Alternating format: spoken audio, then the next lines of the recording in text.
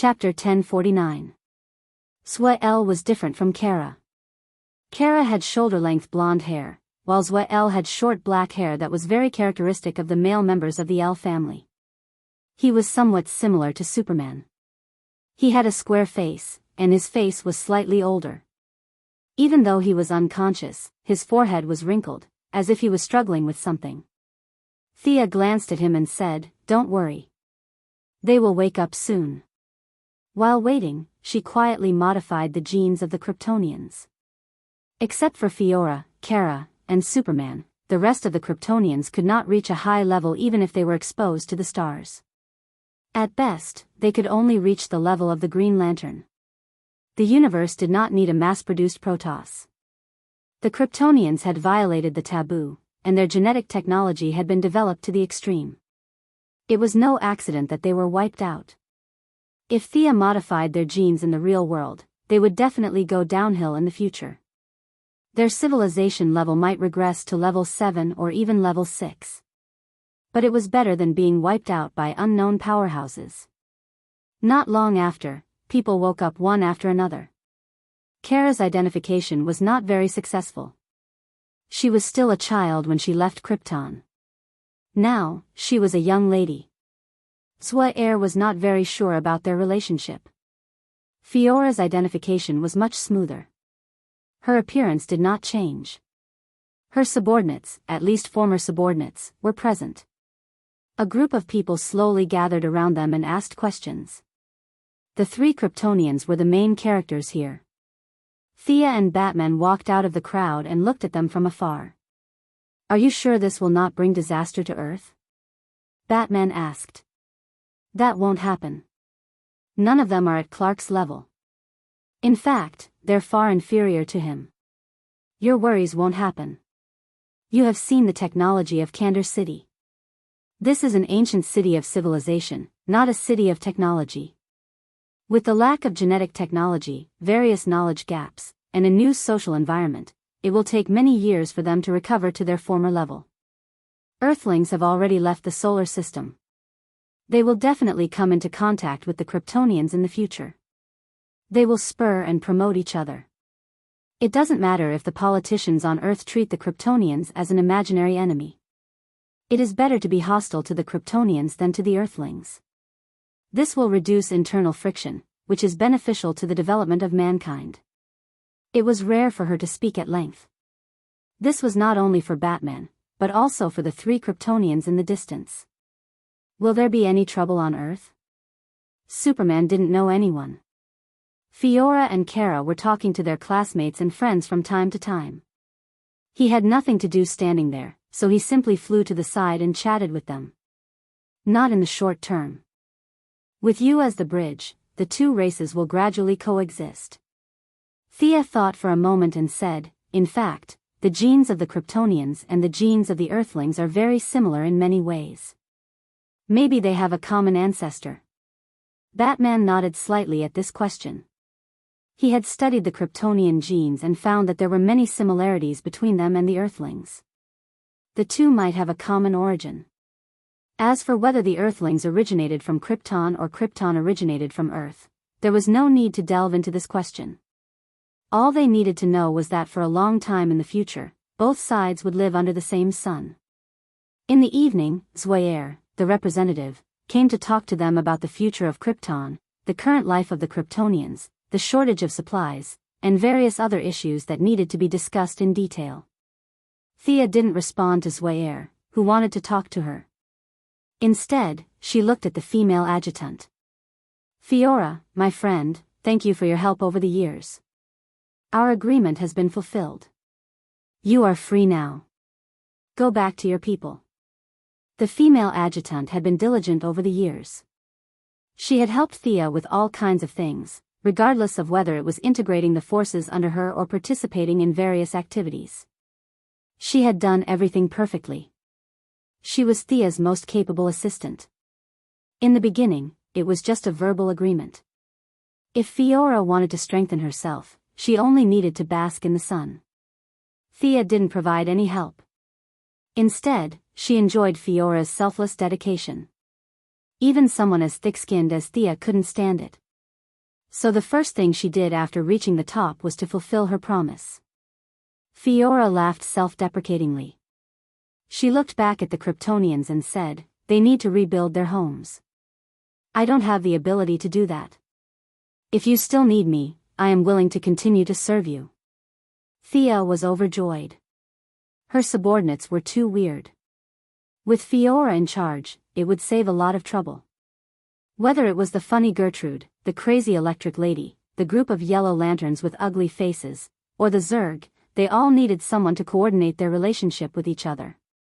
The female adjutant had followed Thea around for so many years. Her vision had been broadened. In fact, she liked this kind of life from the bottom of her heart. It must be very difficult for her to go back and help the Kryptonians build houses. Of course, it would be my pleasure. If you don't object, accept the divine position of the soul. You can be my assistant in the netherworld. She had left behind a projection in the underworld with the Death Divine seat to guard it, but the strength of the projection was still a little weak. Fiora was very suitable. If she had a divine seat, other than Hades and a few others, she would be invincible in the underworld. The relationship between the two continued. Thea asked about Zod. The general's personality is too strong. I'm afraid it will destroy the current structure of Krypton. Let him continue to sleep. Fiora had been on Earth for so many years, and now she was more reserved in her speech. But Sia still understood what she meant. Once Zod was resurrected, he would definitely seize power and then fight with Zod heir to the death. This was not a good thing. The new Krypton needed a peaceful governor, not a general who could fight well. Zod would just continue to lie there like a corpse. Even if Thea could be realistic, would a gentle and polite Zod still be Zod? So, it was better not to resurrect him. Fiora's words made Zoe, Kara, and Batman feel relieved. Except for Superman, who was a little disappointed, everyone accepted the plan calmly. Fiora gave up all her rights among the Kryptonians. Zoe was the direct descendant of the Air family and the Elder. The remaining two, Superman and Supergirl, could not compete with him for the right to speak. He would represent the Kryptonians in some negotiations. It was not until then that Thea realized this old man was also a capable person. After Brainiac captured Kandor City, he first sent their daughter away with his wife. Then, he caught up with Brainiac with Joe Air's black technology. Unfortunately, he had never been exposed to the sun and was no match for Brainiac at all. He failed to escape with his mouth and was thrown into the glass dome. Although he failed, yesterday's misfortune led to today's reunion. The father and daughter felt sorry that Kara's mother did not see this scene today. Chapter 1050. There was no end to the conversation between family members. Kara was still talking about her experiences on Earth. She was so excited that she showed off everything she had done to her father, such as high-speed flight, heat rays, and freezing breath. When she returned to the ground, her face was full of excitement, like a child waiting for praise. "Can I do that too?" Zoe was shocked. Flying was still within his understanding, but heat ray and freezing breath were a little out of the ordinary. There were less than 300 warriors left on New Krypton. It did not seem like a lot, but if they were all exposed to the sun, even if they were weakened versions modified by Thea, they would still be very powerful even if they were not at Superman's level. If 300 of them attacked together, fighting Doomsday would be child's play. The issue of strengthening was inevitably brought up as a key point. Naturally, they could not speak in English. Fortunately, they all knew Kryptonian. Well, Batman knew it too, but only God knew when he learned it himself. The truth is, all of your people can do it regardless of the division of labor. It's just that the intensity is different. Thea wanted to maintain her cold goddess image, and Batman was the one doing the explaining. However, Batman's attitude was not friendly. You need to be supervised by the Justice League. You need to accept missions to maintain the peace of the universe. You need to be checked regularly to see if anyone is breaking the rules and evolving their superpowers. You need to. Zoe's face instantly turned cold. You have saved me and my people, and I am very grateful for that. But if I remember correctly, we are not slaves. Superman and Supergirl's faces were filled with awkwardness. Batman's words were too blunt, so Supergirl hurriedly interrupted him. "Father, what he means is, to help each other." Supergirl's little face was flushed red. No matter how hard she racked her brains, she couldn't find a better way to phrase it. The Kryptonians were not slaves, but the Earthlings, Batman, were not at ease with them. This conflict was really difficult to reconcile. The young lady who started it all acted as if nothing had happened. She sat on the side with a smile and watched them argue. Batman kept winking at her, but she acted as if she did not see it. Finally, Superman could not help but ask her for a solution.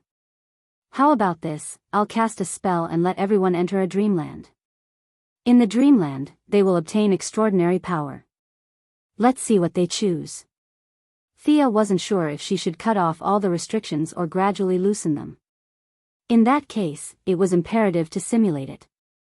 Although she wasn't the owner of the dreamscape, creating a simple virtual environment wasn't a problem. "What you're doing is violating our privacy." Before Zoe could finish his sentence, he was engulfed in the virtual world. 100,000 people entered the virtual dreamscape without exception. They did not know that they were dreaming, but they were actually experiencing the subsequent developments. The choices of 100,000 people appeared before her eyes one by one. Some of them were brave, some were conceited, and naturally, there were also those who relied on their strength and acted lawlessly. Batman's worries were not unfounded. In the third year of the virtual world, Zoe died mysteriously, and the moderates were expelled from the planet. The simple Kryptonians quickly changed after coming into contact with the Earthlings. They directly enslaved the entire solar system and claimed that the sun was a gift from Ra. After that, they started a bloody war. The scale of the cosmic war grew larger and larger. In the end, the enemy risked their lives to destroy the sun. The Kryptonian civilization was short-lived and returned to nothingness. Other than dragging the solar system into the grave with them, they did nothing else. "Impossible. What kind of spell are you using on us?" Zoe woke up with sweat all over his forehead. The two guards beside him also looked terrified. In the virtual world, one of them died tragically during a coup, and the other was assassinated by the Earthlings with kryptonite. This is the true portrayal of your hearts. Everything is your own choice. Thea crossed her fingers. She was also thinking about how to deal with this matter. It turned out that in the face of power, no race could really stand aloof from worldly affairs. Obviously, Kryptonians did not need too many resources, and the recycling technology of energy was very mature. However, their tyrannical force still allowed them to embark on the road of rapid expansion. Superman's experience could not be replicated. Thea could not find 100,000 Johnsons and 100,000 Marshes to educate the Kryptonians. Even if she could find them, this group of people were not babies. Their worldview was already formed, and it was difficult for them to accept a new concept. "You are right. If the Kryptonians are left alone, it will cause a disaster," Thea said to Batman very seriously. "So, I have decided," Zoe suddenly interrupted. He pointed at Thea and said, "You seem to be the judge here. Everything about us is decided by you? I always thought that you have a democratic system." The young lady pursed her lips. Supergirl had been winking at her, hoping that she would not be angry with her father for her sake. "Then, do you have any suggestions? This has nothing to do with democracy. We saved you, and then let the Kryptonians enslave Earth? Won't that make us look stupid?"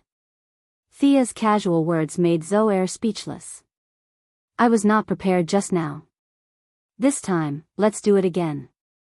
Use your witchcraft again, and I will let you see the light of hope for Krypton," Zoe said quickly. Thea thought it was not impossible. She waved her right hand and said, "Let's go." 100,000 people entered the virtual world again. This time, they were much more restrained. Even the pro-war faction chose to retreat. The Kryptonians were very strong, but their weakness was also obvious. If they would eventually lead the race to extinction, then the battle would be meaningless. This time, the trajectory of development was fine in the beginning. However, in the later stages, the genes of the Kryptonians through inheritance became weaker and weaker, and the civilization of Earth ushered in several flourishing times. By the time the Kryptonians were strengthened, the army of Earth had already arrived at their doorstep, and the synthetic kryptonite bullets had completely wiped them out. When the human army attacked Kandor City, the Kryptonian Council was still arguing. Haha. I am dying of laughter. Thea held her stomach and laughed. Is this the light of hope you mentioned? Ha. Zoair's old face was red, but he still defended himself. Even if our democratic system is a little sluggish, this time, it is Earth that invaded Krypton. That is not wrong, right? Well, I have been rude. I think you all know your development strategy. Promote each other, spur each other, and coexist is the only way out. Do not hesitate to move forward. Thea said seriously, which was rare for her. She had to admit that these guys were really troublesome. They could not be too strong, nor could they be too weak. It was unrealistic to talk about a century-old national policy now. The two simulations should have given them some inspiration. In the future, the new Kryptonians would find their position. Chapter 1051. The new Krypton was not small. Although there were still 100,000 of them, it was not a large number. It would take time to restore civilization and establish a new order. Besides, Thea helped them to contact the Green Lantern Corps as a middleman. The Kryptonians would provide 150 soldiers who had been exposed to stellar radiation as an independent mercenary force to help maintain the peace of the universe. The Green Lantern Corps would provide some urgent supplies to solve the urgent needs of the 100,000 Kryptonians. Both sides took what they needed, and the supplies were soon in hand. This allowed the Archons, including Zoair, to put down their worries about the future and put all their energy into the task of rebuilding their home. Are you guys staying or going back together? Thea asked them. Fiora said she wanted to go to the underworld with her. Superman and Supergirl were going to stay here to help. The fearless Batman was going to observe the Kryptonians closely. Okay, then you guys take care. Just call my name if you need anything. Theoretically, I can hear you anywhere. After that, she led Fiora back to the underworld. The female adjutant had a rich foundation, so it was not difficult for her to fuse with the origin. In less than 3 days, the new god of souls was officially born. Thea was busy for half a month. She left her projection with the god of death to oversee the underworld. With Fiora's help, everything was finally sorted out. After that, she went to the new creator planet and had a deep talk with Diana for 2 days. Thea curled up in Diana's arms like a lazy cat, rubbing her head from side to side. Are those Kryptonians really not a threat? Of course they are. But, cough cough, I have tampered with their genes. The genes of the future generations will be weaker and weaker. In the end, they will remain at the level of an ordinary alien. Let's not talk about them. Let me see if your technology has deteriorated. Thea said and pressed her lips against the Valkyrie's red lips. It was a veritable war of words. It turned out that Diana was not the kind of person who followed the rules. She had been holding back all day long. Whenever she was seduced, she would respond with passion and passion. Hey! You seem to have gotten stronger. Ugh! The young mistress was beaten by Diana's sudden burst of strength, and she began to fight back fiercely. The higher one's realm was, the more tricks one would have. Why were those incapable rulers in ancient times able to do many indescribable things with many women? It was because they had too much power and no one could restrict them. The two of them were in such a situation now. The new Genesis planet had become their own territory. Who would dare to interfere with them? Are you tired of living? Without the pressure of survival, Thea had never felt so relaxed before. She completely let go of herself and happily accompanied Diana on the new creation planet. Occasionally, she would jump back to the timeline of the world. The first Sandman candidate to enter the official round had failed as expected. She was filled with helplessness. She could only restart and repeat the entire process. The current candidate was the 14th human to enter the official round. His name was Daniel. He had a handsome appearance and a dignified bearing. There was a hint of vicissitudes in his eyes. Thea was more optimistic about him. If she was not wrong, this Daniel had memories of his past life. He was born with a higher spiritual power than ordinary people. He was also very rational, very similar to Thea in her past life. The first 3 scenes were completed perfectly. Daniel had already transcended the body of a mortal. There was an inexplicable charm in his every move. The Sandman had 3 treasures. They were the sandbag that fell into Constantine's hands, the helmet that fell into Lucifer's hands, and a ruby that was lost in Arkham. Daniel had to find these 3 treasures so that he could go further in his cultivation. The sandbag was easily passed with Thea's warning. He successfully obtained it. However, hell was not that easy to enter. Moreover, he had to get the helmet from Lucifer. If there was no outside support, the difficulty of this mission would be hell level. This was when the young mistress had to appear. Many tasks required the cooperation of hell. She was like the Guanyin Bodhisattva who secretly observed Tang Seng's journey. She rushed to hell and prepared to discuss this matter with Lucifer face to face. She walked past a giant river with flowing lava, crossed a basin with jagged rocks, and passed through countless bloody battles with demons. She was like a shadow, heading straight for the deepest part of hell, the grandest palace. Her pace was neither fast nor slow. She was relaxed and at ease, as if she was going to meet an old friend. The low-level demons could not see her, but a few of the top demons vaguely sensed that something was wrong. However, no matter how they searched, they could not find her. Instead, many of the demons that were sent out died. They were completely dead and no longer existed. Even the will of hell could not save these unlucky demons. "Do you want to have a drink, beautiful lady? Beautiful lady?" A very casual voice sounded from her left. It was a blond man wearing a round hat, a long brown windbreaker, a white shirt, and a red tie. He held a cane in his hand. At first glance, he looked very young. However, if one looked closely, one would see that he was imperceptibly old. This was Lucifer, the first angel to voluntarily fall into hell. Unlike those who were exiled, he voluntarily left heaven and left the mission that God gave him. Thea's gaze swept across the other party. All kinds of rules flashed past her eyes one by one. It was hard to judge who was strong and who was weak. In terms of the authority of rules, Thea's priority was higher.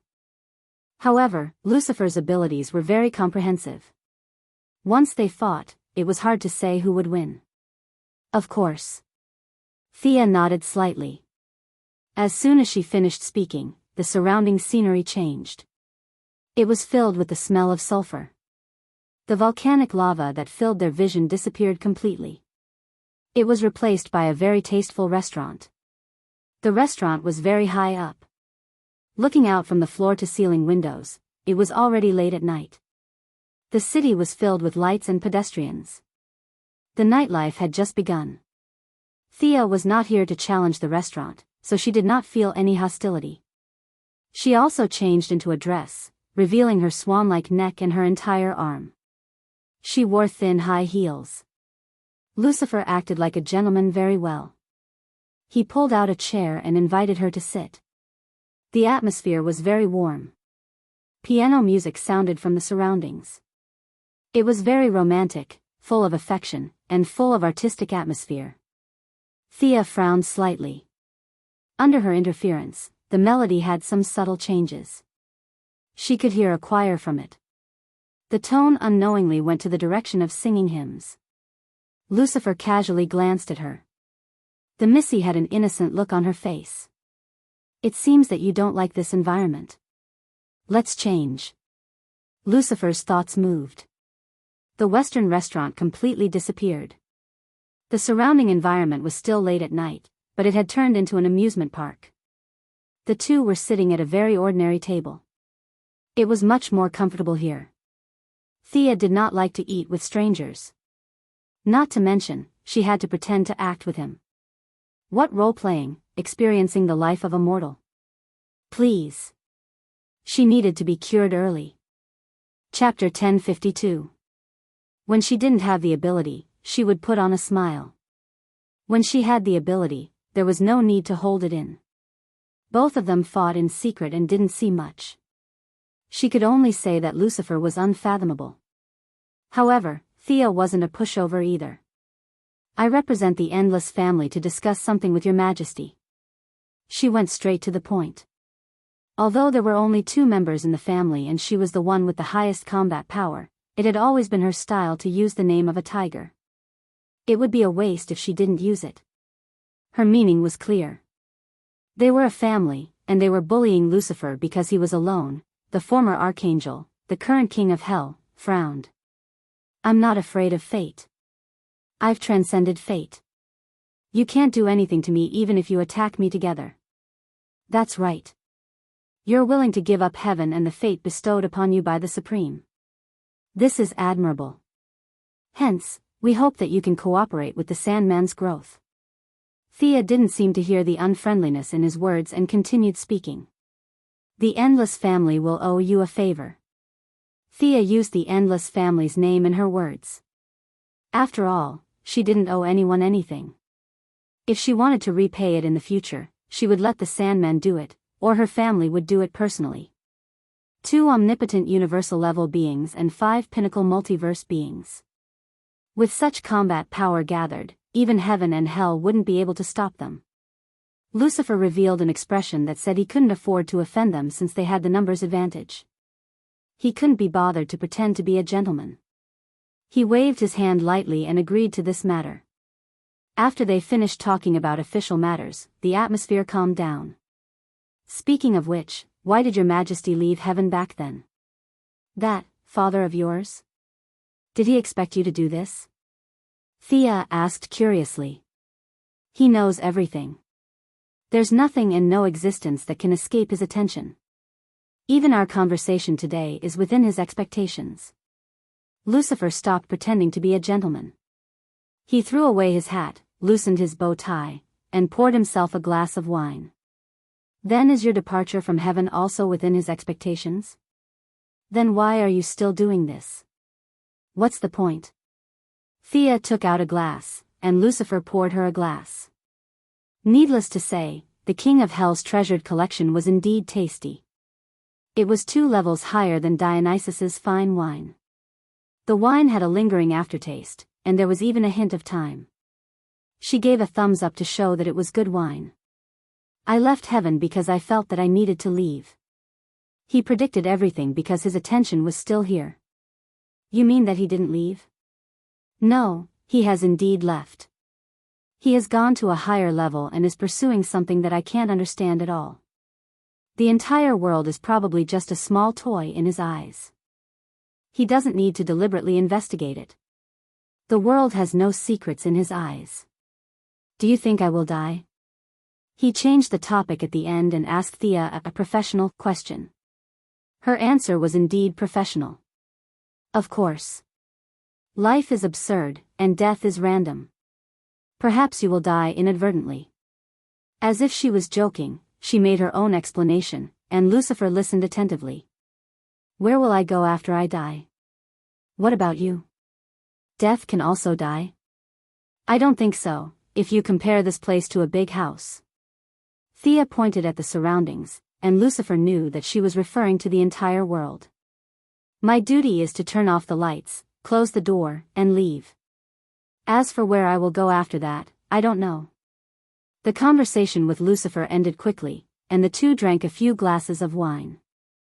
Even if they knew each other, it did not matter whether they were friends or enemies. Thea could not kill him now, and Lucifer could not do anything to her either. However, the topic of God still touched her, but it was just a touch, and not a strong one. Lucifer was born at a higher level, and he had never enjoyed the joy of leveling up. If he was like Thea, leveling up every 3 days, and leveling up every 5 days, he would be so happy that he would wake up from his sleep, and he would not be so bitter. If someone were to ask her now, she would definitely say that she was very happy, and she did not want to chase higher levels in the short term. Her current level was enough for her to be proud for a long time. Not long after she left, Daniel also came to hell. Lucifer used a kind of acting method to duel him and gave him the Sandman helmet. With the sandbag and helmet in hand, Daniel soon arrived at the next scene, Arkham Asylum. When he received the ruby, Thea appeared before him again. "This is all your test, isn't it?" Daniel was not an idiot. In fact, with the memory of his past life, he could see through people's hearts, and he believed that he had found the answer. Thea gave him an awkward but polite smile. "F***ck, this is all fate's fault, why am I the one to blame?" She did not know that this smile left a deep impression on Daniel. Daniel regretted it as soon as the words left his mouth. He was too rash, and his words were too harsh. There were many things that he knew in his heart, why did he say it out loud? Thea's smile made him suspicious for a long time, and this image was deeply imprinted in his heart for many years. The young miss didn't know that her mysterious smile had scared this Sandman candidate to death. She extracted the power of the 3 treasures and injected them into the candidate's body. An illusory aura filled his body. Daniel was initially a normal person with some talent, and the 70 years of imprisonment by the Secret Arts Brotherhood allowed him to learn magic. Now that Thea had split the power of the 3 treasures, he instantly reached the level of a new god. She put her hands in her pockets and raised her chin slightly, indicating for Daniel to follow. "Where are you taking me?" Daniel wore a plain white robe with golden stripes embroidered on the edges, and his hair had turned silver. His eyes were filled with the various forms of life, and he already had some of the characteristics of a Sandman. "To the world of mortals." "Huh. That's where I came from, what's there to see?" Thea could not be bothered to talk nonsense with the Sandman candidate, and the two began their long journey. She was like a tour guide, and led Daniel around the world. Without alerting anyone, they first went to the metropolis. This is your statue?" Not long after entering the metropolis, Daniel saw the statue of Thea erected by the citizens of the metropolis. They did not hesitate to use the best materials and the best artists to carve it, and now the speckles on it were dense with the power of faith, and it was difficult not to see it. "Yes, I came from here, and of course, this is my home now," Thea said proudly. This short and concise sentence gave Daniel a first impression of her, and he felt closer to her. Perhaps this second sister of his was not so high and mighty after all, and she also had an ordinary past. Chapter 1053. The metropolis was busy during the day. The office workers were busy working for their salaries, the lawyers were debating in court, and the owners of small restaurants were preparing lunch. Everyone was working hard for the future. The lives of the ordinary people here are good. I can feel that their dreams are good. Thea was positive about this. After all, this was the headquarters of the Justice League, a place where heroes gathered. If gangs ran rampant and robbers were everywhere, they would not be able to survive. From this point of view, they were much stronger than Marvel's New York. In the evening, they arrived at Gotham. Batman was still moving around the rooftops, and the gangs were also doing their own little things. Year after year, day after day. "I've seen this person before, in Arkham."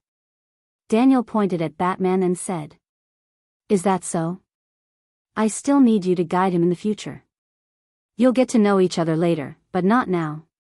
She seemed to be hinting at something. They walked past a few cities. Oliver was still fighting Prometheus and the Silver Swan with the archery club. The Flash was fighting a battle of wits with the Thinker Devo in Central City. The Sea King was in his Atlantis, fighting with his brother. "It's really messy. Do you live in this kind of environment?" Daniel finally asked after walking with her for a long time. Thea thought for a while. "It is indeed messy, but don't you think it's very lively?" Daniel squinted his eyes and looked at her as if she was kidding. "You have to be clear about your path. Fate wants people to pursue freedom. I'm a friend of life, and you have to be clear about what you need, or what you can give to the world. Now that we've seen the world of mortals, let's go to the realm of gods." She led the way. Miss Fan did not have the demeanor of not entering the house 3 times. She went to the new planet of creation first. "Who is he?" Diana was a little surprised to see her bring a man. There's a 70% chance that he's my brother. Her words made the Valkyrie's eyes widen. What kind of brother would have a chance? She had to admit that Diana's eyes were very beautiful. If it were not for the fact that there was no one around, she would have kissed them. He coughed twice and briefly explained the situation through the mental channel. After hearing the whole story, Diana was very cooperative. She ordered the guards to show Daniel around the new planet. Thea took the opportunity to send Daniel away and have a few deep conversations with Diana. Is that Empress yours? Daniel asked curiously as they were leaving the new creation planet. Yes, my lover. She admitted it openly. How envious. Hee hee. Since they were not that close, she thought about it and decided not to show off her affection. Hell, heaven, and heavenly realms were not obstructed. After a quick tour, Daniel's understanding of dreams finally began to rise from the mortal stage to the deity stage. After that, they arrived at the dream realm and the nightmare realm. The dream world itself was a place for sleeping demons. As a reserve member, Daniel had been here many times, so Thea had nothing to say. Their focus was on the Nightmare Lord. This place doesn't give me a good feeling, Daniel said. He only had a bad feeling, but Thea's feeling could be described as terrible. The infiltration was too strong, and the entire nightmare realm had been shrouded in darkness. As more and more darkness appeared, it attracted more nightmares from the material world.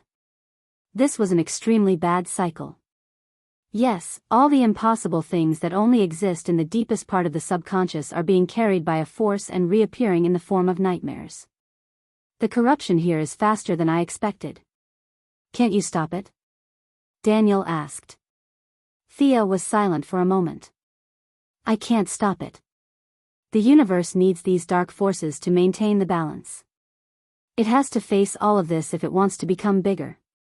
I can't interfere too much in this matter. She then changed the topic. But you can. You need to tidy up the fragments here and make everything return to normal. Find something to do for her brother and sister. That was how fate dealt with her, and how she dealt with the Sandman. The Sandman was a little dumbfounded. The nightmare realm in front of him was simply broken. He needed to restore it to normal on this foundation. No matter how he looked at it, it was a heavy physical labor. He looked at Thea with a little resentment. He was just complaining. Why did he suddenly have to do such an important task? The fifth-dimensional people believe that everything that exists is, in essence, a story. This is very interesting. Your task is to tidy up the story here. This is not a joke. This is something you must do. Eliminate all the facts that shouldn't exist, let reason return to the world, establish a set of mechanisms, and crush all the fantasies that exist in the subconscious. This is your task. She pointed at Daniel. When you complete the task here, you will officially become the Sandman. She briefly explained. As for how to tidy it up, the young mistress apologized. She didn't know. Let's go. I have high hopes for you. I hope you can become a member of the family. We still have one last stop, the Apocalypse Star. She pulled Daniel, whose footsteps were heavy, and they quietly arrived at the Apocalypse Star. She could be seen on the new creation star because she wanted to be seen. But here, if she didn't want to be seen, no one could see her. A great battle had just ended. The corpses of the Apocalypse demons and demons littered the battlefield. The Apocalypse Star was not a pushover. After the initial heavy losses, they had developed a way to kill the demons through countless cruel and bloody experiments. Now, the casualties on both sides were almost 1-to-1. The demons were only after looting, while Darkseid was risking his life. The foundations of both sides were different. After the continuous battle, the demons were already thinking of retreating. Death loomed over the entire Apocalypse Star. As the first god to bear the brunt of it, Darkseid didn't notice. He was so blinded by victory that he didn't even realize that a great disaster was about to befall him. Daniel didn't like the evil aura here. After taking a quick look around, he proposed to go back and repair the nightmare world.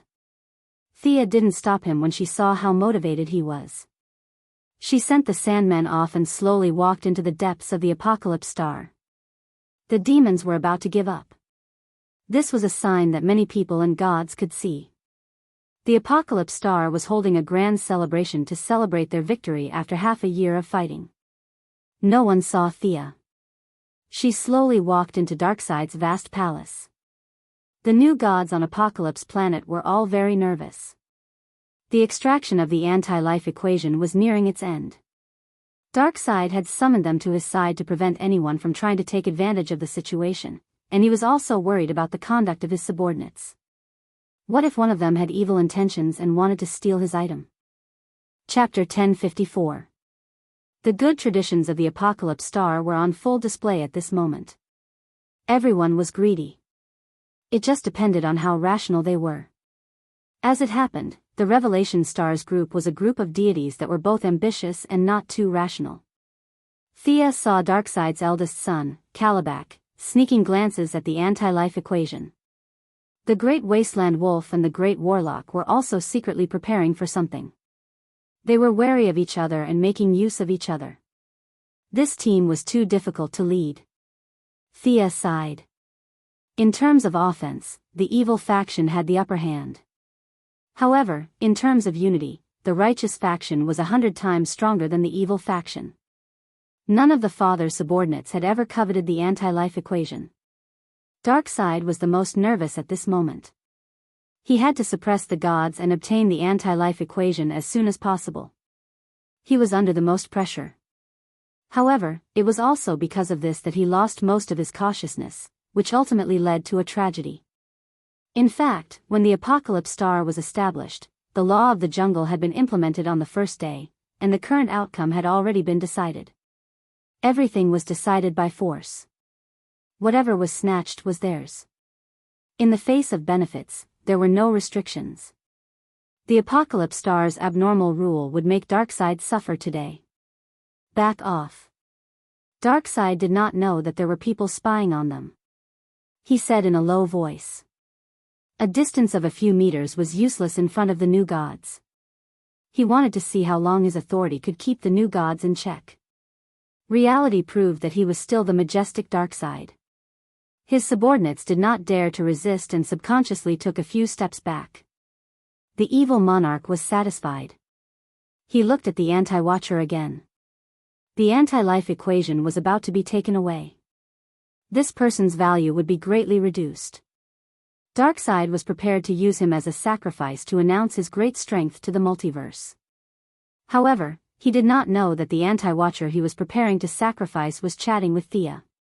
Although the anti-watcher could not even move a finger, his realm was high enough that he could see Thea. The young lady did not distinguish between good and evil.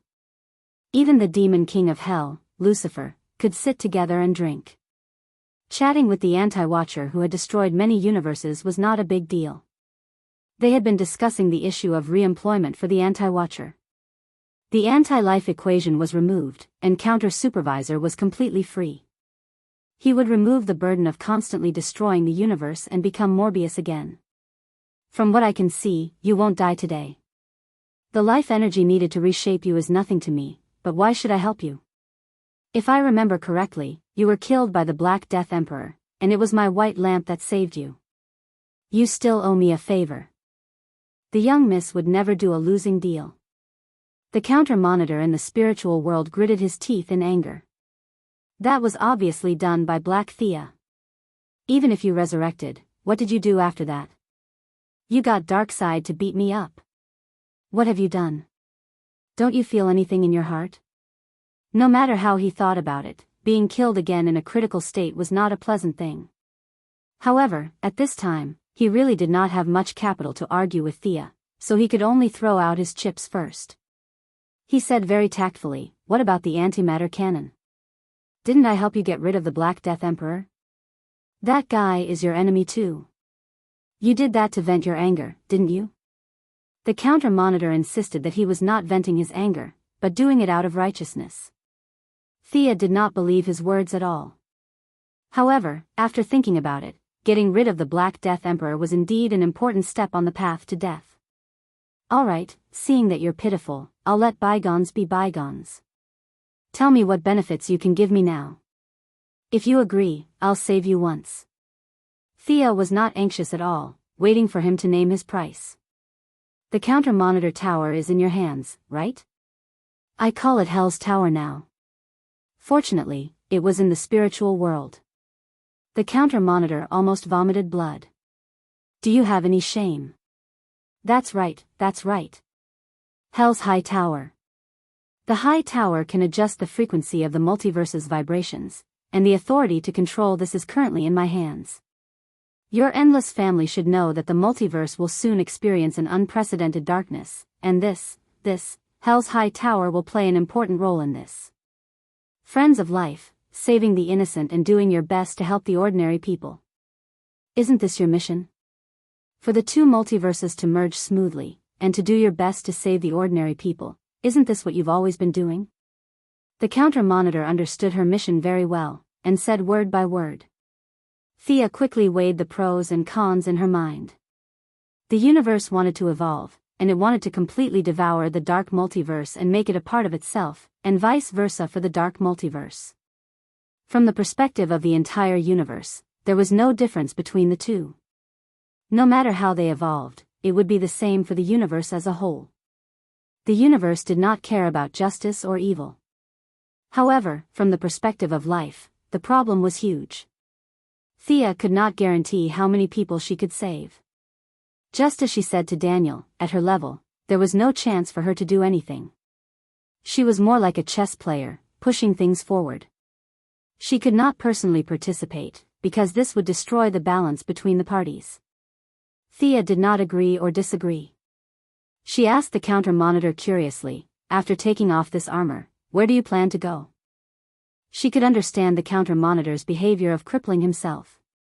No one could accept an intelligent life being turned into some kind of program and could only do something passively. When Morbius first became the counter-monitor, he had probably lost his sense of self and could only carry out his tasks mechanically. It was only after he almost died twice that he broke free from the control. Facing Thea's question, he did not hesitate. Leave this place, leave this world, and see some new things and new rules. How about it? Do you agree to my deal? I promise you. After agreeing on the terms of the deal, they looked at Darkseid again as if they were looking at a dead man. A strong sense of uneasiness shrouded Darkseid's heart, but he suppressed it forcefully. He thought that the environment was making him anxious. His mountainous body stood there, silently waiting for the final result. Heavy pressure surrounded the gods. They each had their own thoughts. Some wanted others to take advantage of them, some hoped that the trouble would not implicate them, and some hoped to replace the evil tyrant. Time passed slowly. 10 minutes, half an hour, finally, after 9 hours, the life-reversing equation was extracted. Streaks of bright red energy cyclones mixed with countless black particles. The destructive energy swirled around each other like a miniature universe. Chapter 1055. Stop right there. Seeing that the anti-life equation had finally appeared, Kalibak, the eldest son of Darkseid, who had been severely injured by Sia several times, could not suppress the desire in his heart.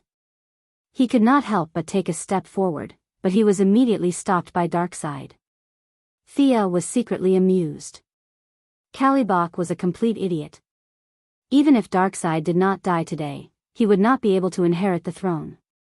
Just because he was evil did not mean that he was brainless. Darkseid was very cautious. He scanned the faces of the gods one by one, taking in all their greed. However, he was not afraid. He had enough power to suppress all disobedience.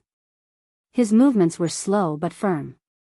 Under the gazes of the gods, he grabbed the anti-life equation with one hand. The anti-life equation seemed to have made a comparison and finally accepted Darkseid. It then turned into a ball of energy and entered his body. It flowed from his palm to his arm, then to his entire body. The scarlet energy appeared around his body. At first, it was just a shadow, but it gradually turned into cyclones. Darkseid's power shot up like a rocket. The entire Apocalypse planet was roaring because of the anti-life equation. Ordinary people were panicking, thinking that it was another natural disaster. However, the Great Plains wolves were flabbergasted. Where did this fear come from? Only Thea knew that the Apocalypse planet was rejecting the anti-life equation. It was a power that should not exist in this world, not even in the realm of gods. Perhaps Darkseid had also received a warning, but he did not care. He had to choose between the safety of the Apocalypse planet and his own power. This choice was not a problem for him. Other than the mad Yoja Khan, he was already at the peak of the new gods. He also had the Omega effect, and now that he had obtained the anti-life equation, the combination of the three powers allowed his strength to finally surpass the bottleneck of the peak of the multiverse, moving towards a higher level. After breaking through the bottleneck, Darkseid's vision suddenly widened. His eyes narrowed as he saw Thea, who was not far away, sizing him up. The Thea today was different from any time he had seen her before. There was no murderous intent, no playful expression. She was calm, as if she was looking at an old friend. Damn it. What kind of look is that? You actually appeared on Planet Revelation in your true form. His instincts told him that there was something fishy going on, and he forced himself to calm down. Thea waved her hand. I'm not here to fight with you. I'm here to fulfill my duty. Perhaps you can understand it as a rule. I'm not here to cause trouble for you. I'm here because I have to be here. Darkseid looked at her coldly, as if he was trying to gauge her strength. Since he was trying to fuse the anti-life equation, she must be here to cause trouble. He thought he had guessed Thea's intention. Get out. You're not welcome here. Otherwise, I won't hold back. Hee hee. Thea put her hands in her pockets and said casually, I won't mind your rudeness because you won't be able to laugh soon. Darkseid's uneasiness grew. He ordered his men, capture her. All of you, attack together. The Great Plains wolf was dumbfounded. His boss was pointing at the air. Who was he trying to catch? Her. He must have grown too strong and lost his mind. As the oldest of the new gods, he was reminded of Yoja Khan's crazed state. He felt bitter, but at the same time, he was secretly delighted. If Darkseid went crazy, with the Apocalypse army under his control, it would be his turn to become the boss of the new gods. Seeing the confusion and doubt on his men's faces, Darkseid quickly turned to Thea. There was no illusion at all. How could his men not see her? Good move. You're qualified to be my opponent. He wanted to say a few more words to buy time. At the same time, he accelerated the fusion with the anti-life equation. Thea glanced at him coldly. Did he think that he wasn't dying fast enough? She tapped her finger lightly, and a white light shot out and hit the lifeless body of the anti-monitor. Amidst the clattering sounds, a bald middle-aged man stood up from the huge armor. He was the previous god of knowledge, the previous anti-monitor, Morbius. He closed his eyes and took a deep breath. This was the breath of freedom.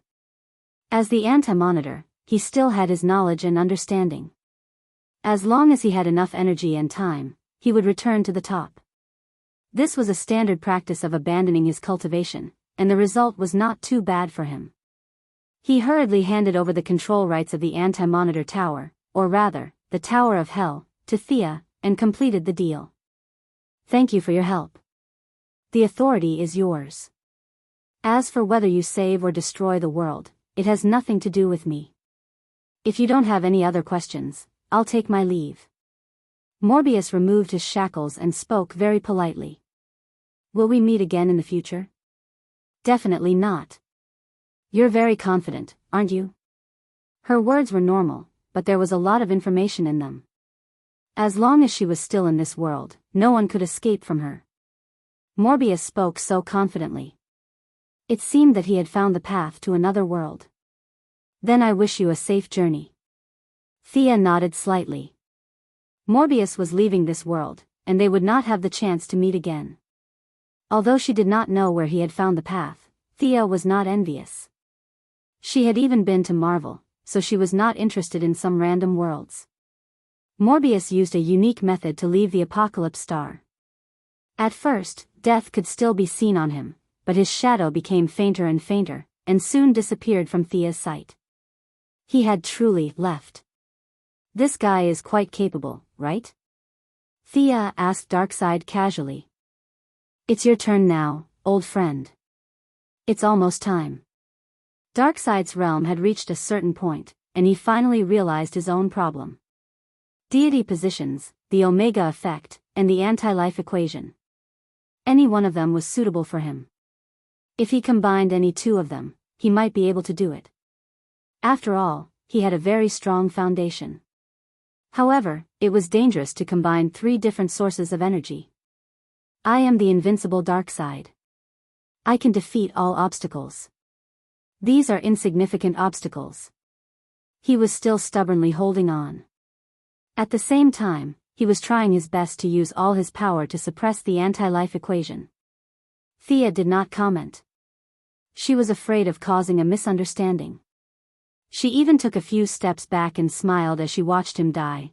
A bunch of negative deity positions, coupled with the Omega effect that symbolized the end, and now mixed with the anti-life equation, three completely different energies with similar attributes were forcefully fusing together. He didn't want to die too quickly, not to mention that the anti-life equation had been tampered with by Michael. Chapter 1056. I can do it, I can do it. Darkseid's eyes were spitting fire. His muscles bulged, and his body grew rapidly. He quickly became a 10-meter-tall giant. His energy was accumulating rapidly. Not only did he not manage to get rid of it, but he even suppressed it, causing it to rebound. Blood-red flames burned wildly on the surface of his body. Black gas seemed to be trying to suppress the flames, but it only helped them spread. Seeing this, the Great Plains wolf seemed to have thought of something. Without another word, he turned and ran with his axe. Great Warlock Desard, the kind grandmother, and the other new gods also realized that something was wrong. They all scattered and fled. Only Kalibok was still standing in his original position. He didn't care whether his father was in trouble or not. Instead, he wanted to reap the greatest benefits from this. This evil version of the father-son relationship was truly touching. Darkseid had always disliked this son. Since he couldn't have him, he threw a punch at him. Old man. Since you won't give it to me, I'll take it myself. Father and son finally clashed. Kalibok unleashed all his potential. Like a wild beast, he dodged the iron fist and wielded his serrated sword. He was about to clash with Darkseid. Unfortunately, there was a huge gap in their strength. Now that Darkseid had grown much stronger, Kalibok's attacks were no match for him. He was defeated in one round and was reduced to a punching bag. The energy in Darkseid's body had reached its limit. He finally found an opening to vent his energy, and he began to punch like a madman. He killed Kalibok with just 2 punches. Then, he destroyed him with another punch. His body, divine seat, and soul were all destroyed. He had been destroyed by the Omega effect of the anti-life equation. Sensing the disappearance of Kalibok's aura, the other new gods ran even faster. Why aren't you running? Aren't you afraid of me? Darkseid had already grown to a height of 30 meters. He asked Thea in a muffled voice. The young mistress looked up at him and frowned slightly. This guy was indeed powerful, and his foundation was solid. However, this was as far as he could go. The aura of death on Darkseid's face was extremely thick. He was using his will to save his life. Unfortunately, his time was up. Crack, crack, an almost imperceptible cracking sound came from the depths of Darkseid's soul. The sound grew louder and louder, and gradually spread to his mind, will, and body. Darkseid's chest completely split open, and a beam of light shot out from the front and back of his body. At first, there was only 1 beam, then 3, and finally a dozen. Each beam of light was about 1 meter in diameter and contained unfathomable energy. He opened his mouth to ask for help. At least he felt that Thea, who came from a higher dimension, could save him. But before he could say anything, he found that the world around him had become so strange. This was a world of black and white. There were only these 2 colors in the world. Thea looked at him without changing her expression, and he returned to his normal size. Out of the corner of his eye, he saw the 30-meter-tall giant overflowing with energy that was about to explode. He knew that it was also him. The agitation from before had completely disappeared, and his rationality had returned. He finally understood his current state. Am I dead? Strictly speaking, you're not dead yet. You're just a hair's breadth away from death. Thea pointed at the giant. You'll die when he explodes. Are you going to save me? He asked with a hint of hope. Thea mercilessly shattered his fantasy. Impossible. You're already in such a state. Who can save you? She wanted to say that she was here to witness this moment, but she was afraid that she would infuriate Darkseid to death. I'm a friend of life. Starting from you, I'll absorb enough death to officially carry out my duties. While there's still time, if you have any backup plans, you can use them. Otherwise, it'll be too late. Thea seemed to be implying something.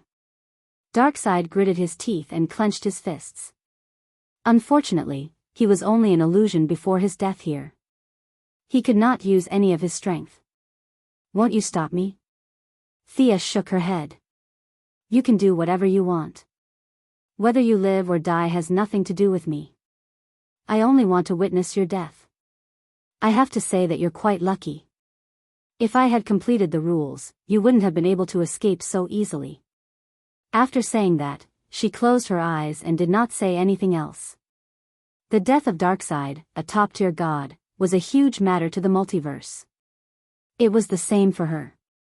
The rules involved were extremely complicated.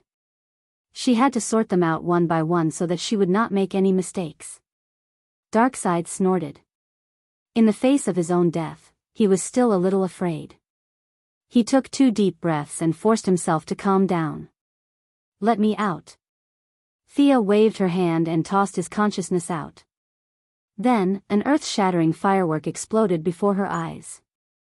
Darkseid's body exploded from the inside out. The loud sound reverberated throughout the entire Revelation planet. Then, it spread to the god's domain and the multiverse. The violent energy blasted the palace away, and all the buildings within 50 kilometers were destroyed. The Revelation planet, which was already in a terrible state, was now in an even worse state. It was as if the entire planet would explode in the next second. The temperature instantly shot up to 80 degrees Celsius. It was only because the ordinary people here had a trace of divinity in their bodies. Otherwise, half of them would have died from the heat. Sia only took a quick glance and saw 30 volcanoes erupting violently. The entire planet was shrouded in the strong smell of sulfur. Earthquakes and hurricanes were wantonly sweeping through the ordinary people. Everyone was running for their lives. As for where did they run to? This planet was not a sacred place. They had no idea. They could only follow blindly. Darkseid's mountainous body collapsed to the ground. A crimson energy swirled around his chest. It was the anti-life equation. The equation wanted to escape, but it was suppressed by Thea. Even after being severely injured, Darkseid still had some instinctive will and vitality. If he was just a new god, he might be able to wake up after thousands of years. Unfortunately, the Omega effect negated this possibility. The power that belonged to the end of time prevented him from being resurrected through conventional means. The light in Darkseid's eyes gradually faded. This evil monarch who had dominated the multiverse for countless years was finally killed by his own greed and ambition. Darkness, evil, power, tyranny, and massacre were the foundation of Darkseid. At the same time, they were also one of the foundations of the world. If there was an upheaval because of his death today, the entire universe would suffer, especially on the eve of the arrival of the dark multiverse. Thea suppressed the anti-life equation. Naturally, she also suppressed the Omega effect and the 5 divine positions. Chapter 1057. You said you wouldn't stop me. A weak voice rang out in her ears. The young mistress gasped in surprise. She took a closer look and realized that it was Darkseid's soul. Darkseid had been coveting the deity of death for many years. Although he had never touched the deity of death and soul, he had managed to figure out many things from them. He had turned himself into a doppelganger, and the doppelganger into his original body. Darkseid, who had 5 deity positions, the Omega effect, and the anti-life equation, was indeed dead. However, his doppelganger was still alive. Through some sort of transition, his doppelganger had become his original body. Thea clicked her tongue. Darkseid's trick was ingenious. It seemed that everyone had their own tricks up their sleeves these days. Alright, let's go. She let go of her suppression slightly, and Darkseid's soul escaped from his lifeless body. A black aura surged out and swept up the evil deity position. This was the highest level of the 5 deity positions, and it was the most suitable for him. Even though his original body was dead, the evil deity position still acknowledged him. He wanted to take the other 4 deity positions, but he was not a god with profound spiritual power. In his soul form, he did not have much spiritual power to communicate with the deity positions. Power did not care about him at all. Darkness was slightly hesitant. Massacre and tyranny were tempted, but they rejected him in the end. In the end, other than the evil deity position, he had snatched the other deities. They did not acknowledge him. Thea coughed. If you don't leave now, don't blame me for falling out with you. Helplessly, he turned into a black light and disappeared into the horizon. After his soul left, what little life force he had left was finally exhausted. The power of the deity position, the power of the Omega effect, and the anti-life equation were like wild horses, attacking her crazily. The multiverse was also shaken by this level of death. Thea blocked the prying eyes of the outside world. After thinking for a while, she summoned 5 people. Superman, Batman, Death Knell, Orion, and Mr. Miracle, Scott. She left a small area in the current area and stopped the timeline of the entire multiverse. Orion, the adopted son of the Heavenly Father, and Scott, the adopted son of Darkseid, were bystanders who had no idea what was going on. They had met each other on Earth before, so they naturally stood together. Superman and Batman knew a portion of the information, and the rest was based on guesses. They could be considered half-insiders. Death Knell was fully aware of this matter and had even made many preparations in advance. Orion, Scott, Batman, and Death Knell all knew that this was the Apocalypse Star. Only Superman didn't know, but Batman whispered something into his ear. Poor Superman, who was helping the Kryptonians build houses, didn't know why he was called over. Gentlemen, something big has happened in the multiverse. Darkseid is dead. She did not need to say anything. His body was right there, and everyone knew who he was. Death Knell did not say a word. He was the most confident. With Thea's help, it would not be difficult for him to obtain a deity's position. Batman also knew a lot of inside information. The 2 of them were just onlookers. Orion didn't have the slightest bit of regret for his father's death. He was very happy. His father's greatest enemy was finally dead. Scott was glad that he didn't have to hide anymore. Superman was the only one who asked, "We are very happy about this. But why did you call us here?" Although Darkseid is dead, he needs someone to inherit his deity's position. The 5 of you are the qualified successors that I have chosen. This is not a gift or a reward, but a heavy responsibility. I hope that you can be brave enough to bear this responsibility, she said seriously. Death Knell remained silent. It would be too fake if he took the initiative. It was best to pretend that he did not know. It did not matter if others believed him or not. Those are all negative things, right? Superman asked. How should I put it? From a human's point of view, they are indeed negative. However, this definition is laughable if you look at it from a macro perspective. I am the god of death. According to folklore, I should be extremely evil, but have any of you counted how many times I have saved the world? Am I right? The deity's position has nothing to do with what you want to do. If you are bent on evil, giving you the deity's position of justice will be useless. There was a moment of silence.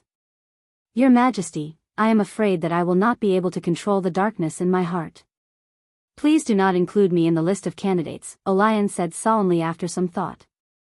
He was the god of violence. His blood was naturally evil. Even with his heavenly father's teachings and the beautiful and peaceful environment of the new planet, he had to spend a lot of time to ensure that he did not lose himself in the darkness. Darkseid's deity's position must be even more evil. He was a little reluctant to accept it. Do you remember what your heavenly father said to you? Audiobook, your mission has only just begun. Think about your father's expectations and teachings. You don't have to use force to destroy evil. You can also be more flexible. If you can resolve the conflict, your heavenly father will be happy.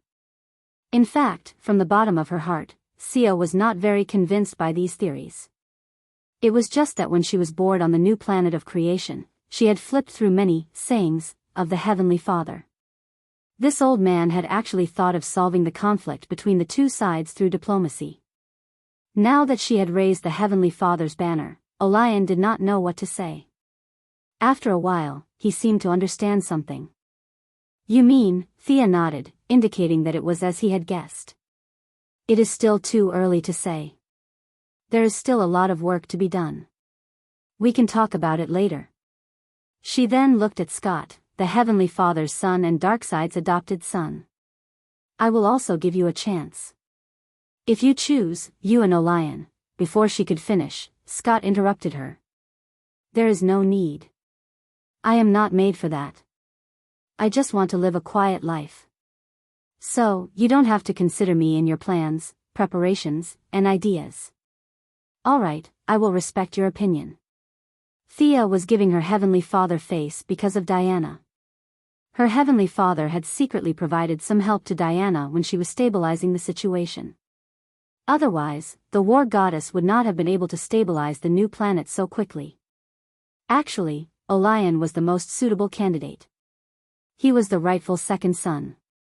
Now that Kalibak had been killed, he was even the only successor to the Apocalypse Star. However, just as she said, there was still a lot of work to be done. She then turned to look at Superman, Batman, and Death Knell.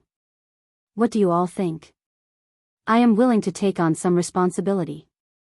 Death Knell immediately expressed his support. The choice was now in the hands of Superman and Batman. If we choose this divine position that you speak of, what effect will it have on the future of the universe? Batman was already somewhat moved. He understood what Thea was thinking, but Superman did not understand the deeper meaning behind it. Chapter 1058. Thea pointed at Darkseid's body.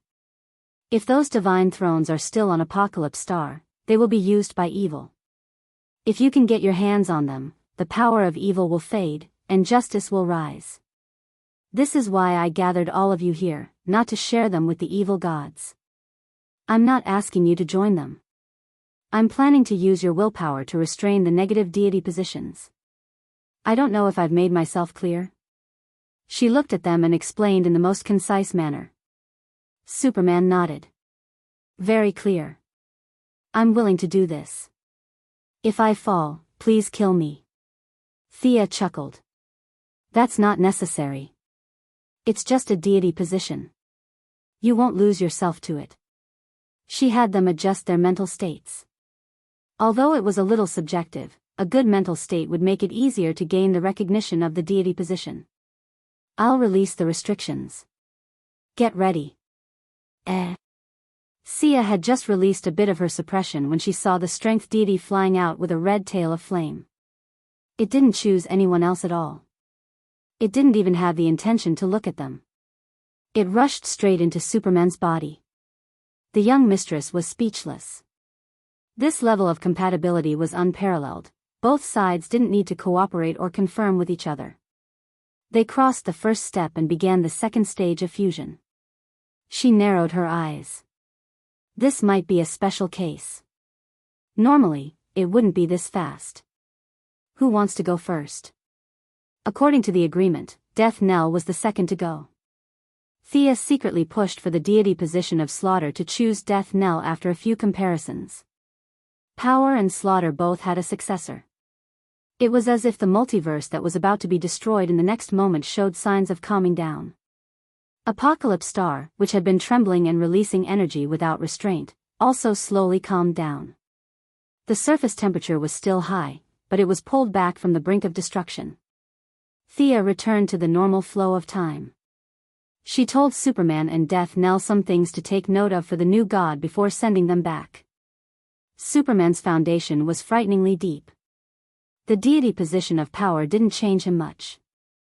At most, it was just icing on the cake. He was still the same as before. Death Knell, on the other hand, was no match for him. Previously, he was considered a strengthened person, and with the yellow lamp, his body was slightly improved. But in front of the new god, this was nothing. It was as if he had skipped the demigod stage from the mortal stage and directly ascended to godhood. Thea asked him to return to the underworld to fuse with it. She had set up a formation there in advance, which could greatly improve one's physical fitness and facilitate the fusion. Death Knell, the god of slaughter, undoubtedly belonged to the ranks of hell. After the Canto god of shadows and the Fiora god of souls, he became the third new god of hell. In terms of the nature of the divine position of power, there was no distinction between good and evil. Logically speaking, it was more appropriate for him to go to the new planet of creation. But Thea was afraid that he would hook up with Diana. After asking for his opinion, she decided that Clark should go back and help the Kryptonians build houses. After sending off the two new deities, she looked at the remaining 2 deity thrones and 3 other candidates. Scott expressed that he was willing to be a substitute. There was really no way to consider him. Batman continued to remain silent. Only Orion came up to choose. The result of both choices made his face darken. He already had the god of violence, and now tyranny had chosen him.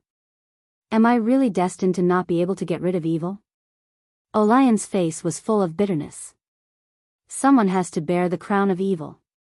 If it is destined, then you may be able to make some changes and lead the Apocalypse Star. You don't have to completely eliminate evil, but you can reduce disputes. Do you understand what I mean? She asked Orion. The adopted son of the Heavenly Father nodded bitterly. Let's return to the new planet of creation first. The follow-up still needs to be coordinated. I will meet the Wasteland Wolf later. The following matters need to be discussed with several parties. Ignoring the self-pitying Orion, Thea gestured to Scott and Batman. Who wants to go first? Batman stood straight and motionless. Scott sighed and walked forward. In less than 3 seconds, he was overjoyed. The god of darkness was not interested in him at all, and he did not have any approval of darkness. The compatibility between the two was close to 0. It seems that it has nothing to do with me, he said in a relaxed tone. Thea expressed her respect for this. Not everyone liked a life of fighting and killing. Some people like to find a place to live their lives. She felt that this was understandable. All right, I will send you back. I will not disturb your life in the future. After sending Scott away, she had repaid the Heavenly Father's favor. The question finally returned to Batman. Do you really think that I should take this step? This is too heavy for me. This time, Thea did not mention the future or any duties. This was because Daniel had mentioned several times that the destruction of the nightmare was accelerating. She had to stop it at the source. Otherwise, the dark multiverse would invade. She changed the topic. Do you still remember our conversation when you came out of the time turbulence? Not knowing why she changed the topic so quickly, Batman still nodded. That matter is not over yet. In fact, it seems to be getting worse. You mean, our time flow is messed up? So you need me to be this new god and stabilize time? Thea scratched her head. Batman's imagination was quite realistic. It's more serious than that.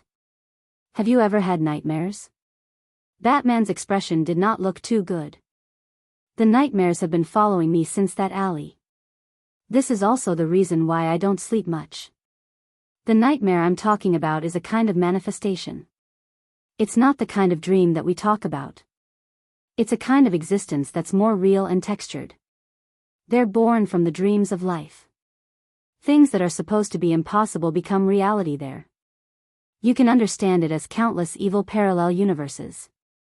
Every different choice will create a world. But under the premise of nightmares, it will automatically choose the worst to form. Batman took off his mask. No one on Apocalypse Star knew him anyway. Even if they did, they would not go to Gotham to reveal his true identity. You mean, it's all because of me? Thea nodded. The Omega effect has lost its effect on you. It has changed some of the laws of the universe. The darkness in the deepest part of the universe took advantage of this and used you as a model. The darkness has started to spread with you as the reference, and it's getting faster and faster. What's there? Or should I say, where is it? Batman was very eager to know the answer. Everything. Everything that is usually suppressed under our rationality. Things that we would think about but would never do. These things are gathered together through nightmares. They are automatically generated on the other side of the universe. That's a little off topic. Come on, Bruce. See if the dark divinity is suitable for you. Thea gestured for Batman to come forward. Chapter 1059. He stood beside Darkseid's corpse as if he was on his way to the execution ground. 1 minute, 3 minutes, 10 minutes passed, and nothing happened. I guess I'm more suited to be a normal person. He laughed at himself. Thea was in disbelief. She examined it carefully and used her spirit power to comb through the various rules. She should not have made a mistake. Batman seemed to be a good fit for the dark divinity, at least more so than the knowledge divinity in the original timeline. But why was there no reaction from the divinity? If she wasted so much time talking and it turned out to be nothing, that would be awkward. The rule lines were complete, and the divinity was intact. Batman's talents were also suitable. Thea herself was one of the best in the world. It was impossible for someone of a higher level to interfere with the inheritance of the dark divinity. Thea was dumbfounded. She had not felt so awkward in a long time. Batman was staring at her. I found the problem. Fortunately, her level was high enough that she quickly found the root of the problem. The Omega effect was suppressing the dark divinity. It seemed like it needed Batman more urgently. Was it because Batman still had part of the Omega effect in his soul? Before Darkseid was resurrected, Thea could not be sure if the powers of the same origin were attracting each other. At that moment, an image appeared in his mind of Superman and Batman, two cute versions of themselves, shooting daggers at each other. That would definitely be a beautiful scene. However, this guy who appeared out of nowhere messed up her plan. Originally, she only needed to obtain the divinity. She could use that instant of darkness connection to sever the other one. This plan of hers was very mature and easy to execute. Now, she had to change the steps. Do you still remember Darkseid's Omega Ray? Oh, right, you've studied it before. The ray you studied back then was only a part of the whole. This thing I call the Omega effect is more optimistic about you. Here's the problem. Other than the divinity, you'll also get a new ability. If you meet bad guys in the future and don't want to kill them, you can throw them into the time stream. Thea was stuck. In essence, this was worse than killing people. Pretend I didn't say the last sentence. What do you think? Batman looked around. This place makes me very uncomfortable. Can we go back and talk? Or do we have to carry this guy's body? He asked, pointing at Darkseid's body. Thea nodded. It didn't matter to her now. Since Batman felt uncomfortable, she didn't care. Her fingers quickly drew 3 dotted lines. The anti-life equation was the first to be picked out. At present, no one in this world was suitable for it. She flicked her middle finger at the equation and threw it directly back to the wall of origin to wait for the fated one. I'll be back. Thea led Batman back to his cave as the wasteland wolf trembled in fear. Miss Thea, long time no see. The old butler was as friendly as ever. When no one was looking, Thea used the white lamp to inject a trace of life into the old butler. It was difficult to live for another 500 years, but it was easy for him to live for 100 years. The old butler only felt that something had changed in his body, but he didn't know what it was. Thea gave him a friendly smile, and the old butler nodded slightly to express his gratitude. Seeing that they were about to talk, the old butler poured a cup of coffee for each of them and left with a smile. "What is this Omega effect?" Batman asked after the old butler left for a long time. "The Omega effect is what we call it. Although I know the correct name for it, it can't be described in the current language. The meaning is the Greek letter Omega, which symbolizes the end of everything." Thea was hinting at something. "Think about it. If you become a god, your family will also benefit. You will also have more power to protect the world, and not just limited to Gotham." "How do I do that?" "The dark divinity is easy, but the Omega effect favors you more. But you're not Clark, you're just a normal person. Once you come into contact with that power, you'll be thrown into time turbulence. I've come up with a plan. To gain the recognition of the Omega effect, you need a power that ends everything. To put it simply, you're going to be a sacrifice." Thea's words were shocking. However, Batman wasn't too surprised. He knew that Thea didn't mean for him to commit suicide. He waited patiently for her to continue. "I'm not sure how Darkseid obtained the Omega effect, but if you want to be recognized, you have to make a sacrifice, and this sacrifice can only be you. Everything started because of you, and it will end because of you." Batman began to wonder if he should cut off a finger or a kidney. After knowing Thea and Diana for so many years, he had done a lot of research on gods. All injuries could be healed.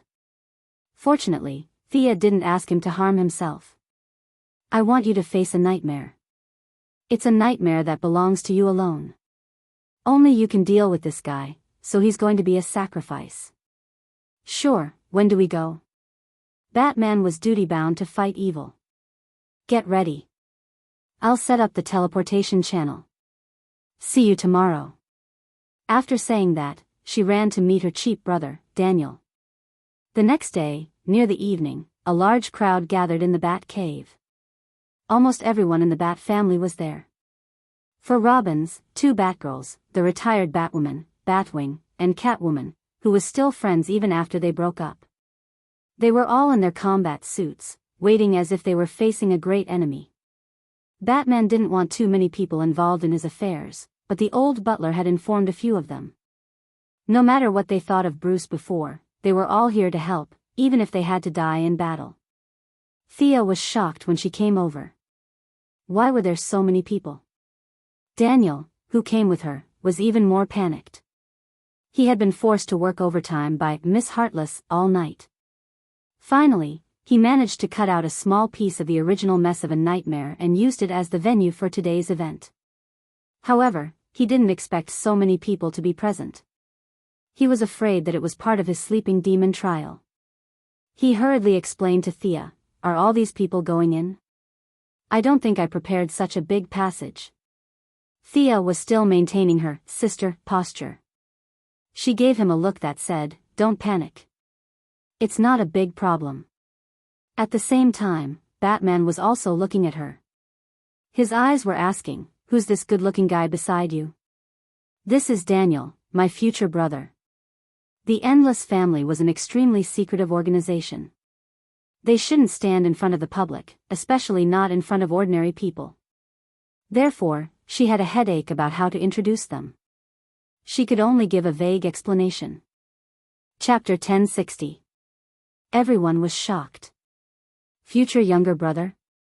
They automatically imagined that Moira would give birth to another child in the future. Especially Daniel, who looked a little anxious. He seemed to be a few decades older than Thea. This future seemed to be very far away. Thea did not know if she should say this in front of so many people. If too many people knew about this secret, it would not be a secret anymore. Batman was also helpless. A group of people wanted to accompany him to the depths of hell. He really could not refuse. "I'm really sorry. It's my fault."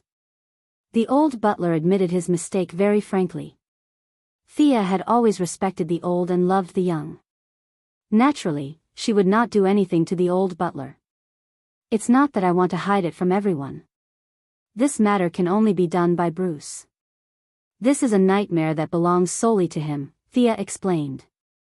Then can't we just provide help and let him finish the job in the end? Only Damien could speak to the young lady so familiarly.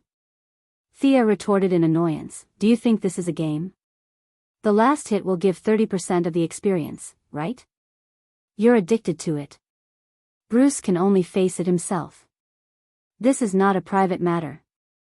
If he wins, then the universe under our feet will have the initiative.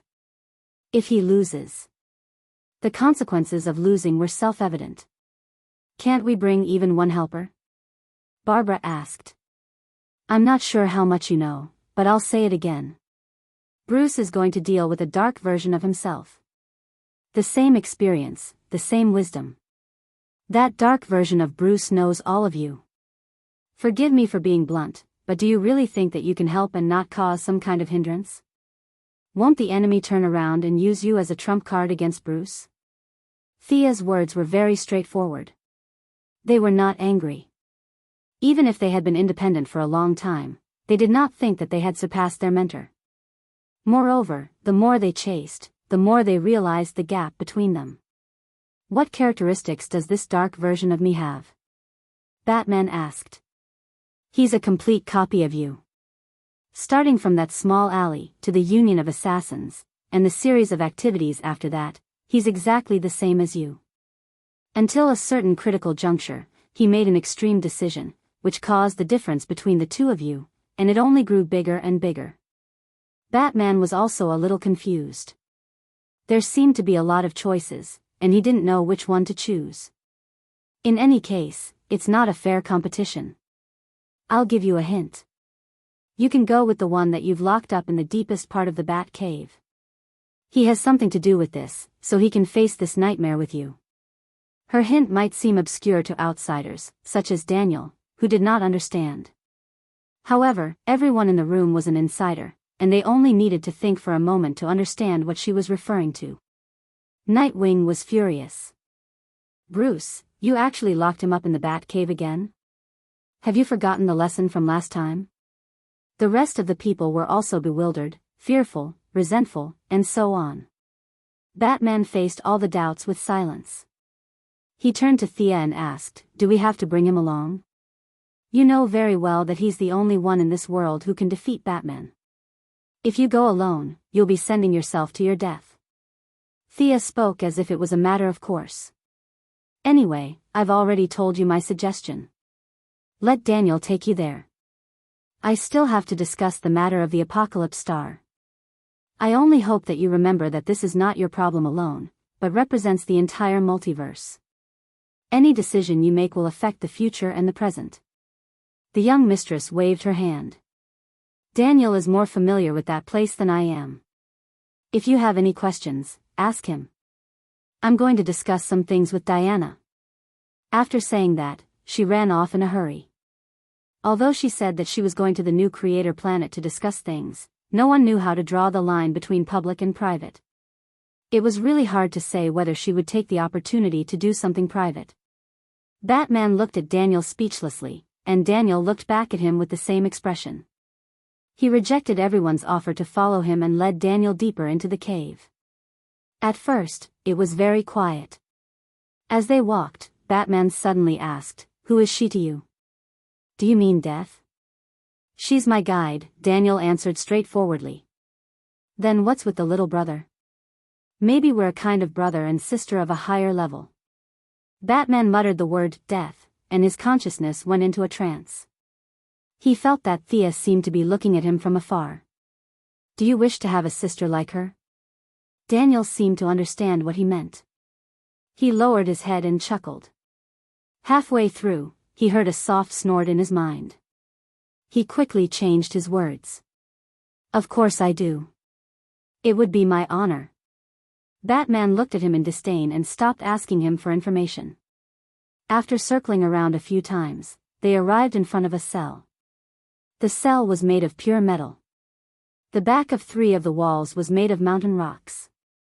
Only the front of the cell had a thick metal door. You have supernatural powers too, right?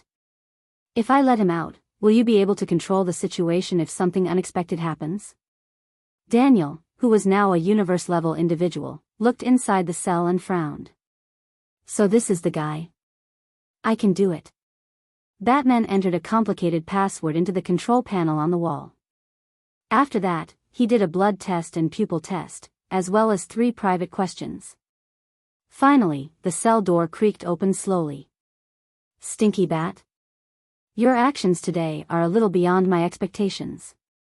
Ha ha ha ha, the clown, who was wearing a purple suit, was sitting in the cell with a pale face. He had carved many words of unknown meaning on the wall. At this moment, there was a hint of confusion in his maniacal laughter. Batman told him the whole story. It was exactly what Thea had told him, without any guesses or thoughts of his own. Huh, save the world? That's a matter for you heroes. I'm not going.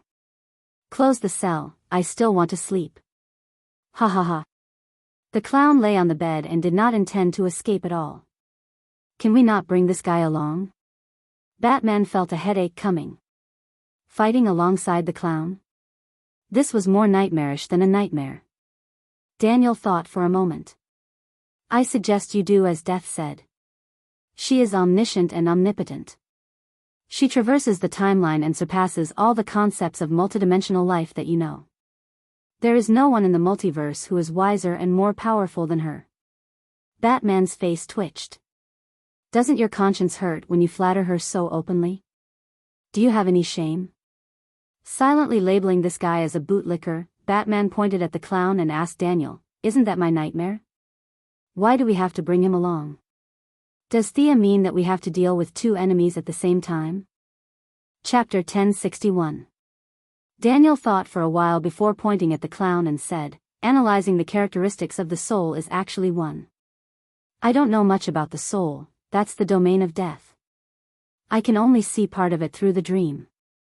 The guy you need to deal with isn't as rational and easy to communicate with as you. In my opinion, he's crazy, but he's a little like him. Batman and the clown were stunned. The clown might look crazy, but he had the fastest reaction. A stinky bat that has the clown's way of doing things? Ha, ha, he laughed heartily, and the more he thought about it, the happier he became.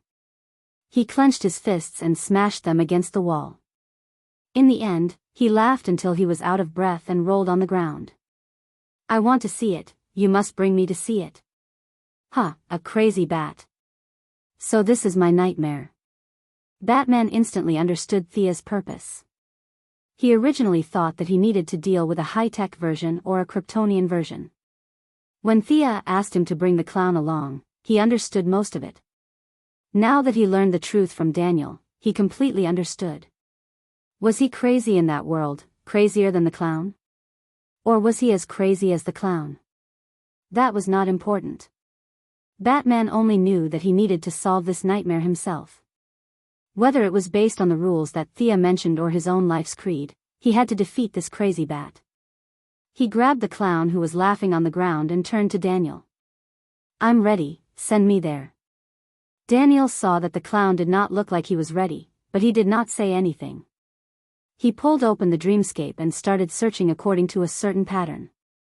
Soon, he found the deepest black line with the most connections. Using his ability, he separated 2 branches from the black line and handed them to Batman. Grab it, it will bring you to the dark multiverse. It's the heaviest darkness there. There's no hope, no redemption, and no luck. Everything you do will end up in the worst possible outcome. You must be mentally prepared. Batman grabbed the black line without hesitation. The clown grabbed the other one while laughing maniacally. The drag caught them off guard. Just as the 2 of them grabbed onto the black thread, they felt a strong force hooking onto their collars, and they were abruptly sucked into the darkness on the other side. Moving at high speed in the dark tunnel, Batman was silent while the Joker was extremely happy. His maniacal laughter hurt Batman's eardrums. He resisted the urge to kill the guy beside him several times. He knew that yelling at the clown to shut up was pointless. No one could make the clown shut up, so he could only listen helplessly. Fortunately, the passage wasn't long. After Batman's heart beat 45 times, they squeezed out of an extremely narrow space. Or perhaps it was more appropriate to throw it out. Batman stood on the ground and observed his surroundings. His gaze swept across the dilapidated buildings. He was trying his best to gather information. The clown, on the other hand, shook his head comically as he looked around. Batman didn't intend to hand over the weapon to the clown. The guy didn't actually have any proper weapons. He quickly picked up something that looked like a crowbar from the ground and swung it around. It was a little heavy, but it was passable. The two of them looked at each other. Batman felt a headache coming on. This guy wasn't Robin, he wouldn't listen to his orders. The best way for them to work together was to not work together. Let's do our own thing. Let's hope that Thea is really as accurate as that bootlicker said, they both snorted. One of them went east, and the other went west. However, one of them was careful as he bent down and moved stealthily, while the other swaggered as if he was afraid that others couldn't see him. Batman moved forward alone. He didn't need to look carefully to recognize that this was Gotham. It was different from the evil version of Earth 3. That place had a different development path from the beginning. He was very familiar with everything here. Every alley, every tall building, and every residential building. Although the alleys were now filled with rubble, half of the buildings had collapsed, and there were only rotting corpses left in the houses, he still recognized this place. There were very few survivors in this big city with a population of tens of millions. Normal people couldn't live here at all. Their normal work, studies, and other activities were completely stopped. There was only killing. Random killing without logic and without purpose. Batman quickly moved through the city. During a gang shootout, he kidnapped a peripheral member. Without saying a word, he beat up the gang member until his face was swollen. Only then did he start questioning him. In the end, Batman was shocked. This world had Batman, Superman, and the Justice League. Even the previous development path was similar to their world. The only thing missing was the omniscient and omnipotent character like Mississippi. The other aspects were completely different from the main world. If everything was normal, it should have been a very beautiful world. Unfortunately, one day, there was a drastic change. The Batman of this world couldn't take it anymore. He killed the Joker. The Joker's poisonous gas before he died infected Batman, causing him to completely transform into a madman who had lost all reason. After that, he killed Nightwing, Batgirl, Red Robin, and wiped out the Justice League. In the end, he called himself the Laughing Bat and wanted to use laughter to liberate this world. The original beauty was completely destroyed because of a single thought. In the end, it slipped into the abyss. Batman knocked out the gang member and ran deep into the city. For 3 consecutive days, he searched for the Laughing Bat's whereabouts.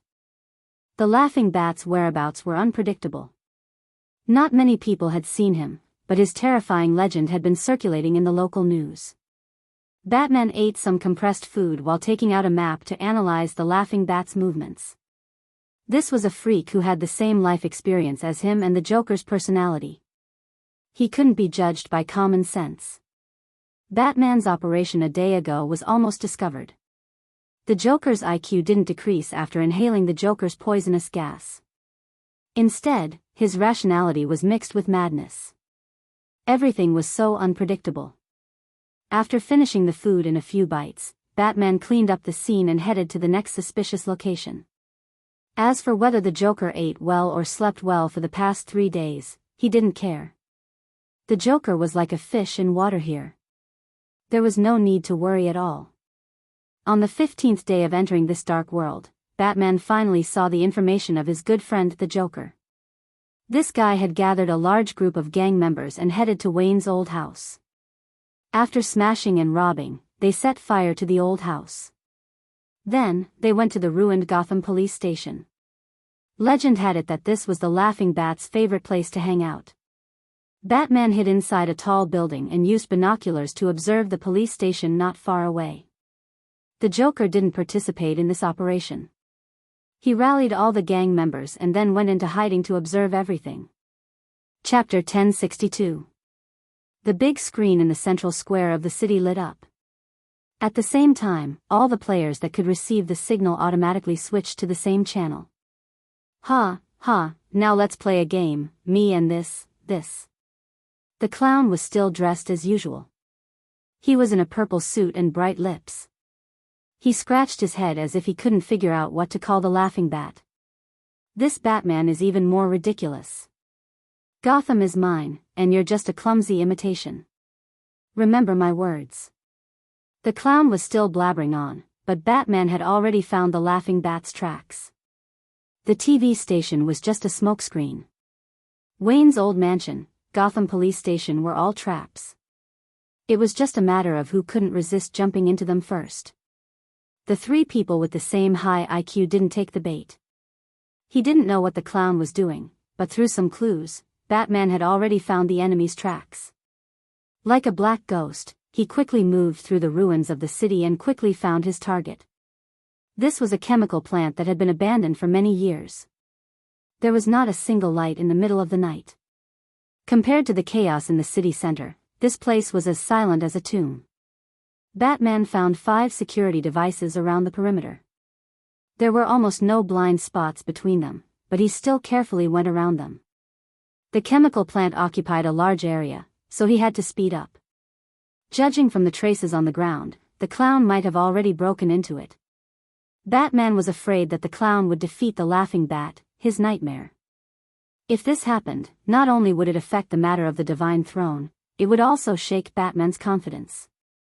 If insanity defeated rationality, then the creed that he had held onto for so many years would be meaningless. This was something that Batman didn't want to see. But he also didn't want to see the clown lying in a pool of blood, defeated by an even crazier version of himself. This would make him feel guilty, as if he was the one who killed the clown. His heart was worried, but Batman was still rational. He didn't lose his vigilance and carefully walked into the depths of the chemical plant. The factory had been abandoned for a long time, and a simple tunnel led to the depths of the ground. Batman checked it and slowly slipped in. The tunnel was very long, as if it was hundreds of meters underground. After walking out of the winding tunnel, it was connected to a group of underground caves. Batman was a little stunned. He did not know if there was such a large group of caves under Gotham in his original world. The lighting here was very poor. Fortunately, the surrounding stone pillars emitted fluorescent light. However, after several refractions, the light seemed a little distorted when it fell into his eyes. Batman simply observed the environment and listened carefully. The faint sound of metal hitting metal could be heard in the wind. He determined the location and found that the fight was not far from him. Batman quietly ran over. Trash. Hee hee, human scum, freak. It is a tragedy for a scourge like you to live in this world. A voice that was slightly louder than a whisper sounded. The voice was soft, but it was filled with power. Even if one was a little far away, they could still hear it clearly. Batman hid behind a large stone pillar and watched. The clown in the middle of the field was completely defeated. His purple suit was covered in blood. He was lying on the ground with blood flowing from the corner of his mouth. His left sleeve was torn and there was a large swollen part of his elbow. Standing in front of him was a tall and skinny man with a black leather jacket wrapped around his thin body. His eyes were covered with a metal eye patch that was filled with sharp spikes. He looked ferocious and terrifying, like a demon that had crawled out from hell. His mouth broke through the limits of human physiology and opened to both sides. His bright red gums and white teeth made people shudder uncontrollably. This was Batman, who had absorbed the clown's poison. He now called himself Laughing Bat. Unlike Batman's muscular body, this guy's body was thinner. His jawbone protruded downwards and his sharp chin looked very evil. Laughing Bat held a metal rod in his hand and hit the clown's cheek. Human scum. Maggot of society. Freak. Hee hee, I don't know which world you came from, but I killed you before. I broke your neck. I have to say, that feeling was wonderful. Hee hee, then he hit the clown again. The left side of the clown's face was completely smashed. Several teeth flew into the air. The clown responded with an even louder laugh. You're a complete idiot. You've always been like this. Ha, ha, ha, a Batman without rules is still Batman. This game of yours is not fun at all. With a clang, Laughing Bat seemed to feel that using a weapon was not enough. He threw away the metal rod. The clown stood in front of him for a long time and felt very uncomfortable. His old personality seemed to be showing signs of coming back. He suppressed the discomfort and smirked viciously.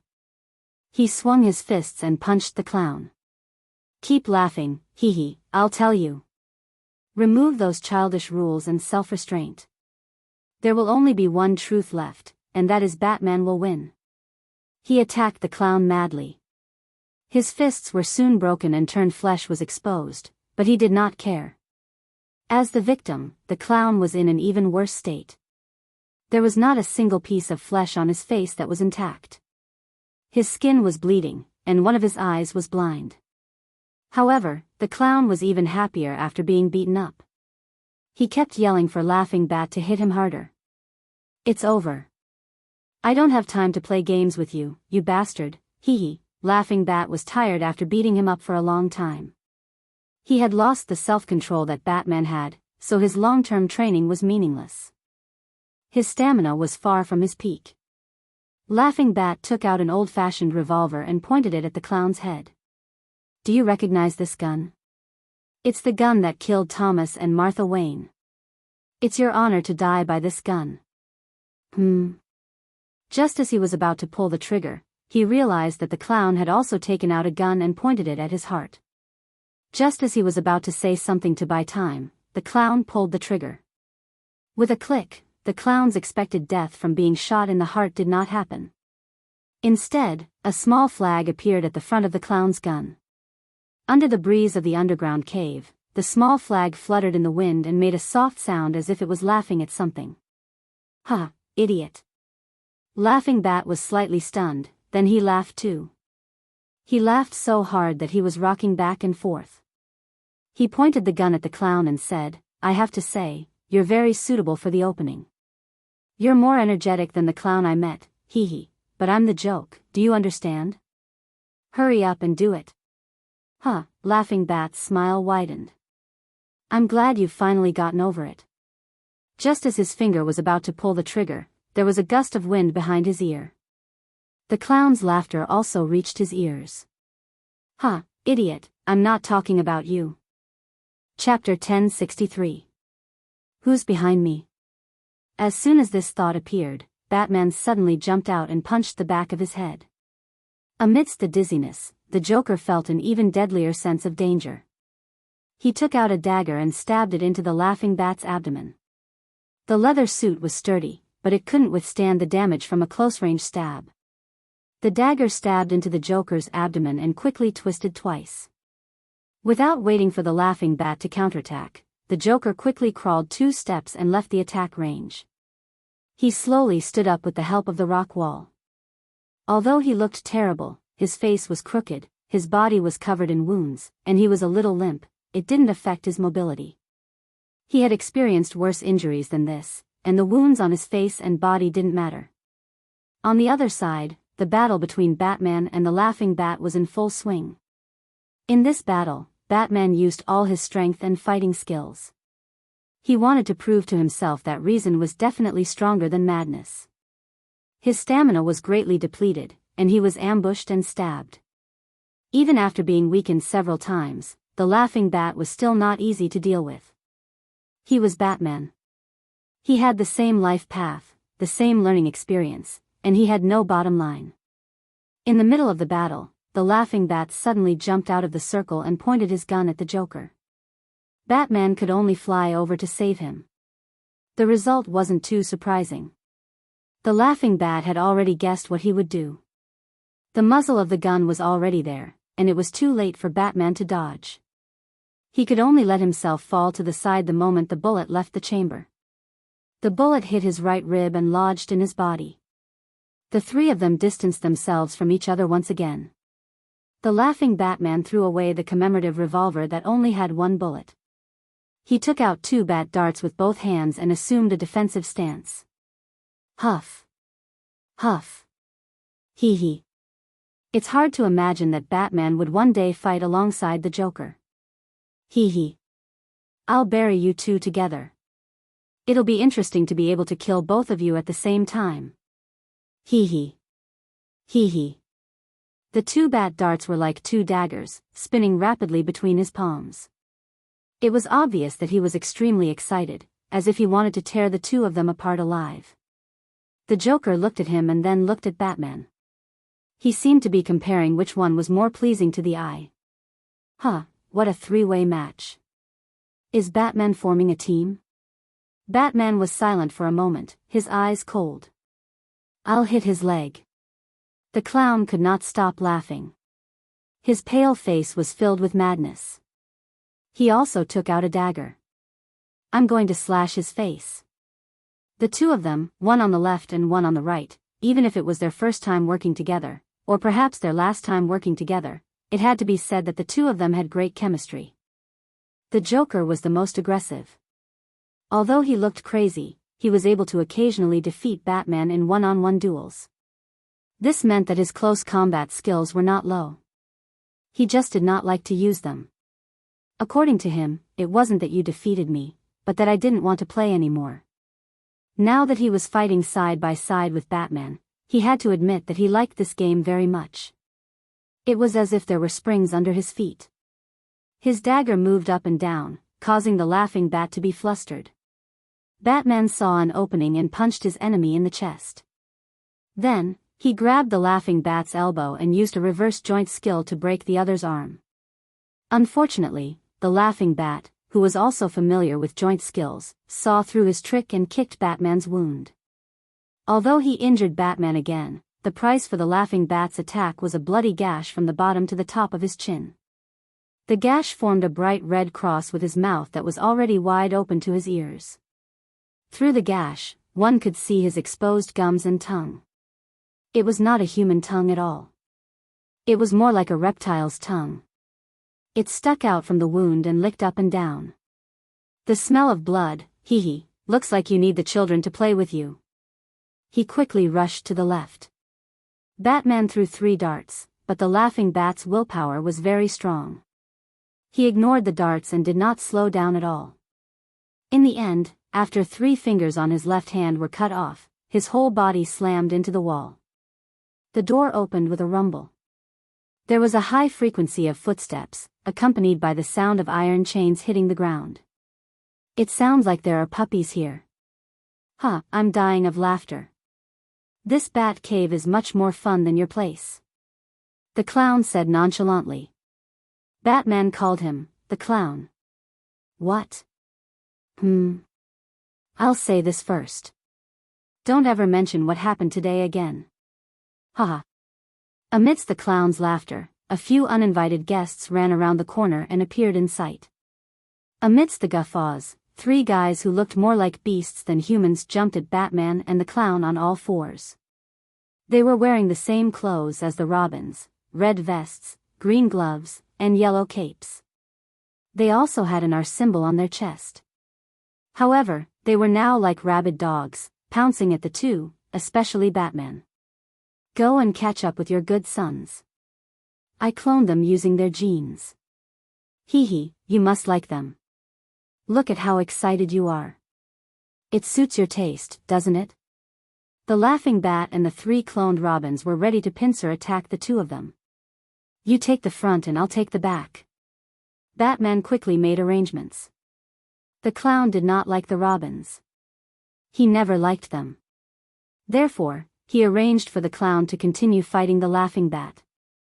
Meanwhile, he flew back to deal with the 3 clones who had lost all rationality and showed no signs of intelligence. Where's Damien? What did you do to Damien? He asked as he dealt with the attacks of the cloned Robins.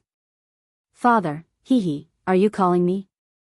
A familiar figure walked out of a small cave not far away. It was the 10-year-old Damien. There was a bullet hole in his head and his heart. The only thing that was still moving was his corpse. The voice came from a vocal device located in his throat. Father, I'm the best Robin, right?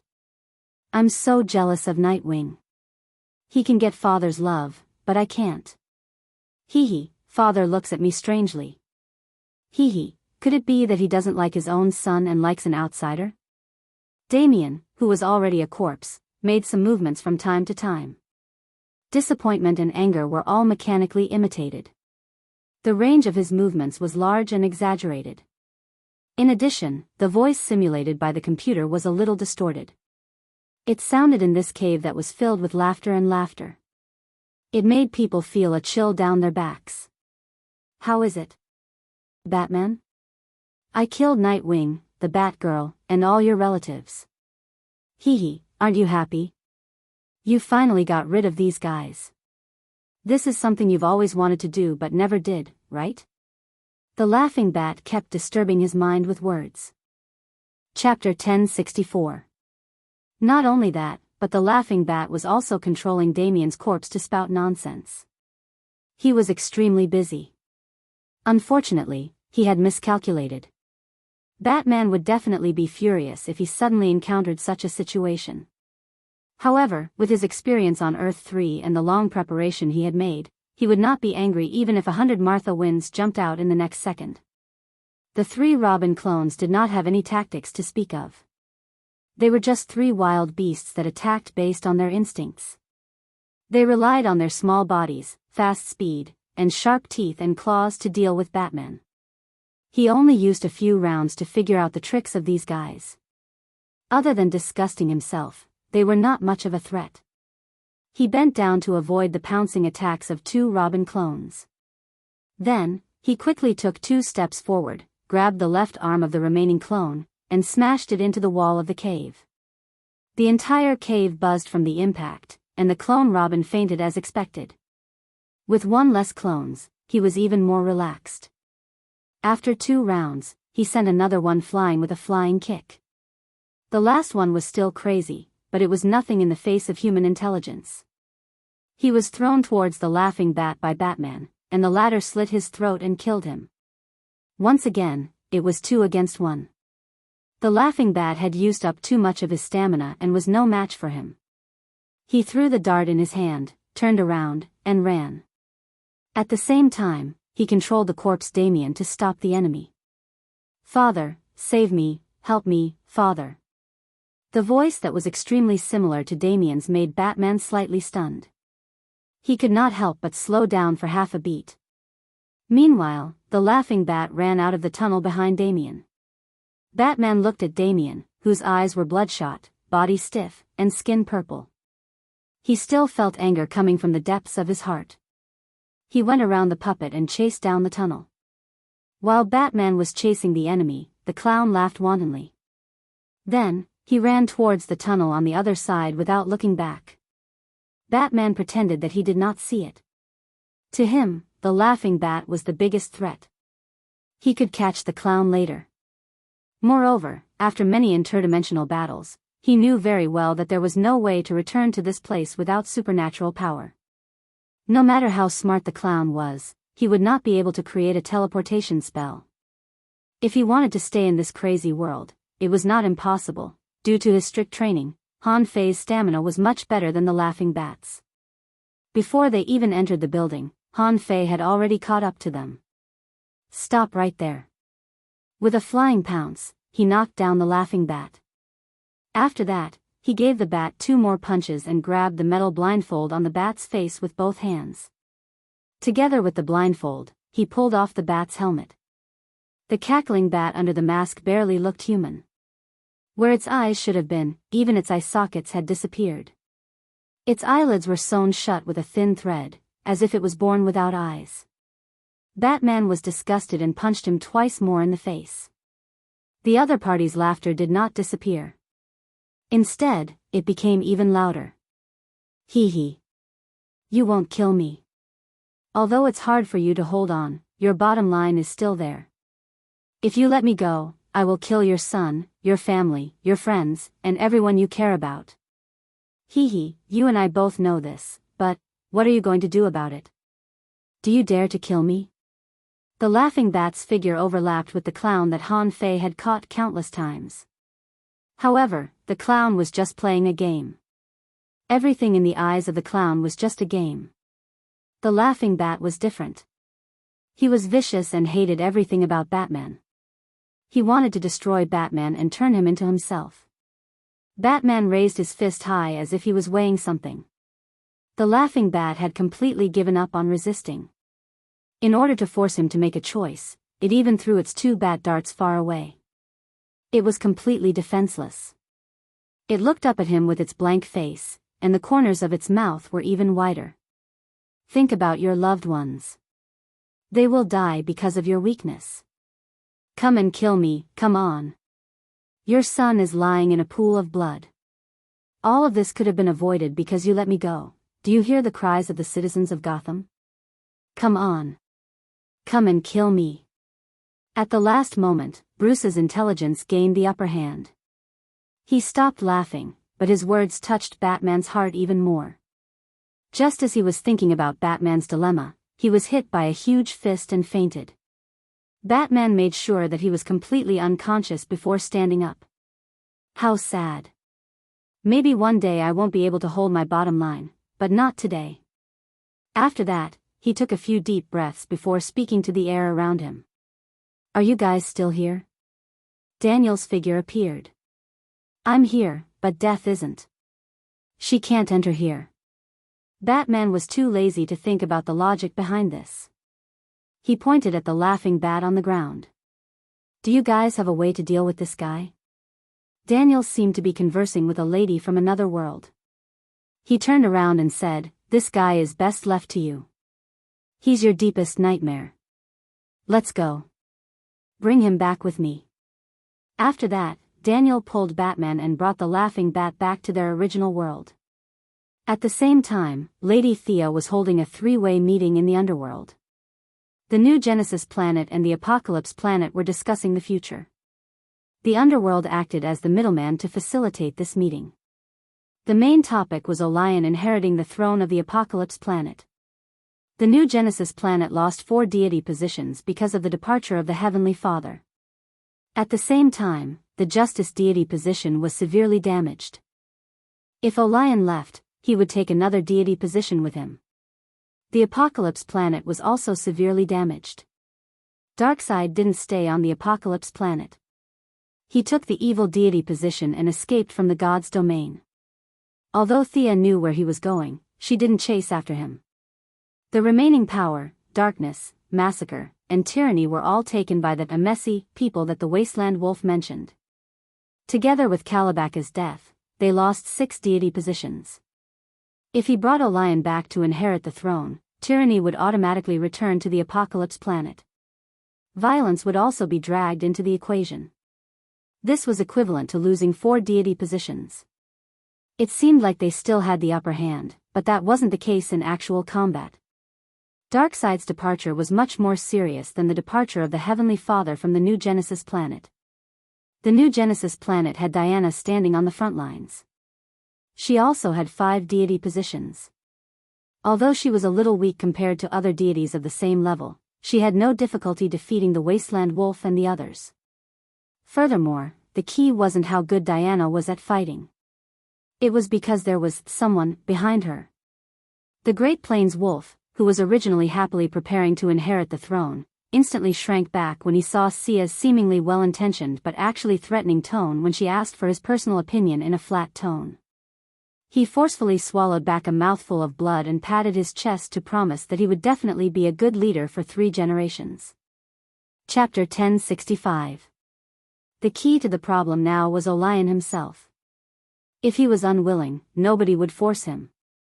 He locked himself in a quiet room and thought about this carefully. Thea was not in a hurry.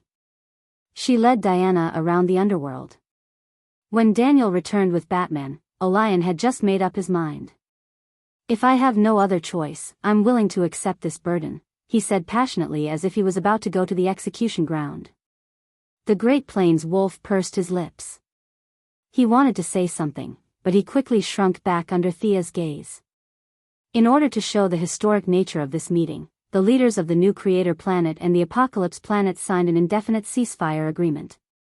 The underworld would be the witnesses. Sia could not say for sure if Aurelian would be corrupted by the dark forces in the future. Fate did not adhere to a fixed principle. Everything could slide into the abyss because of a small factor.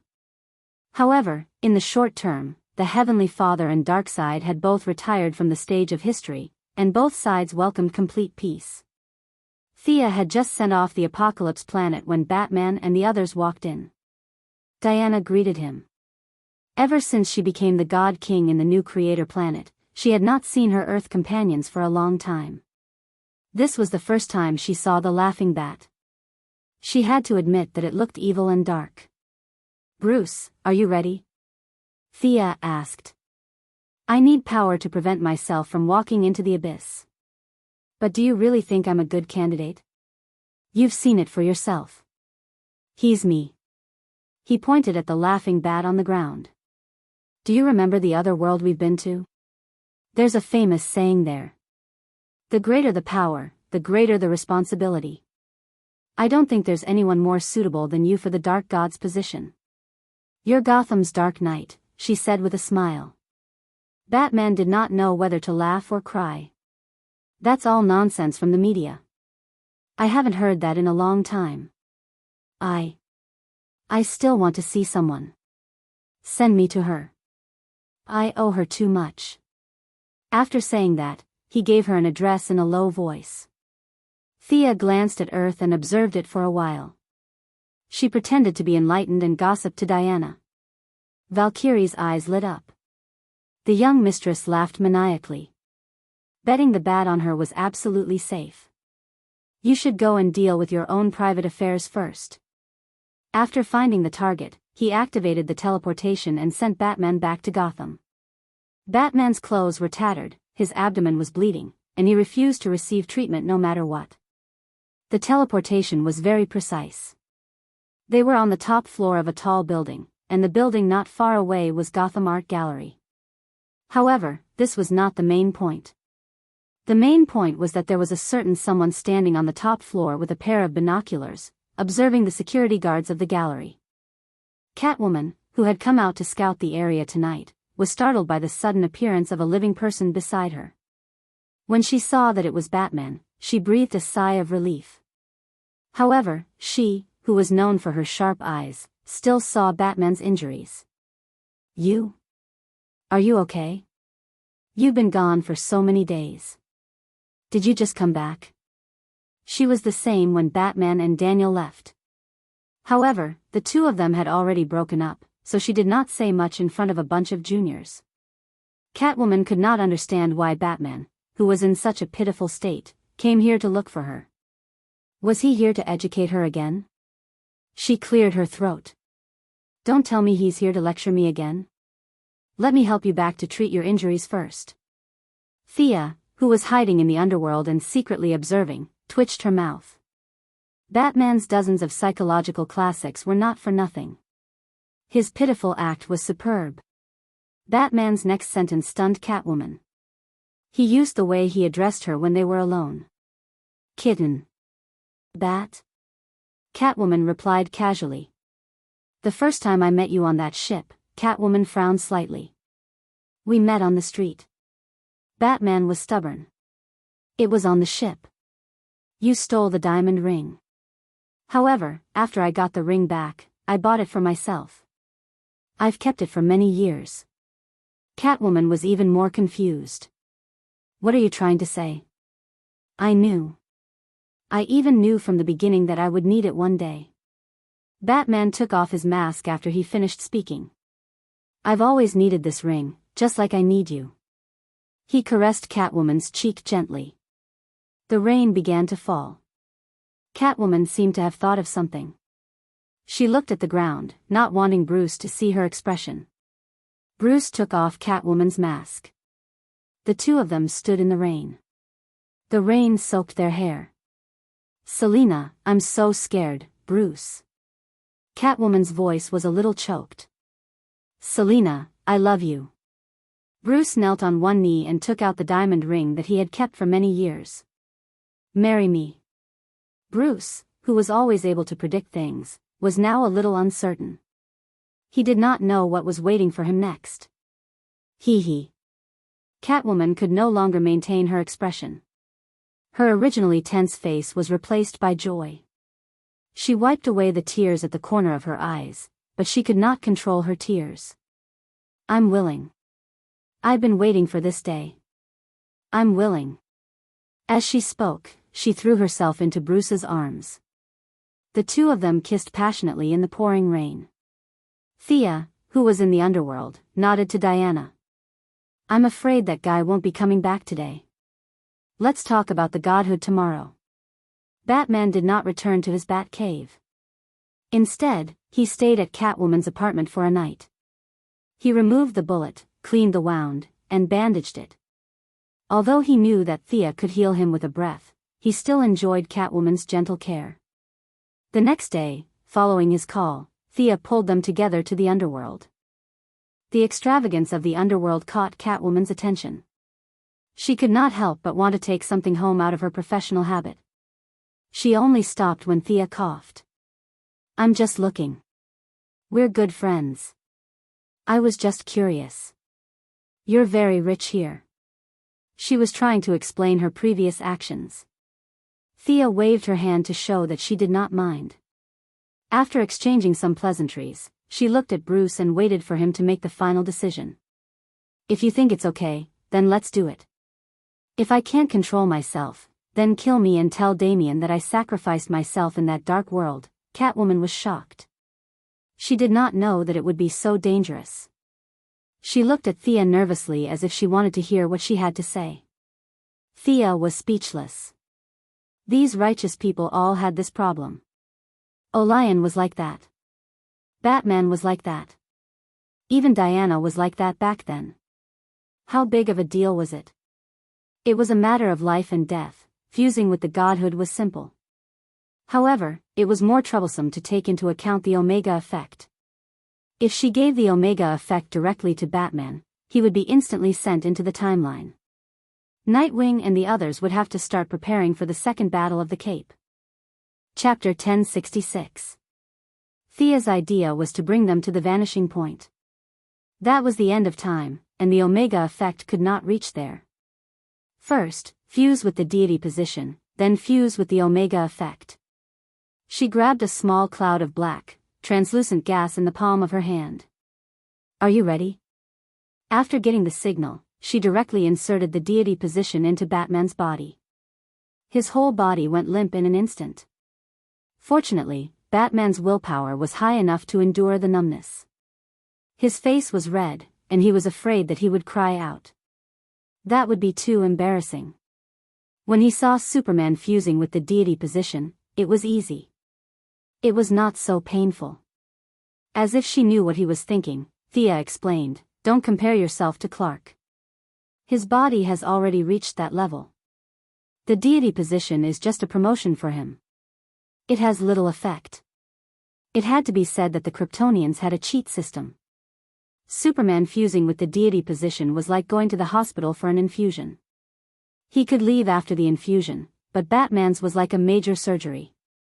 He could not get out of bed without lying down for 10 days or half a month. Thea did not immediately cut off his connection with the dark multiverse.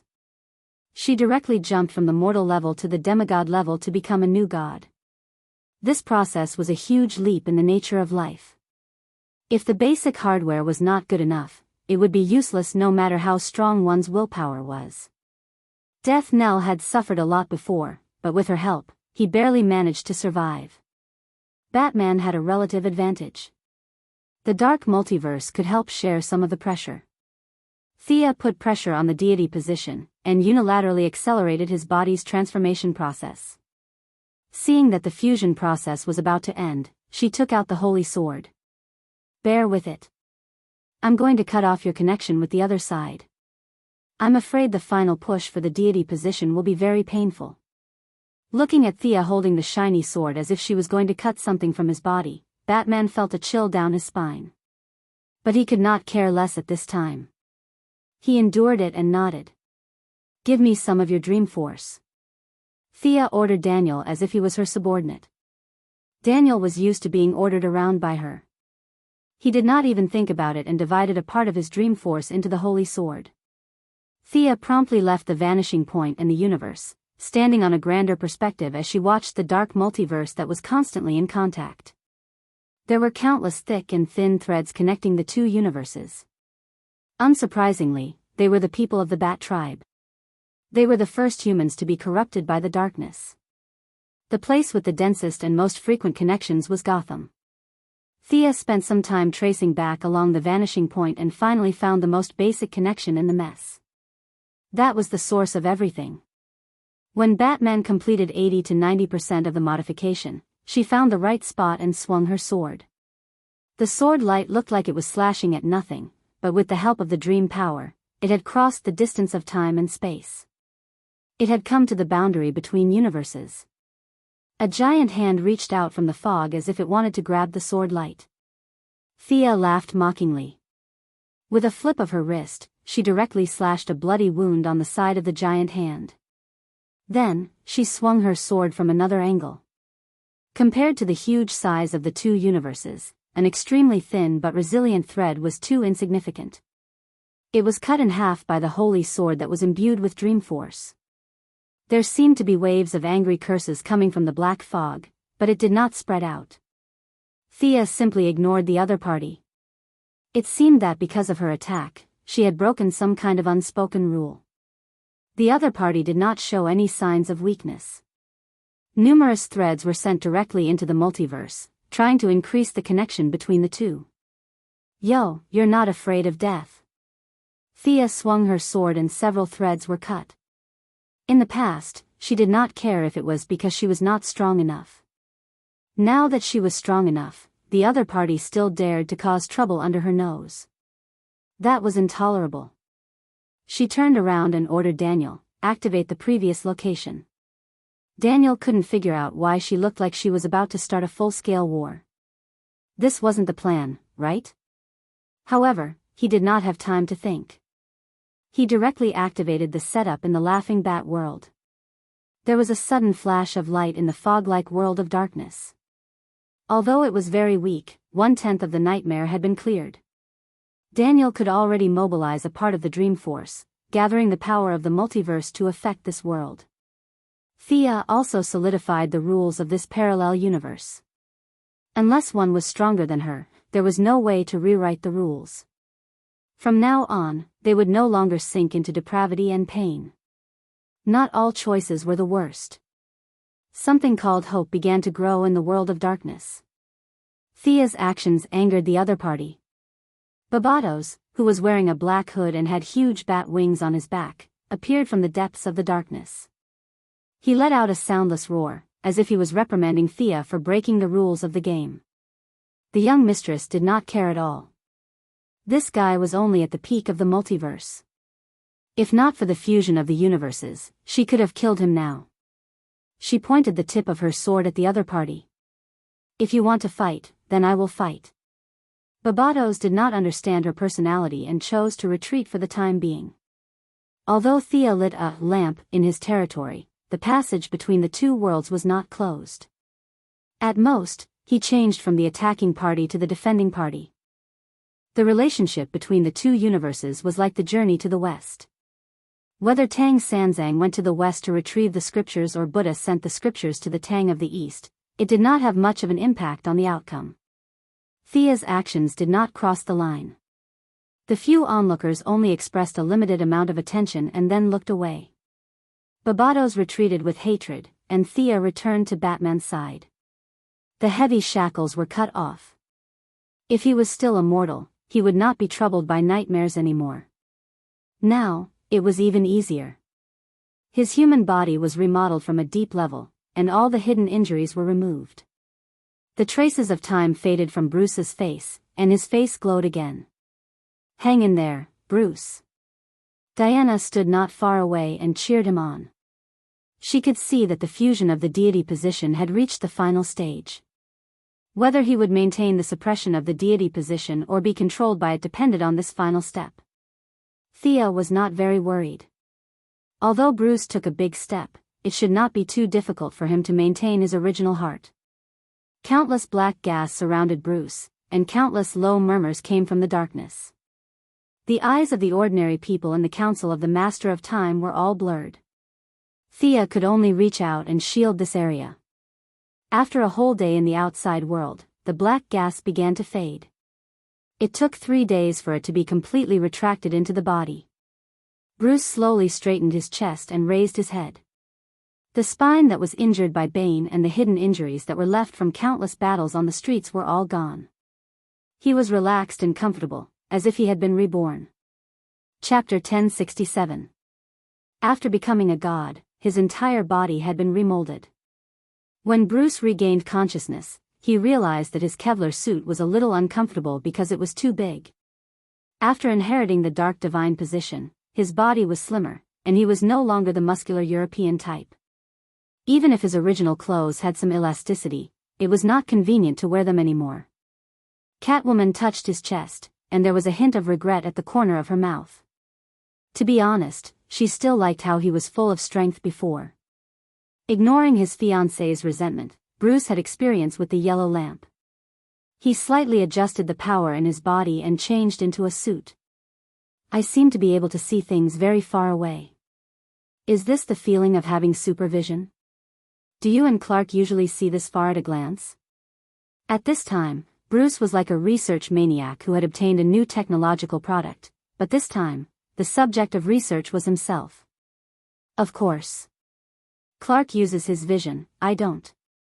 Thea felt that he was a little different from before. Is this a god?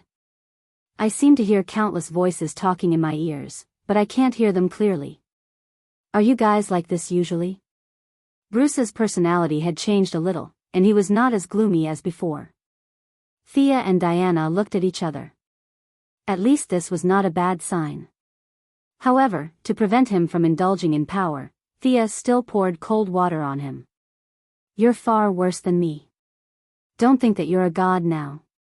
You can't beat the previous Clark. Bruce frowned slightly. His originally excited mood fell from his throat back into his stomach. If he could not beat the previous Superman, then he was not very strong. Looking at his hands, Superman's humility and respect for ordinary people automatically appeared in his mind. He now needed to learn from him, change his mindset, and adjust his mentality. He was no longer a human, but an extraordinaire. He laughed self-deprecatingly. Looks like I'm not calm enough. Thank you for your timely reminder. Thea originally wanted to give him the Omega effect directly, but she found that after fusing with the God of Darkness, Bruce had reached the limit of his rationality. It would not benefit him at all to bear this ultimate power. It was better to wait until he was more stable. Thea also saw that Bruce had a deep understanding of fear. As long as he took another step or was stimulated, he would be able to obtain the position of fear, just like how Diana obtained courage. Once he broke through a certain bottleneck, his strength would experience an explosive growth. It had to be said that he was worthy of being a main character. He found it funny when he thought about it. The Great Plains wolf had actually grasped a little bit of fear. Now, it looked like he was miles away from Bruce. He had no fate with the god of fear in this life. It was better for him to continue being an old minister. With the deity position resolved, Omega was temporarily put aside. With the matter of the cackling bats on the table, Bruce asked them if they had any suggestions. Actually, you know it yourself, right? You need to deal with it yourself. From our experience, you need to live a normal life for a few days after you go back. You need to regain control of your strength and stabilize your state of mind, Thea suggested. Bruce had no objections, and they returned to Earth together. It was rare for Diana to skip work, so she did not want to go back. Thea threw Daniel back into the dream to continue purifying the nightmare, sent Bruce back to Gotham, and went to play with Diana. Catwoman saw that he had something on his mind, so she did not talk about sharing and taking responsibility. Bruce did not need this kind of comfort, so he cleverly said that he would leave first. Walking through the alleys of Gotham, she was still thinking about how Bruce's ascension would affect her. Should she ask Thea if there were any deity positions that were suitable for her? Seeing Catwoman leave alone, Bruce walked alone on the familiar streets of Gotham with the cackling bats on his back. The most basic characteristic of the deity of darkness was invisibility. Although he did not have much control over it now, he could still use it passively. How long had it been since he walked with his feet? He felt that he had suddenly become sentimental. For so many years, he had called himself a mortal, but in fact, he had never lived like a mortal for a few days. Every day, he was like a clockwork, going up and down, constantly playing this and scheming that. What kind of mortal lived like this? Now that he had taken off his mask, perhaps he was a normal person. Without disturbing anyone, he walked into Wayne Manor. In front of his parents' grave, he had something to do. He reached out his hand and touched the cackling bat's forehead. The god of darkness mixed with his fear that he had reached the stage where he could use it freely. A dreamscape that seemed both real and illusory entered the depths of the cackling bat's mind.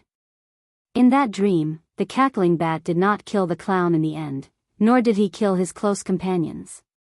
Although he was in danger countless times and fell to the ground injured countless times, he persevered until the end and died of old age in his bed. The cackling bat, who had repented, finally separated from the clown's poisonous gas. He saw everything that he had done, and as expected, he committed suicide. It was suicide on a spiritual level. He had given up on his will to live. Reflected in his body in the outside world, he took his last breath. Bruce looked at all of this silently. He did not know if what he had done was right. This dark version that had the same experience as him had repented at the last moment.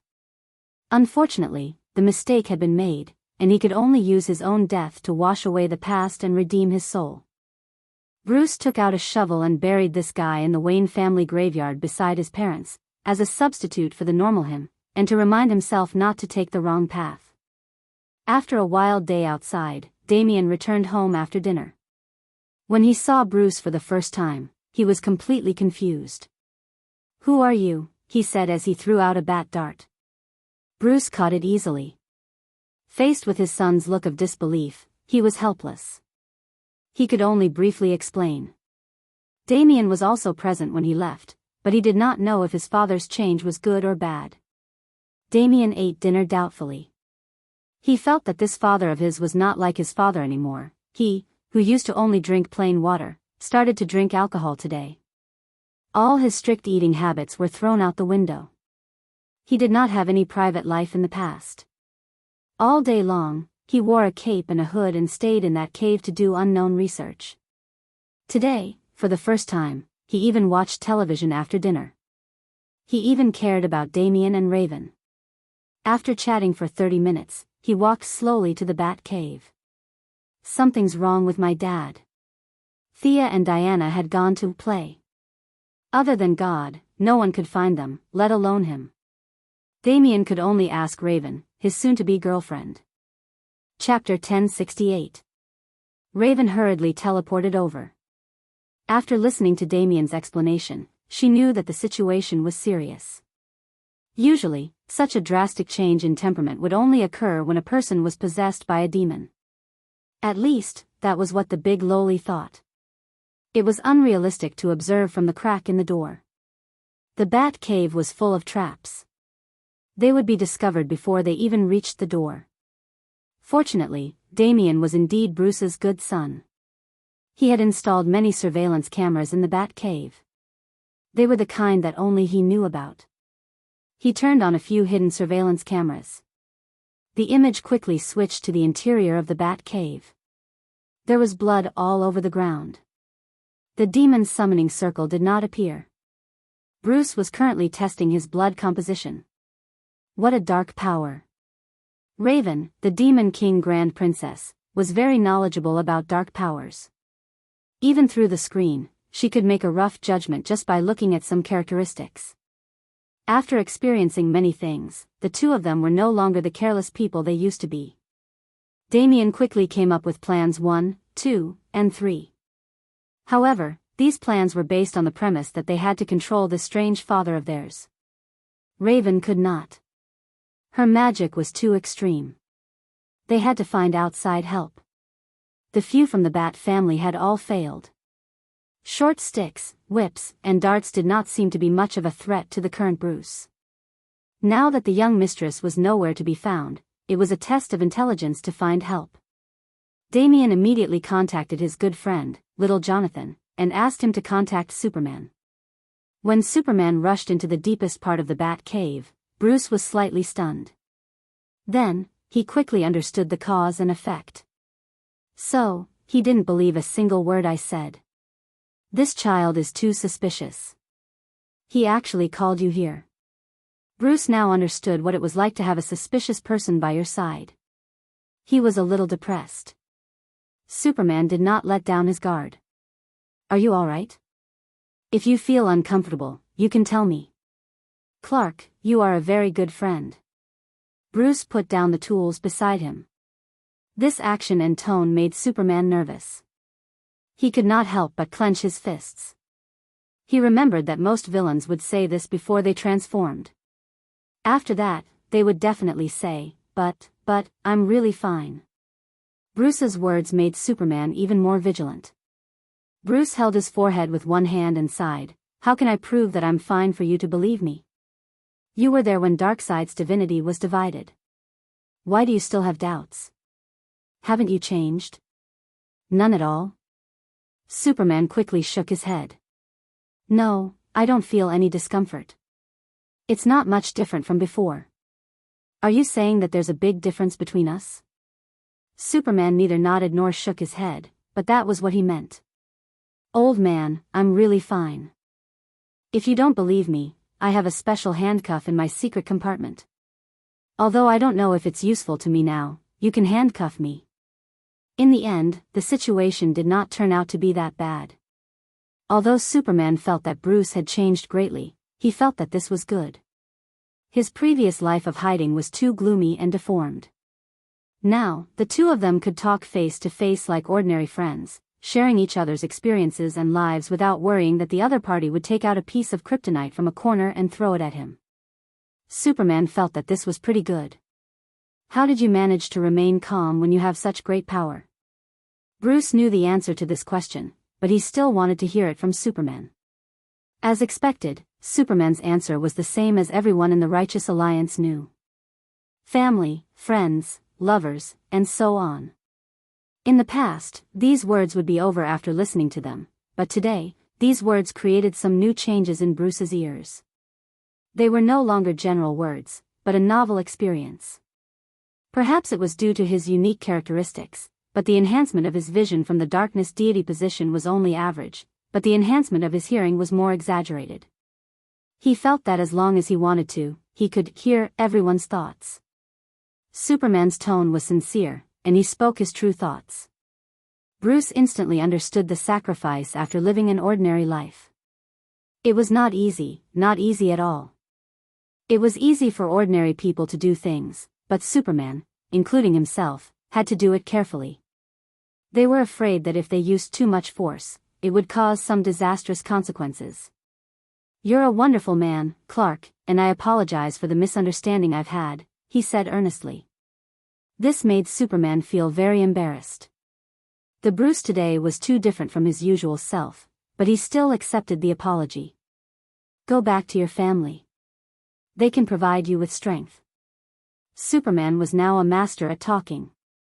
He gave Bruce a bellyful of chicken soup and left the Bat Cave gracefully. After getting Superman's assurance that their father was fine, Damien and Raven walked out carefully. I proposed to Selina today. He felt that his son should know about this. Damien glanced at Raven. The two half-grown children were a little dizzy. Previously, the plot was about the Demon King possessing the body. How did it suddenly jump to the Family Ethics channel? Damien was a little regretful that Bruce did not get together with his mother, but he had no legitimate reason to object.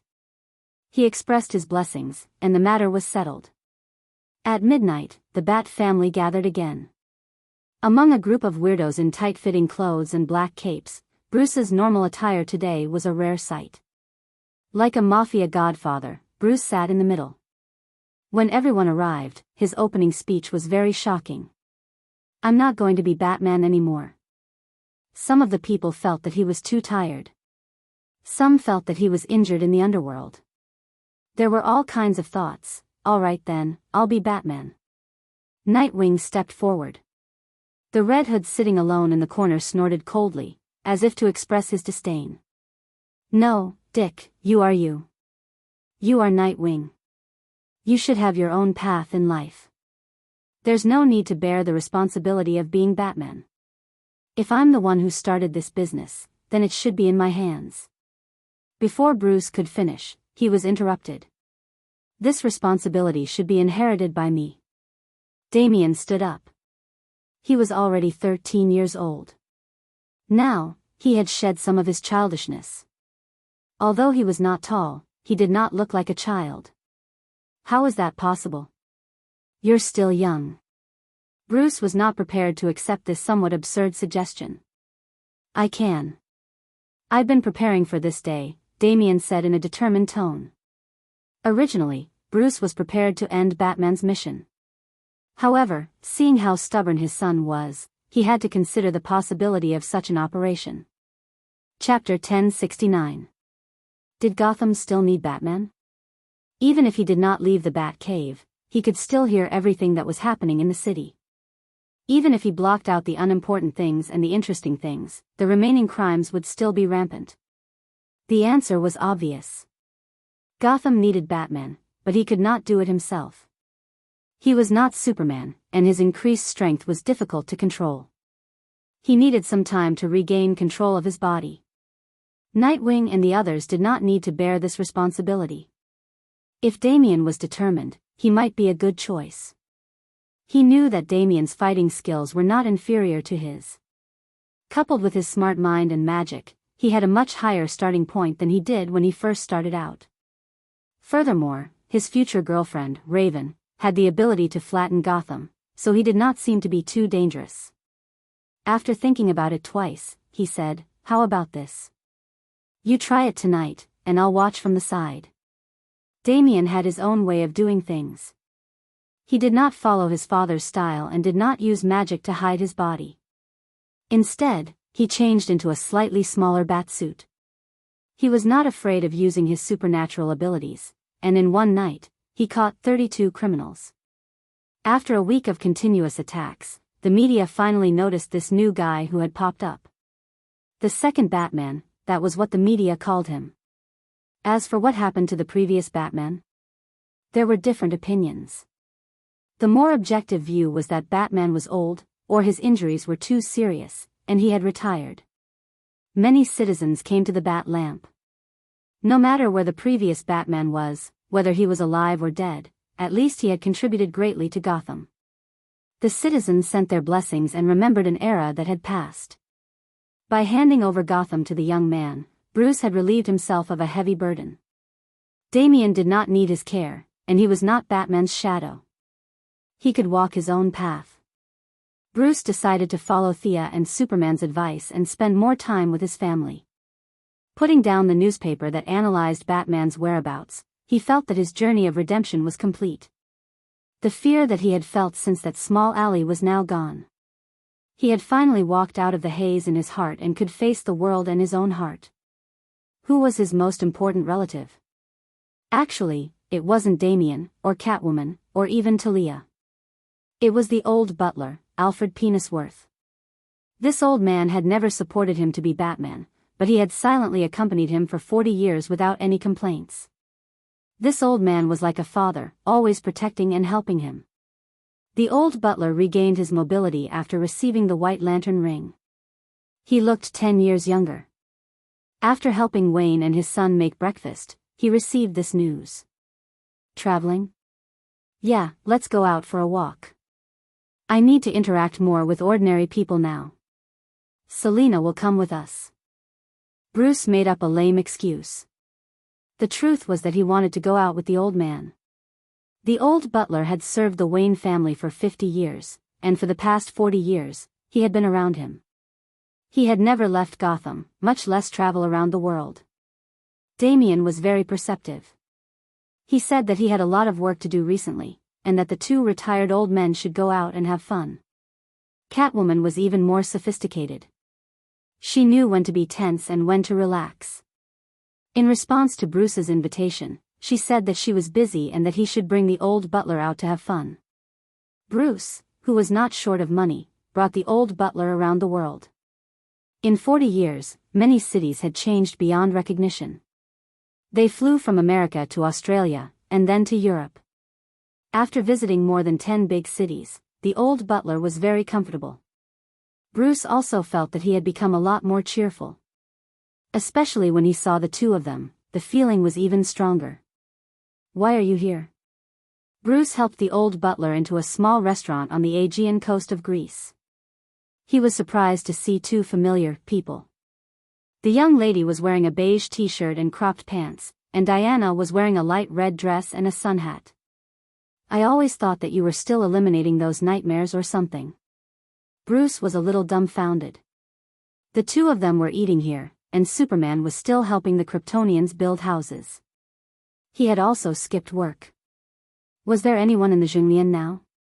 Haha. Work and life have to be balanced reasonably. Thea laughed and changed the topic.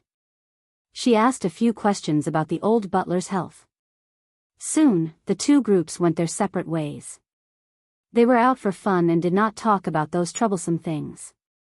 Bruce understood the look in her eyes. Now that he had become a god, he also felt that his vision had broadened. Many things that he had thought were very urgent before now seemed not difficult to solve. He shook his head and continued to travel the world with the old butler. The two women smiled as they watched them leave. Only then did they continue the previous topic. "What do you think I should do?" "It's up to you." Thea looked at the sky and did not say much. "He is my brother. I didn't know that I had such a brother from the same father and mother." "God. That's terrible." The Valkyrie was angrily stirring the black tea in front of her with a straw. "It's up to you." The young lady rested her chin on her palm. She still looked like she had nothing to live for. "Hey. Are you listening to me?" Diana was very dissatisfied. She grabbed her collar and shook it hard. Ordinary clothes could not withstand her strength. With a tearing sound, she tore off half of her clothes, from the collar to the sleeves. Fortunately, ordinary people could not see this scene. Otherwise, the young lady would have wiped this town off the face of earth. "Really, can't you just talk nicely? I really don't have the strength to keep an eye on them. You can go if you want." Thea changed her clothes again. She lay on the table like a salted fish. Without the support of the divine position, she could not casually enter the state of death. She was now very powerful, but she could not use it easily. Ever since she came out to play with Diana, during the deep conversation period, she was like an ordinary girl. She was bullied by the Valkyrie who was in peak condition. She could not fight back at all. She was very happy. She even felt that she had already completed the mission that required her to die as a mortal once every 100 years. Because in just a short week, she had already died several times. In a spar 3 days ago, Diana also climbed to an indescribable height. She instantly raised her spirit to the maximum. She felt the call of her bloodline. She did not care about her exhaustion. She pulled the young lady to this Greek town. At first, Thea did not think much of it. That old rogue Zeus had so many children. There were at least 800 who were related to Diana by blood. It was not strange that she might have a similar bloodline to one of them. But when she arrived here, she realized that something was wrong. This bloodline was very close. Chapter 1070. Noticing the abnormality, they naturally lost their interest in playing. Relying on the blood connection, they quickly found their target. It was a tall and strong young man. The muscles on his body were as strong as a sculpture. His eyes were clear and he had a gentle temperament. When the two girls found him, the man was returning from fishing with a group of ordinary people. He was a demigod, the son of Zeus and Hippolyte and Diana's younger brother.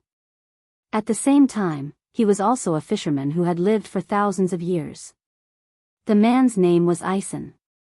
Paradise Island did not allow males to exist, so he was taken away after birth and raised until today. The power of a demigod made him still young.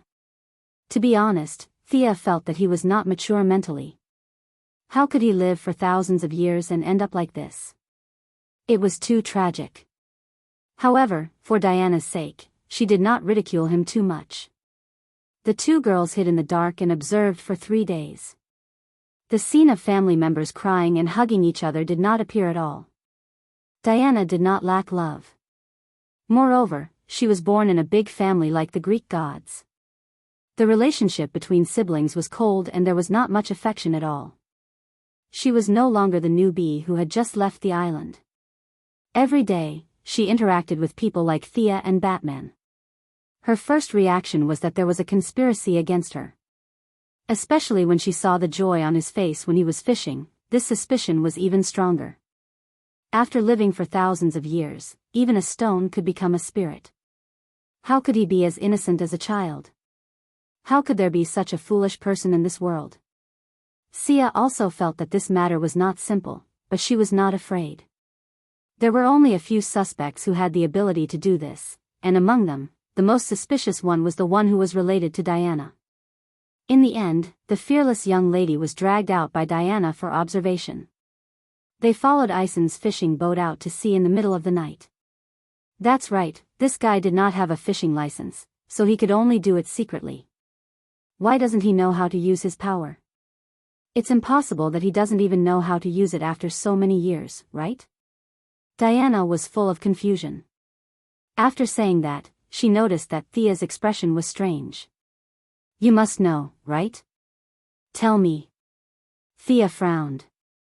Facing Diana's unquestionable gaze, she could only tell the truth. There are a lot of traces of time on your brother. It's obvious that someone has been controlling his mind for a long time. I'm afraid that he will forget his memory every few decades and then start over again. Who in the world is so vicious? Diana said through gritted teeth. Before Thea could explain, a huge cyclone appeared above Ison's head. The speed of the cyclone wasn't fast, but it was still hovering above Ison's head. This silly kid thought that he had encountered some kind of natural disaster and fainted. The cyclone didn't calm down because of this. Instead, it stopped there and continued to rotate at a constant speed. It seems like he's inviting us. Are we going in or not? Although she liked to take the initiative in the in-depth sparring, that was because of her personality, and Thea deliberately went easy on her. Diana usually respected Thea's opinion. She glanced around casually, her gaze penetrating through the layers of barriers. She sighed. It wasn't appropriate to pretend that she didn't see anything. The other party's intentions were hard to grasp, but they would have to meet sooner or later. Nodding, they walked into the vortex hand in hand. The simple teleportation channel didn't pose any obstacles to them. The two women walked through the boundary wall with ease. In front of them was a peaceful paradise with birds chirping and flowers blooming. It was a clear sign that they had arrived in another world. This seems to be the realm of gods. That's right. Just like hell and heaven, the apocalypse star and the new creation star, and the nightmare realm and dream realm, this is the heavenly realm of the underworld, the resting place of all the old gods. Thea didn't like this place very much. It was a natural conflict with her attributes. The guys here were all gods who had used various means to stay here. One wanted to transcend, while the other wanted to kill. The conflict between the two sides was almost irreconcilable. There were a few valiant auras in the heavenly realm that seemed to show signs of fluctuating.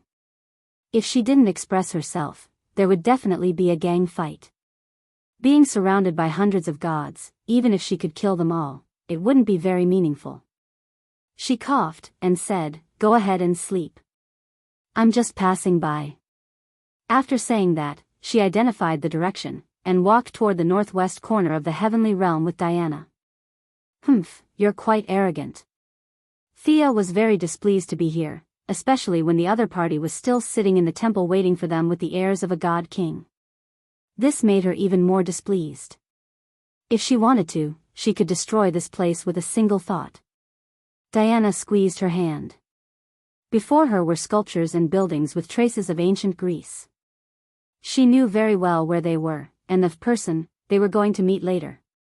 "Let's go after meeting, okay?" She pleaded in a soft voice, which was rare for her. Thea couldn't not give her some face. She could only sigh and continue walking. Fortunately, the other party didn't intend to offend her too much. When he noticed her displeasure, he was already waiting for them outside the temple. He had a tall and muscular body, a bare upper body, a face full of beard, and a crown on his head. His eyes contained surging lightning. This was the Greek god king, Zeus. "I'm sorry, both of you. My body is too weak, and I can no longer leave the temple. Please forgive me if I've been rude," Zeus said in a manner that was neither servile nor overbearing. Thea chuckled at this. Couldn't leave the temple? How did the arrangements on Earth come into being?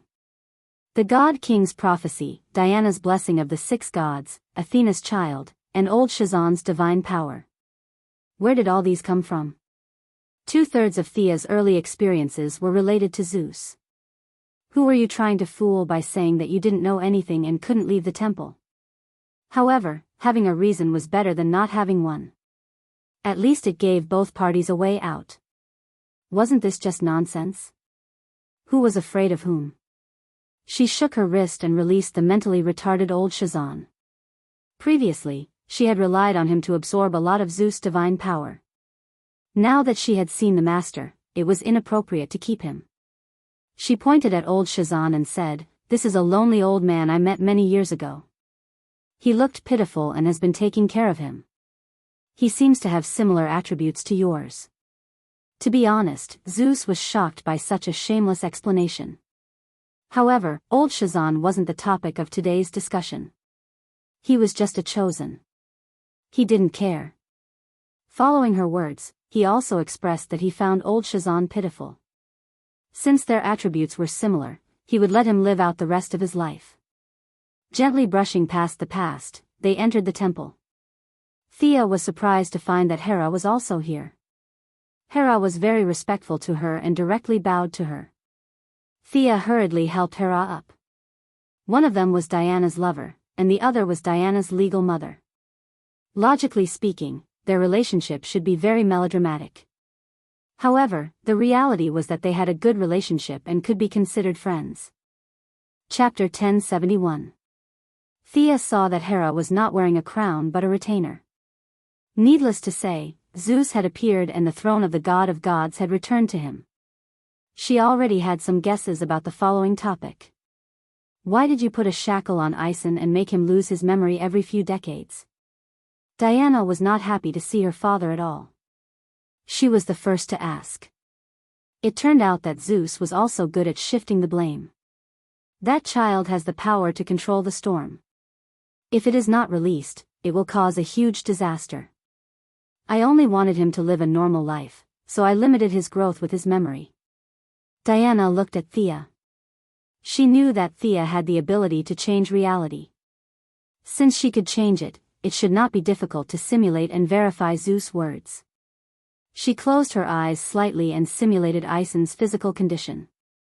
He was a peaceful and sunny young man, but the power to control the storm in his blood would increase with age. If his memory was intact, it would cause a disaster. The improvement of his ability would also lead to the growth of his ambition.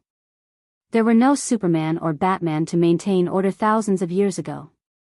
Diana was still on Paradise Island at that time, the Martian hunters had not yet arrived on Earth, the gods had retired, and the ancient mages were not united.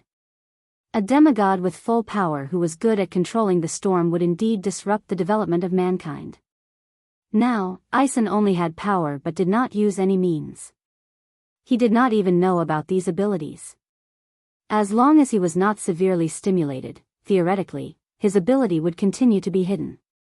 Thea nodded and confirmed that Zeus was not lying. However, the old man's attitude towards his children was really cold.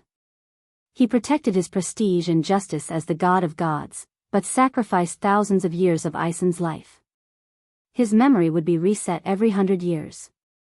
The original personality would not be completely destroyed but would accumulate in the spiritual world. This was why they felt that this young man was a little silly. Thea was very sure that this young man was also a chess piece of Zeus.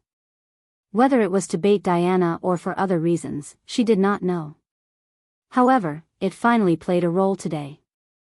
Among these capable old men, the god of gods was majestic, Darkseid was domineering, and Zeus was astute. However, after a long time of scheming, it was all in vain. The result of his efforts to break free from fate was that fate would bind him even tighter. What's the matter? If it's not too much trouble, you can tell me now.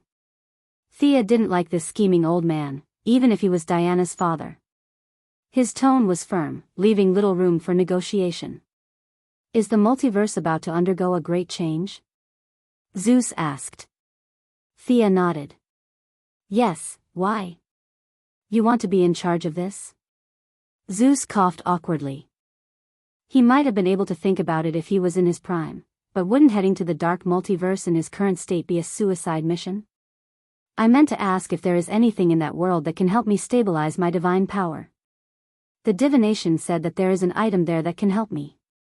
This question was not abrupt, and Zeus had a good grasp of the situation. The decline of his divine power was partly due to him, partly due to the environment, and partly due to Sia's frequent inhalation of his divine power. But they all knew that, so no one talked about it on the table. To be honest, Zeus' divine power had helped her a lot. She could reject things that were too troublesome, but things that were not troublesome would be difficult to handle. Whether it was from Diana or herself, she owed Zeus a lot. Let me see. She didn't give him a definite answer. Her gaze pierced through the layers of barriers and looked into the depths of the darkness. 1 world, 5 worlds, 10 worlds.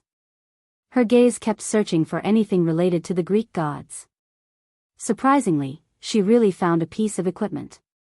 There is indeed a piece of Greek god equipment that suits you. If you get it, you will be able to maintain it for another 10,000 years. Zeus was overjoyed, but then his face stiffened. But I can't get out. This equipment. I'll go get it, Diana said firmly. Thea was a little surprised, but she could only accept this result. The old thing had calculated everything. Didn't Diana know that she had been tricked? She knew, but she still made this choice for the sake of the bloodline connection. Since they could not agree with each other, the two women left the heavenly realm and saw that Ison had already woken up and was fishing happily from afar. In the end, they did not disturb his life and turned around to return to the new planet of creation. Diana knew that she had agreed too rashly. She didn't dare to look at her now, and served her tea like a little wife. Thea coughed, and she quickly lowered her head in a respectful manner. Do you know your mistake? I know. Thea pulled Diana over and placed her on her knees. She raised her left hand and smacked Diana's butt. She had to admit that it felt good. The more she hit, the more she enjoyed it. It was rare that Diana didn't resist, so she had to teach her a lesson. Perhaps sensing that she wasn't angry, Diana instantly flipped over and pushed her to the ground. Is that enough? Don't be angry. The young mistress wanted to use the same trick again and continue to pretend to be angry.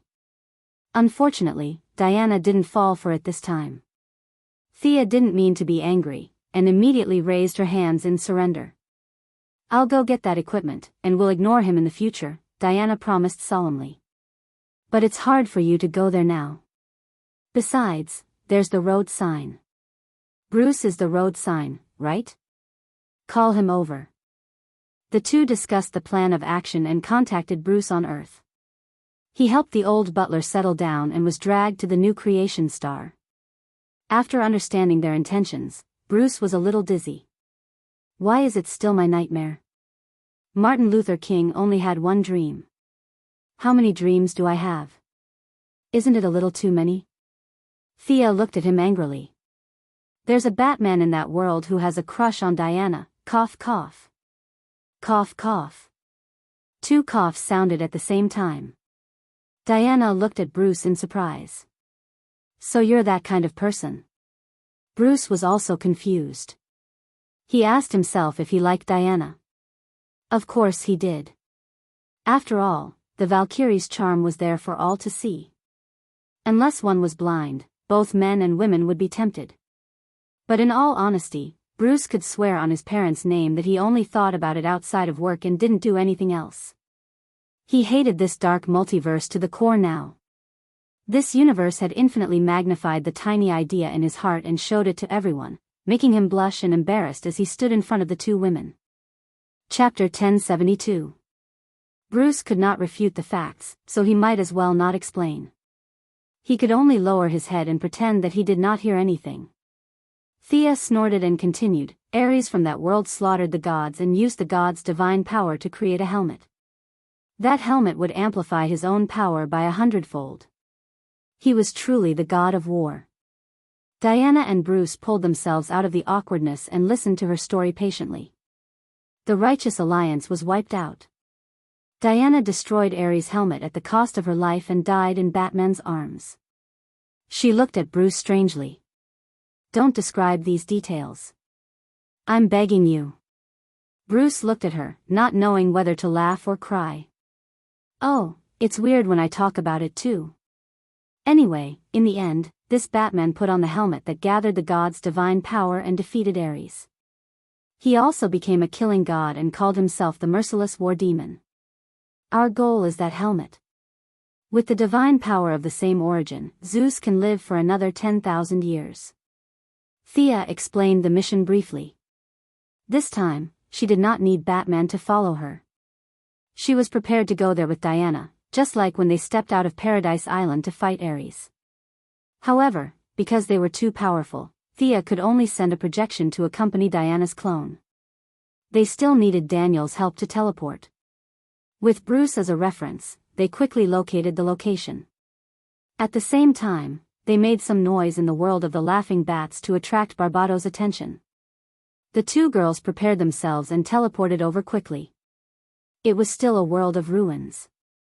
There were more survivors here than in the world of the laughing bats. However, their wills were also destroyed.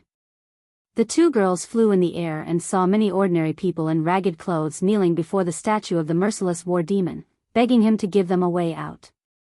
Batman, who had transformed into the Merciless War Demon, was the only true god here.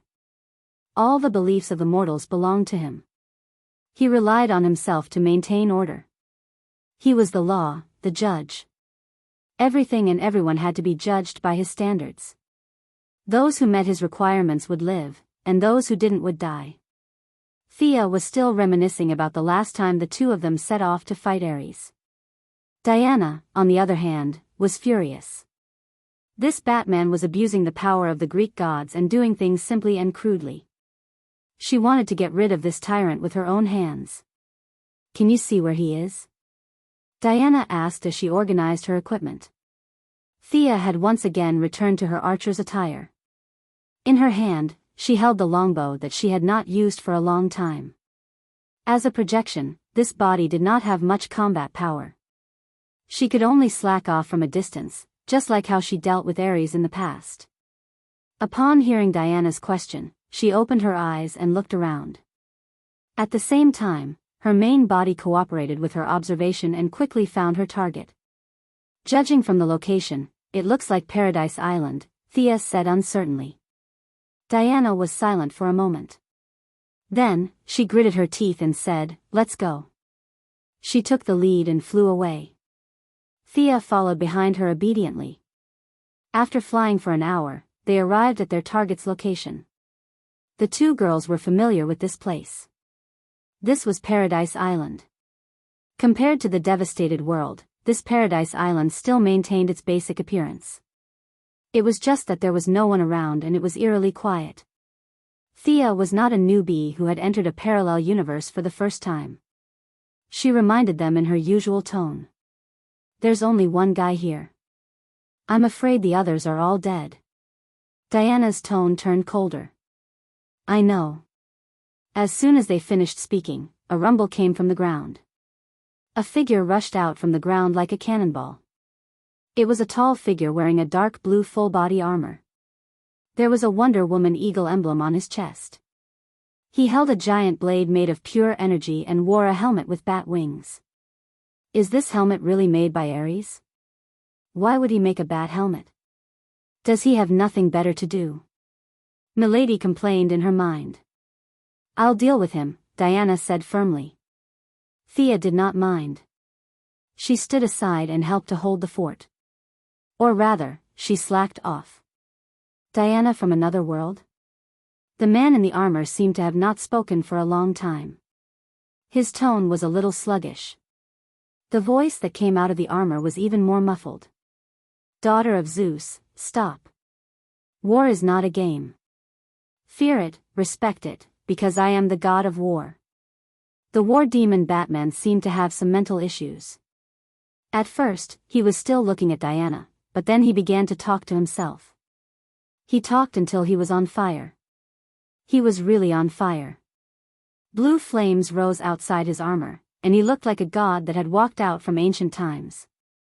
Diana was ready to charge with her shield. She was confused by this guy's random words. She turned around and looked at Thea. This guy is probably crazy. Kill him and take the helmet back. Our mission will be complete. She was too lazy to watch this drama queen. She just needed to remember that Batman was crazy. The other details were not important. Diana agreed. She stomped on the ground with her right foot and jumped a few dozen meters. She slashed down with her sword. The war demon Bat, who was wearing thick armor, did not back down. He did not care about the Vulcan's sword at all. He raised the giant energy blade in his hand and slashed at Diana's waist. The two sides entered a deathmatch mode as soon as the battle started. Diana's doppelganger was about the same strength as the war demon Bat. However, her vision was much better than her opponent's. She used her shield to block the giant blade. At the same time, she kicked the opponent's head. Diana of this world could knock this thing off Ares' head. She could do it too. The war demon Bat reacted quickly. The giant blade in his right hand was blocked. He could only raise his left fist to punch Diana. With a clatter, her courage turned into a green chain and was thrown out by Diana. Like a lasso, it bound the war demon Bat's left hand and dragged it in her direction. Then, she used the Vulcan's sword to pick up his helmet. I am the god of war. The war demon Bat, who was already a little deranged, seemed to have remembered something. He lowered his head and charged forward like a bull. The Vulcan's sword missed, but Diana did not panic. She dodged it and reached out to grab the two bat wings on the war demon Bat's helmet. She wanted to pull it down. Diana was afraid that she would pull his head off, so she did not use all her strength. The first pull did not move. The helmet seemed to have fused with the head. It was too late to use more strength. She could only retreat. The two sides quickly exchanged 3 or 4 blows. The opponent did not have the corresponding level of divine power. He was just using human martial arts and divine power to attack. Diana had the upper hand. Chapter 1073. The war demon Bat was not without an advantage against Diana. His armor was too sturdy. In the last exchange of blows, Diana's Vulcan's sword slashed across his chest. However, the divine weapon and her strength did not manage to cut through the armor. She only left a crack that was about 10 centimeters long and about a finger wide. This set of armor is made of N metals, the entire body is. Young mistress was a little speechless. She thought about how Eagle Hero and Eagle Maiden had been living frugally, and the two of them had only shared N metals. Their days were miserable. A large hammer would become a medium hammer would become a small hammer. And this guy was rich enough to use N metals to make a full body armor. With the support of divine power and N metals, his strength was limitless, and his entire body was overflowing with energy. Let's end this quickly. Let's take him down together. Sia held the bow in her hand. She did not want to attract Barbato's attention, so she knocked an arrow and shot it out. With the sound of her arrow, the second round officially began. She did not know if the war demon Bat did it on purpose.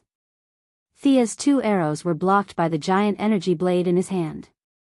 Her weapon's special effect could not be used against such a pure energy blade. Her role was reduced. She could only be responsible for restraining the war demon Bat. Diana was in charge of the main offense. The war demon Bat did not pay attention to her. Instead, it charged at Diana.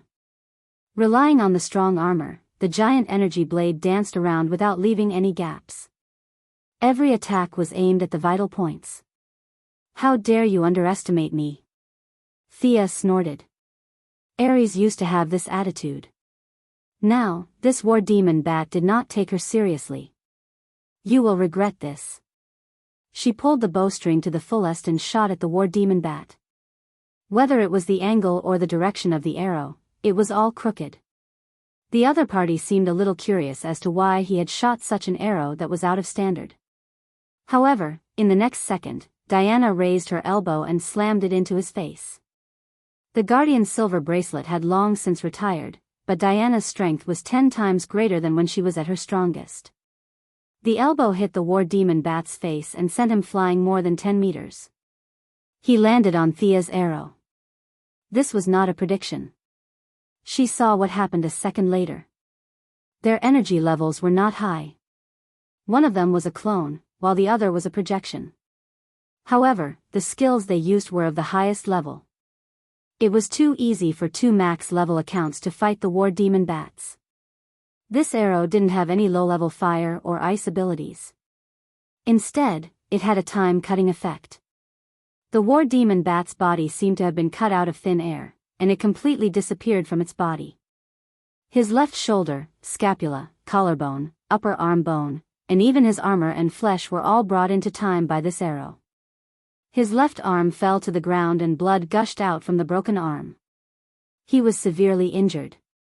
He was barely able to maintain his posture with the help of the giant blade while muttering something under his breath. Diana was a little disappointed. There was really no challenge. Even if their energy levels were about the same, the huge gap between their realms was not something that could be bridged by a large amount of energy. You've lost. Hand over the helmet and I'll let you go.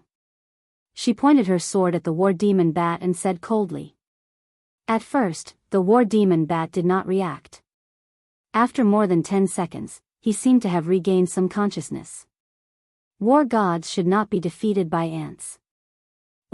The order of the world still needs me to maintain it. With a broken arm, blood gushed out. The war demon bat was not a new god, nor was he an old god. He was just a mortal with the power of a god. There was no way he could heal his body. He could only use the giant blade in his hand to burn the wound to stop the bleeding. You are all enemies. Enemies, he roared at the sky like a sad hero. Humph, Milady snorted and signaled Diana to dodge. She pulled the bowstring to its limit again. She aimed at the war demon bat's heart. Strands of death aura were extracted from the world. She pulled very carefully, not wanting to disturb Barbados. She was just a projection, so it didn't matter if she lost it. Diana was here as a clone. It would be a loss if she was injured. The death aura gathered very little. After being compressed, it was only left with a black cyclone the size of a fingernail. It was attached to the arrow. Thea whistled to attract the enemy's attention. At the same time, she released the bowstring. The speed of the arrow did not have any special effects like a meteor chasing after the moon. In fact, it was not fast at all. She whistled and did not prepare for a sneak attack. Milady's arrow did not have much power or angle. It was not even as good as a beginner's arrow. However, this arrow had the power of law. This law was made up by her on the spot. The content was that the war demon bat must die. Although it was not a god, the war demon bat's energy was not ordinary. He had a premonition that he was in trouble. He grabbed the ground, picked up a giant rock, and threw it at the arrow. The arrow ignored the giant rock and went through it like a shadow. There was a muffled sound. The armor that the war demon bat was proud of, and the divine power that was gathered by the Greek gods, could not block this light arrow. The arrow went straight into the bat's chest. It turned into black gas again and spread from the heart to the rest of his body. In less than 2 seconds, the war demon bat fell to the ground. His body started to crack from the inside. It quickly spread to the armor. Even the end metal could not withstand the power of law. He was dead. Thea reached out and tapped the helmet. This helmet that was made by Ares and watered with the blood of the Greek gods left the war demon bat's head. The face under the helmet was a little distorted. She could only vaguely see some features of Bruce between the eyebrows. The rest was mostly Ares. If the laughing bat was the combination of Batman and the Joker, then this war demon bat was the combination of Ares and Batman. The real Batman was probably already dead. Thea passed the helmet to Diana and quickly looked outside. Barbados seemed to have noticed something, but he did not know what the problem was. Let's go back first. As she spoke, she used the connection of her main body to summon the two girls back. This helmet came from the same source as the Greek gods. With Zeus's ability, absorbing it directly would not cause much damage. Moreover, Thea had already killed Ares in the helmet. If anything happened, then Zeus would be a complete idiot. The atmosphere between the two parties was not harmonious. Diana volunteered to deliver the helmet to the heavenly realm, but she did not go. After watching Diana leave the new planet, Thea turned her gaze to the dark multiverse. Barbados, who was just short of writing the words, "I'm the villain," on his face, appeared again. Thea heard a soundless wave. She knew that he was scolding her for not following the rules. She did not argue with him. "I'm not following the rules. What can you do about it? Come at me if you can." Chapter 1074. Sia looked at the figure in the darkness that gradually retreated and carefully identified it again. Then, she turned her head and said to Brosnan, "Bring the old butler back to Gotham first. I think he's pissed off this time. He'll most likely make a move. Why don't you attack earlier, like the previous few times? Because the time for the universe fusion hasn't come yet. There's a high chance that the universe fusion will upgrade to an omnipotent universe. It's good for us, and you too. If I start a war now, many people will jump out to stop me. I'm not afraid of one or two, but it's not easy to deal with too many. If she had a choice, she would have gone over and killed Barbados instantly. However, she was not the most powerful person in the universe. If she angered everyone, it would be troublesome. Damien found a cave deep under Gotham. It's exactly the same as the one I saw in the world I went to.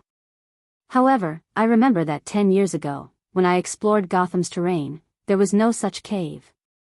Bruce thought about this question for a few days, but he could not find an answer. Thea looked at him in surprise. Your way of thinking is still stuck in the past. Do you still remember the Bat Tribe? If I'm not mistaken, they were the ones who dug it. To you, the cave didn't exist 10 years ago. However, looking at the overall timeline, the Bat Tribe has been digging for thousands of years. Bruce thought about it and felt that the explanation was a little ridiculous. However, there was no better explanation. He seemed to have thought of another question. Judging from the remains there, they still have close ties with Gotham City. Thea nodded. They're from the Owl Court, right? Speaking of which, the court had provided her with a lot of financial help when she was at her weakest.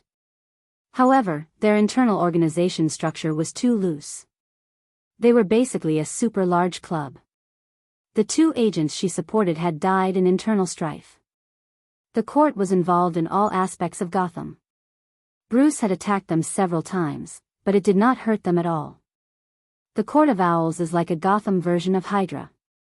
No matter how convinced you are that they are gone, they will always jump out and slap you in the face. The Wayne family was known as the Wayne Bansheng. Other than the Wayne Corporation, they also owned various commercial land, resorts, construction companies, chemical factories, and military factories.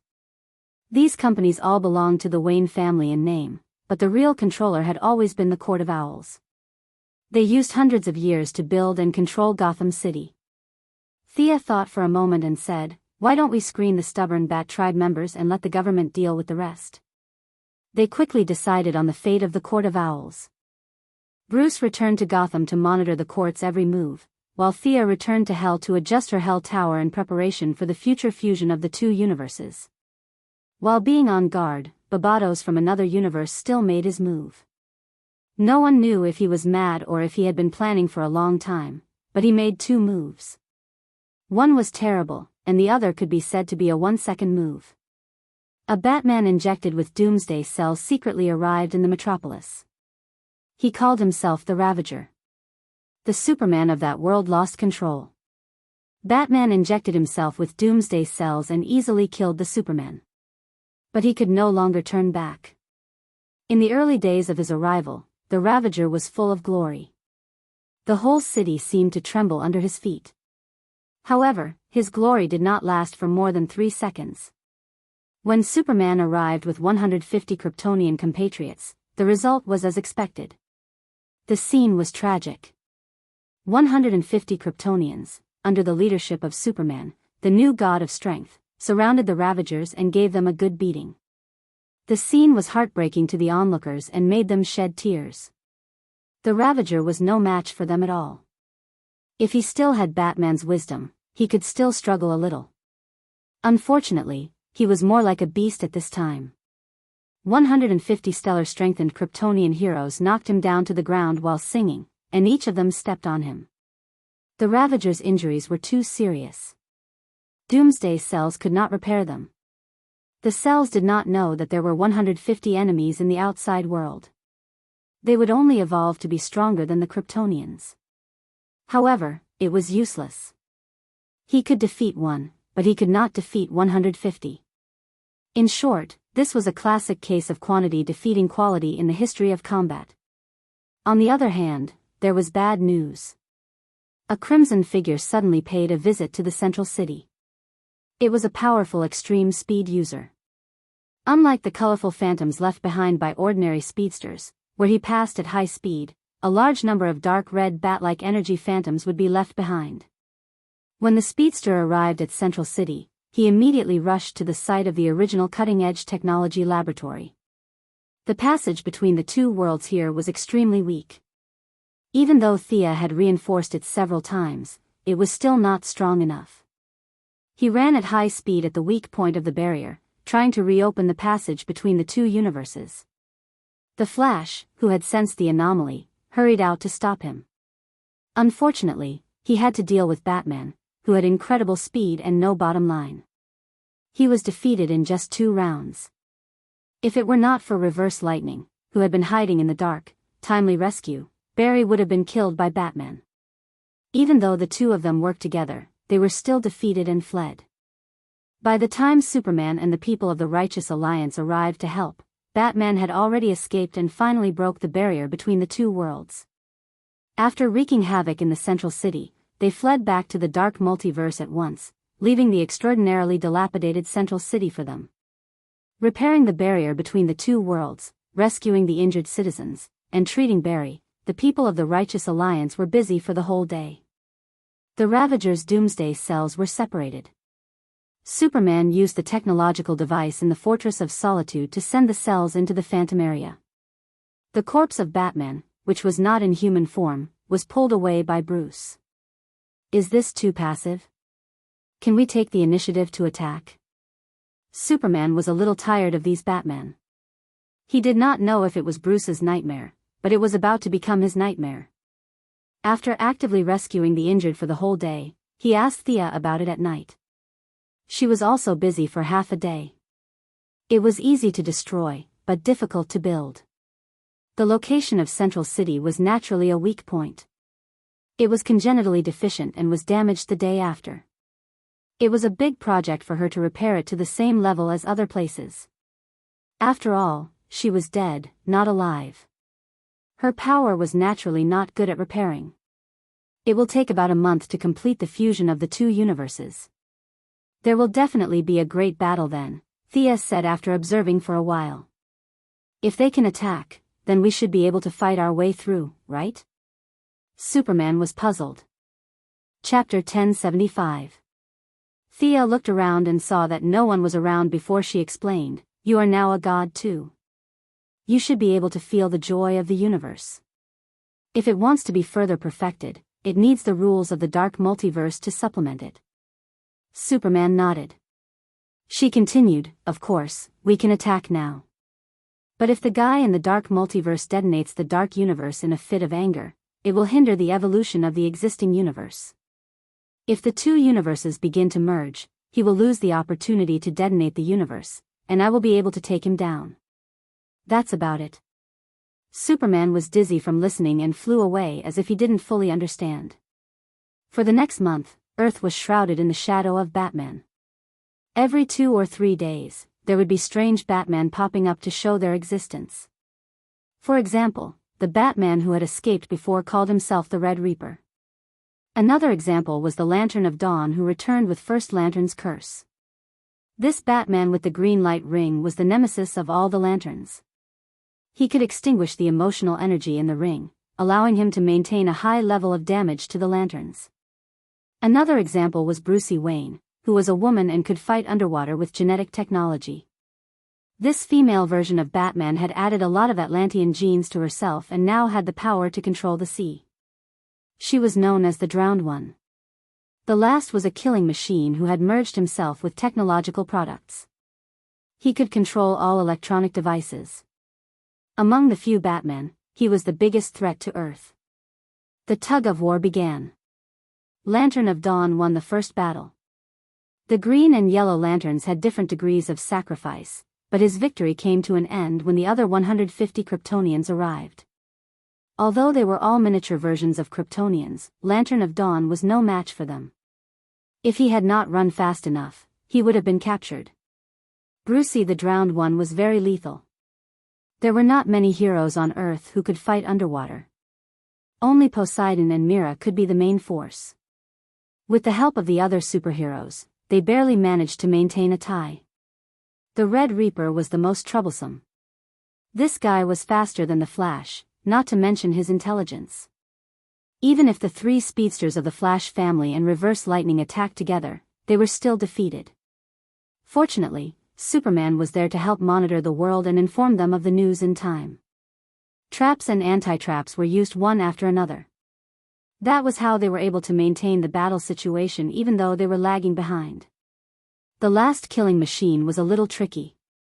He tried to use the internet to control all of humanity's weapons. Fortunately, Bruce intervened at the last moment. Although the opponent's methods were sharp, Bruce had obtained a lot of advanced technology from Brainiac's spaceship. With the intelligence of a god, he quickly defeated the killing machine in the internet world. A month of blood and fire quickly passed. On this morning, the world remained dark even though it was already 9:30. It was not that the light of the stars was blocked, but that the entire multiverse had become night. All the superheroes, lanterns, and Kryptonians in the Hall of Justice were ready to take part in this once-in-a-lifetime battle. Thea and Diana were not present. They had to deal with the last enemy. The 2 women had both left the Justice League, and Thea's position was inherited by Oliver. With Green Arrow's experience, she was more than qualified to be an elder of the Justice League. Diana, on the other hand, let her disciple Casey the Wonder Girl enter the Justice League. At the same time, Bruce had also officially left the Justice League, and was replaced by the second-generation Batman, Damian. However, as a young man, he was just an ordinary member like Casey. The 3 elders, Thea, Diana, and Bruce, had retired. Those who still had decision-making power were Superman, the Flash, Green Arrow, Poseidon, and Hal Jordan. 5 of them. Other than the 5 of them, there was still half a person who had decision-making power, and that was Daniel the Sandman, who stayed as a consultant. Although he did not know when the title of consultant had fallen on his head, Thea was in the underworld. She had met up with Diana, and was making the final adjustments to her underworld tower. Originally, according to the trajectory of events, this should be the Dark World invading the main world, and the process was almost irreversible. However, things were different with the underworld tower. With the highest authority, this super-civilization technological equipment that could adjust the frequency of the multiverse began to operate slowly. The main multiverse maintained the original frequency, and at the same time, changed the frequency of the dark multiverse, making the other side close to it for the main multiverse to devour. The heroes of the main multiverse were ready to go. Before they set off, they talked about the things to take note of, and the attack strategy. This was originally Bruce's job, but he was not present today. After all, the enemy that a bunch of people wanted to defeat was Batman, and he was too ashamed to say anything in front of everyone. Since he was not present, as the greatest superhero, Superman took up the role of leader.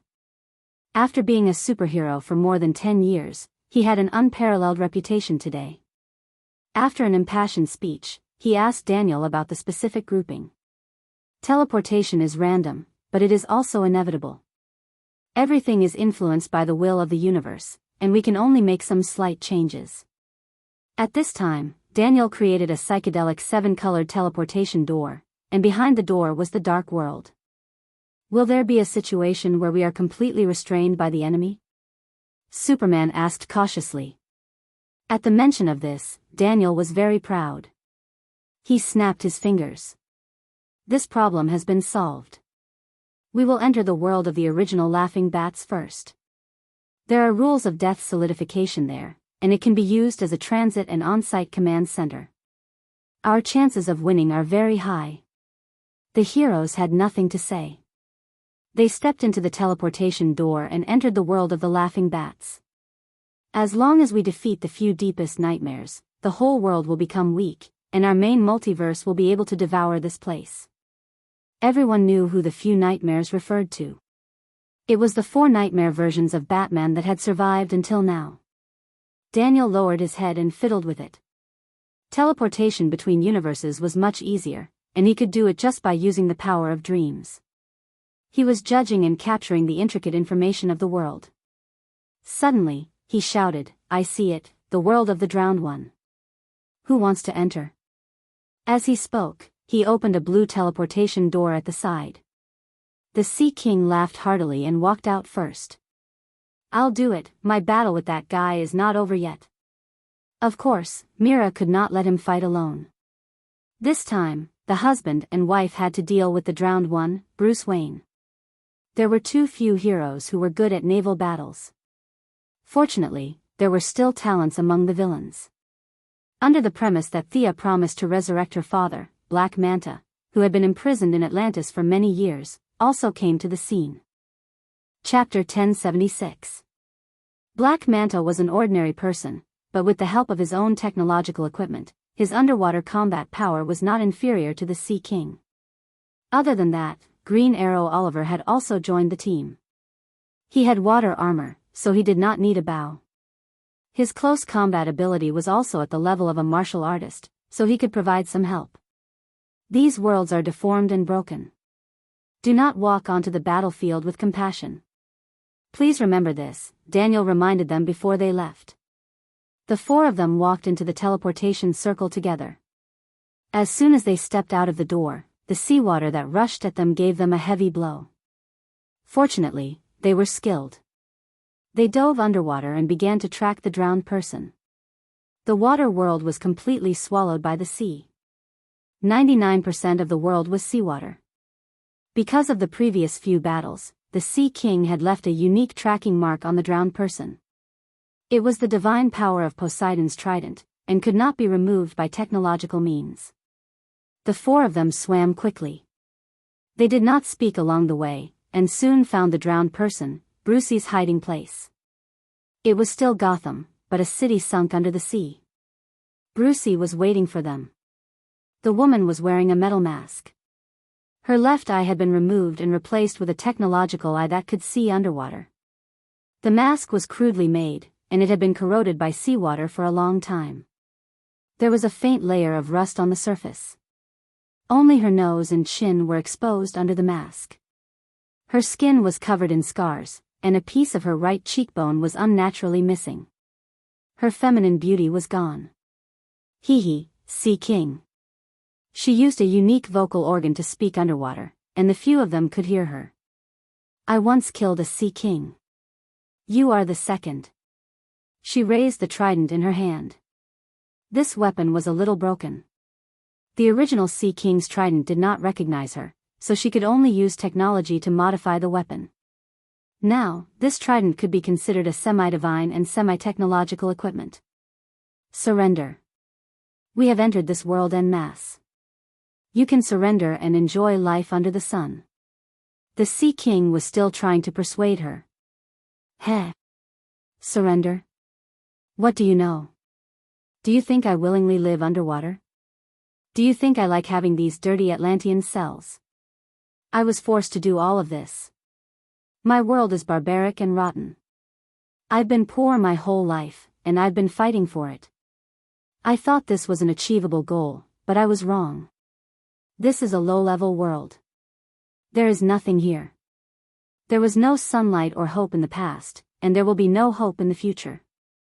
There is only vengeance and anger. This world is destined to sink and be destroyed. The Sea King was a little suspicious, as the other party seemed to already know the truth behind the scenes. The Sea King felt that his persuasion this time would be effective, so he said with a serious tone, "I admire your efforts, but there is always a limit to a person's strength. Will you leave this world with us?" The corners of Brucey's mouth curled up into a strange arc.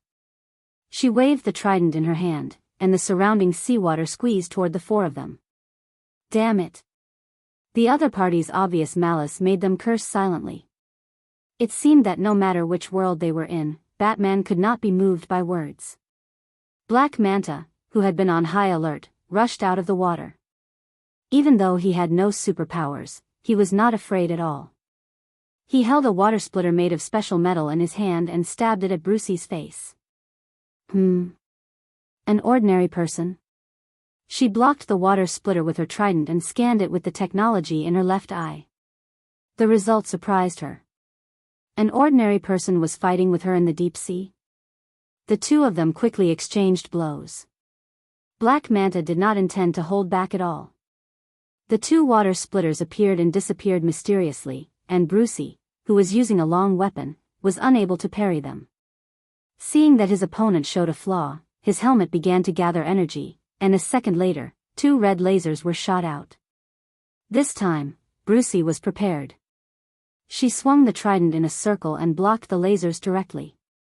At the same time, the Sea King and Mira also rushed over, while Green Arrow relied on the water armor on the outside. The Sea King and Black Manta, these two old friends, worked together for the first time, so they were a little unfamiliar with each other. Working together? That was impossible. Mira could only help to control the seawater to put pressure on Brucey and provide opportunities for the Sea King and Black Manta to attack. Unfortunately, Brucey had undergone cruel self-modification surgery. She also had the Atlantean bloodline and the ability to control seawater. Both sides were fighting for control of the seawater. In terms of talent, Mira was definitely stronger. However, Brucey was ruthless to both her enemies and herself. She had forcibly modified her genetic chain and gathered the water control ability of dozens of people on herself. In comparison, Mira was no match for her. Wrapped in a large amount of seawater, her trident was pulled to the side, forming a small whirlpool. She then controlled the seawater to push it out horizontally, directly hitting the Black Manta that was in her way. In terms of water control, she was stronger than Mira. In terms of martial arts, she was stronger than the Black Manta and the Sea King, who had been guarding the lighthouse since young. The two tridents slashed and pierced each other. In just 2 moves, the Sea King, who was average in martial arts, had 3 holes in his shoulder. This tattered, semi-divine, semi-technological trident had some special effect. An unknown substance was mixed into the wound, severely hindering the Sea King's self-healing ability in the seawater. Fortunately, Green Arrow was not far away to help. As a martial artist, he could fight dozens of moves with Batman even with melee weapons. Although fighting underwater was a little awkward, the principles of fighting were still the same. Brucey, the Sea King, and the Black Manta all used the sharpness of their weapons to attack the enemy. Green Arrow pulled out 2 straight swords from the armor, and at the same time, the armor powered the weapons to help resist the power of the divine trident. Oliver's face was serious as he saved the Sea King. One of his swords blocked the trident, and the other went straight for the enemy's left hand. Good skill. The drowned person praised softly. She turned the trident around and used the handle to block the straight swords. At the same time, she opened her mouth and spat out a large amount of ink-like black water at the few of them. Retreat, the Sea King reminded. Green Arrow, Mira, and the Black Manta each pulled back a distance. The ink was the exclusive ability of the drowned person, containing countless wronged souls. Of course, for Brucey, who believed in science, souls did not exist. She believed that the ink was full of the spiritual imprints left by the dead. These spiritual imprints would turn the living into the slaves of the drowned person, combining attack and defense. Brucey used this move to single-handedly destroy Atlantis in her world. Chapter 1077. She had used this move in the Battle of the Main Body and severely injured Mela. Fortunately, Thea had saved her, or else she would have been severely injured even if she had not died. Now, they could only avoid this unsolvable move. The opponent could only spit out a limited amount of ink in a short period of time. As long as they were prepared, it was not difficult to deal with.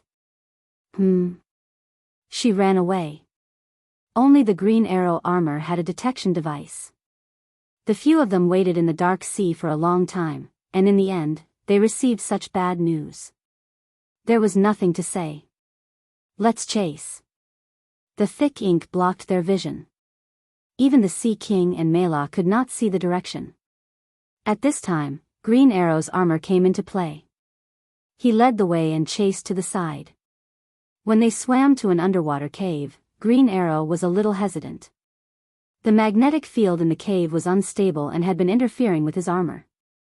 The black manta ray that relied on technology was also affected. After a simple discussion with the Sea King, the two quickly made up their minds. They would not go in. Knowing that the opponent had set a trap inside, they would still rush in. How stupid would that be? Although the Sea King and Green Arrow were a little impatient, they had been beaten by reality for so many years. I don't believe that she has been hiding down there. Let's go back to the surface. The Sea King said and let Green Arrow and the Black Manta Ray go first while he and Mela stayed behind to guard. Their caution paid off. Realizing that they were not fooled, Brucey could only take the initiative to attack. She hid among a group of fish and hid from Green Arrow's thermal imaging system. However, when she approached carefully, she was discovered by the Sea King, who liked to control underwater creatures. There was a living person hiding in a group of fish. The Sea King attacked without looking. Green Arrow and the Black Manta Ray cooperated with him on both sides. Tridents, water thorns, and straight swords danced up and down. Brucey could not block them and was pierced by the Black Manta Ray on her shoulder and collarbone. Light blue blood flowed out of the wound. However, she did not care and controlled the water flow to block the wound and continued to fight with them. You actually modified yourself to such an extent. Green Arrow felt that she was terrible and pitiful. She had forcibly changed her genes. Just thinking about it showed how much she had suffered and how much she had suffered. This is the price of power. She yelled and used her left hand to control the water flow to block the Sea King and the Black Manta Ray. She held the halberd in her right hand and swung it at the Green Arrow at lightning speed. If this was on land, Green Arrow would have no difficulty dodging it. His dynamic vision and reaction speed were among the best among superheroes. However, he was still underwater. His vision could react, but his armor was not that sensitive. He could only gather energy and activate the defensive barrier within his armor. This set of armor was made by Thea in the early days. Whether it was in terms of performance or attack, it wasn't outstanding. It was just that it was made with the bones of the shark god, which made it faster underwater. In the face of Brucey's attack, the armor's energy shield was directly shattered, and a huge gash was left on its chest by the trident. The other parts of the armor were slightly inferior, but due to the young Miss's fear of death, its defensive capabilities were still quite good. This time, it did not penetrate the armor. Although Brucey was a little surprised, she didn't care because the huge pressure in the sea would help her destroy the enemy. Green Arrow secretly gave the Sea King a look. The latter understood his tactical intention and pretended to be anxious to attack first. It seemed that he was ready to let Green Arrow leave the deep sea and return to the surface to repair the armor. The enemy wanted to escape, and Brucey certainly wouldn't let go of this opportunity. She began to attack Green Arrow wildly, vowing to kill him with her halberd. The Sea King desperately tried to cover her and shouted from time to time to run. In order to attack first, Brucey naturally relaxed her control of the sea, and Mira was able to regain the initiative. The sea gathered from all directions and rushed towards the battlefield. Brucey paid the price of having her neck pierced by the black manta ray and once again slashed Green Arrow's armor with her halberd. Just as she was about to watch the other party get crushed by the sea, she saw a flash of white light on Green Arrow's body and instantly disappear. Due to the lack of information, she didn't know that Thea had placed teleportation gems on several of her close relatives. Green Arrow was like a bait, firmly attracting her attack. When Brucey realized that she had fallen into the trap, one of the enemy's combat power had disappeared, but she was also seriously injured. She lost control of the sea, and the wound on her neck was even more serious. She didn't know what technology the black manta ray had developed, but the metal on the surface of his water splitter could slow down the healing speed of the Atlantean's body, and it was accompanied by a strong poison. The Sea King was not immune, and Brucey, a pirated version, was even more so. Hee. Blood kept flowing out of her neck, and her strength began to decline. Surrender. You can't beat us. The veins on Mira's forehead bulged, and her ability was mobilized to the extreme. Brucey, whose strength was greatly reduced, could no longer control the sea. She was squeezed into an unusually narrow space and couldn't move. The difference in pressure between the inside and outside caused her to spurt blood. Give up resistance, you still have a chance to redeem yourself. The Sea King stood outside and tried to persuade her to surrender again. The black manta ray curled his lips, still on guard. Brucey, who was trapped in layers of water, smiled silently. Her smile was full of cruelty and bloodthirst. Her body began to expand violently, and ink flowed out of her body uncontrollably. The pressure on Mira increased sharply, and she could only mobilize more of her mental strength to hold on. The souls in the black ink were squeezed into a small space, and the last thing the Sea King heard was Brucey's crazy and joyful cry. In the next second, the water space exploded from the inside out. Mira was directly injured, and she spat out a mouthful of blood and fell into a coma. The Sea King did not have time to check on his wife's injuries, and quickly swam away with her. The black manta ray swam quickly, and the black ink spread rapidly in the sea. Countless fish were caught in it, lost their nature, and began to provide energy for the black ink.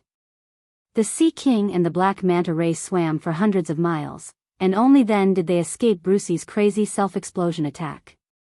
They rested for a while, and checked according to the magic talisman that Daniel had prepared in advance. After confirming Brucey's death, they returned to the original Laughing Bat world. The source of the nightmare was solved, but for the earth of this world, the loss was also great. 1/3 of the sea was contaminated by the black ink, and the remaining life forms were once again destroyed. The sea may be clear again in the future, but that would be a long time in the future. Mira was treated by the green lamp and the blue lamp, and it took a while for her to wake up, but she was still a little weak. As the first to end the battle, the Sea King saw that his wife's breathing was stable, and asked about the situation of the other battlefields. Chapter 1078. At the same time, in another world, in another broken Gotham. A few figures were running at full speed. This was the world of the Red Reaper. Batman hated himself for not being able to save Nightwing, Tim, and the others in time, so he tied up the Flash and drove the Batmobile into the space of seraphic speed. Batman and the Flash merged into one. He returned with the power of seraphic speed and killed all the Gotham villains in the next 10 seconds. Today, he was playing a game of hunt and counterhunt with the Flash from another world, Reverse Lightning. Psyker, go to East Street and block him. Caitlin, use your ability to create speed bumps at the 3 intersections in front. Run.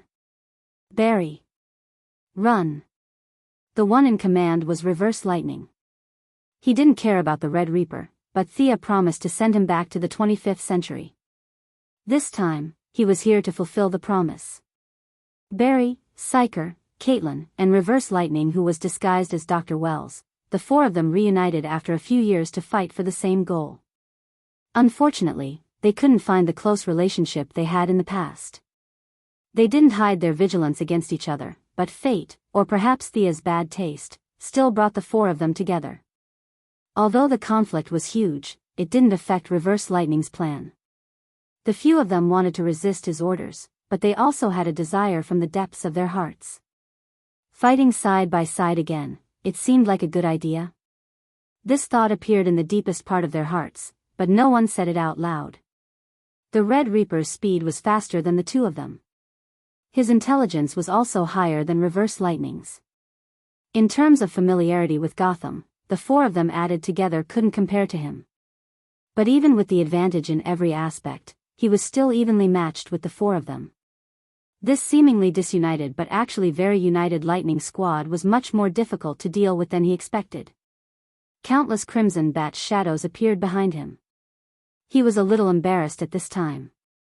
He took a big turn to avoid the road that was frozen by Caitlin and ran quickly up the building. However, this delay allowed the Flash to catch up with him from behind. On the other side, Reverse Lightning was also in an angle with him.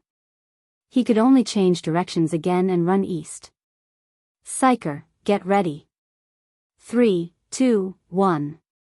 Seeing that the enemy had fallen into his trap, Reverse Lightning quickly commanded through his headset. Psyker could temporarily sever the connection between this group of extreme speed users and the God Speed Force. Although it was only for a short period of time, in the midst of high-speed running, that momentary lapse in connection could affect the entire situation. After that, without looking at where the Red Reaper was, he directly used his shockwave ability to cut off the connection between this space and the space of the Speed Force. Dodge, open, Psyker. Static came from the earpiece, and a few words could be vaguely heard. The Red Reaper, which was supposed to lose its balance and fall to the ground, was not affected at all. Instead, it was the two speedsters on his side who stopped and started running again when they saw that he was in danger. The Red Death grabbed him by the neck and lifted him up. His opponent's arm was very strong, and it was not difficult for him to catch him with one hand. The power of science. You guys probably don't know that the power of seraphic speed can also be stored, right? The Red Reaper pointed to its ear, indicating that there was a microphone there that could monitor their conversation. At the same time, Psyker noticed that there was something similar to a battery on the man's chest. Presumably, that was the device he used to store the power of his divine speed. The monitoring was deciphered, and the plan was countered. It could be said that Reverse Lightning had completely lost this round. His friends could not save him in time, and Psyker could only save himself now. He hurriedly used his shockwave on himself, and at the critical moment, he performed beyond his usual level and entered the angle between two worlds. The Red Reaper's arm swept past his shadow, and he was slightly stunned. After waiting for a second, he realized that he could not come out once he entered. He laughed and turned around to deal with Caitlin, who had used her speed reduction. Psyker?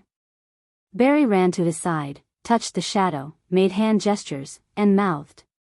He realized that this guy had gotten him in, but he had overused his ability and could not come out for a while.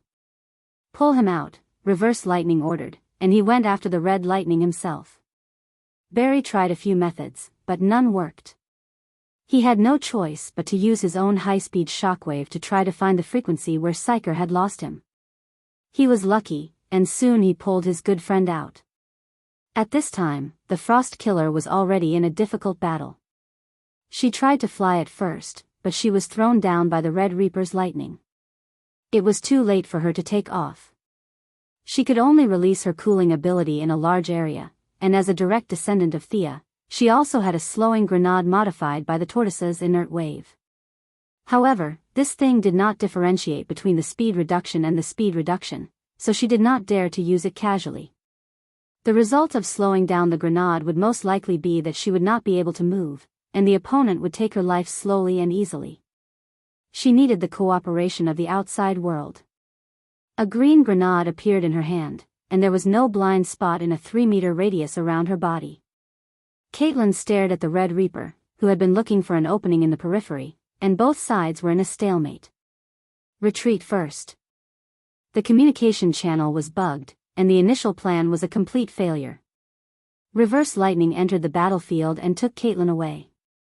On the other side, Barry also took Psyker away. The four of them regrouped. They all had a certain level of scientific literacy, but they did not know how the Red Reaper had eavesdropped on their conversation. Reverse Lightning checked the equipment, and it was obvious that it was not his problem, but the opponent's technology was too advanced. As a transmigrator, being beaten by the technology of the so-called primitive people, this made him very unhappy. This world is collapsing, we don't have much time left. Caitlin looked out of the window, the Earth's crust was shaking slightly, and the pale red sun in the sky seemed to be within reach. A large amount of static electricity was brewing in the clouds, and it was a doomsday scene. The fusion of the two multiverse was accelerating. I can feel a different voice in the Red Reaper's body. The Barry Allen here is still conscious, maybe we can try to wake him up.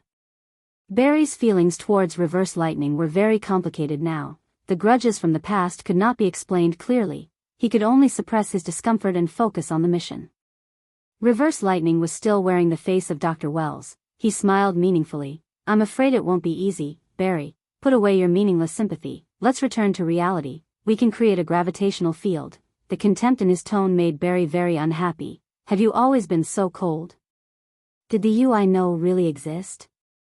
Seeing that they were about to quarrel, Psyker and Caitlin hurriedly pulled the two of them apart and pulled their attention back to the enemy. Chapter 1079. They were working hard to break out of this situation. The battle in the other universe was already in full swing. The elites of the Seven Lanterns were fighting against the Dawn Lanterns. They could eliminate emotional energy and use nightmares to reappear. Overwhelming evilness rolled back toward the Seven Lanterns. The fusion of the two universes accelerated, allowing the Lanterns to finally use most of their abilities. Red Lanterns were still at the forefront. Attikitas led his subordinates and charged through the nightmares. However, the Dawn Lanterns were very effective against their lantern rings. Not only did Attikitas not reach them, but he was also heavily surrounded. If not for the Holy Walker's help, he would have died in the endless nightmares. Although I don't like to say this, we need to gather the power of the Seven Lanterns to defeat this guy.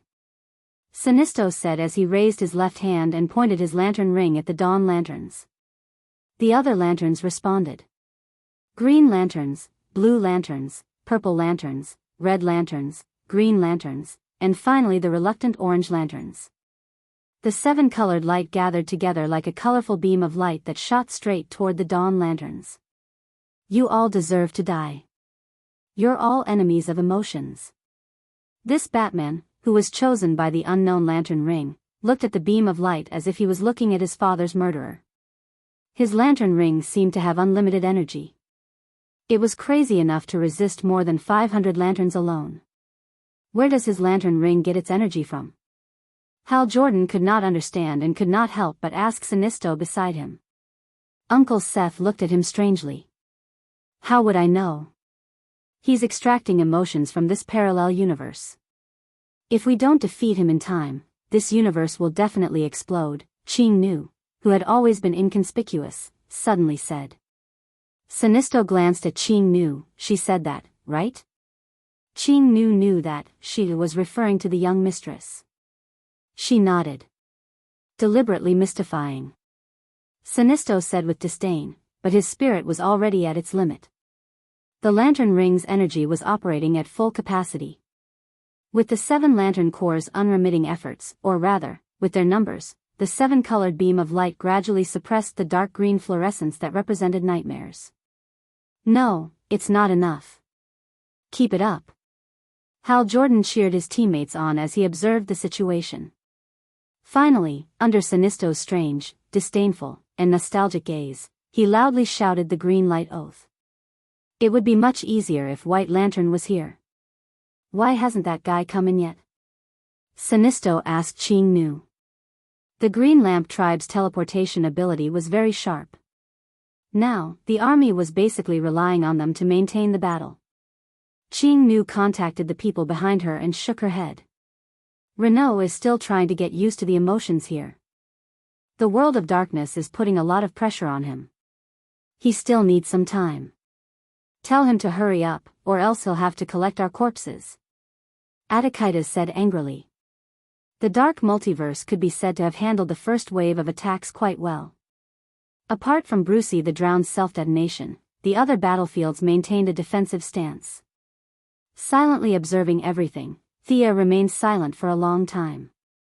The Lightning Squad was having a hard time dealing with the Red Reaper, so she was prepared to add more reinforcements.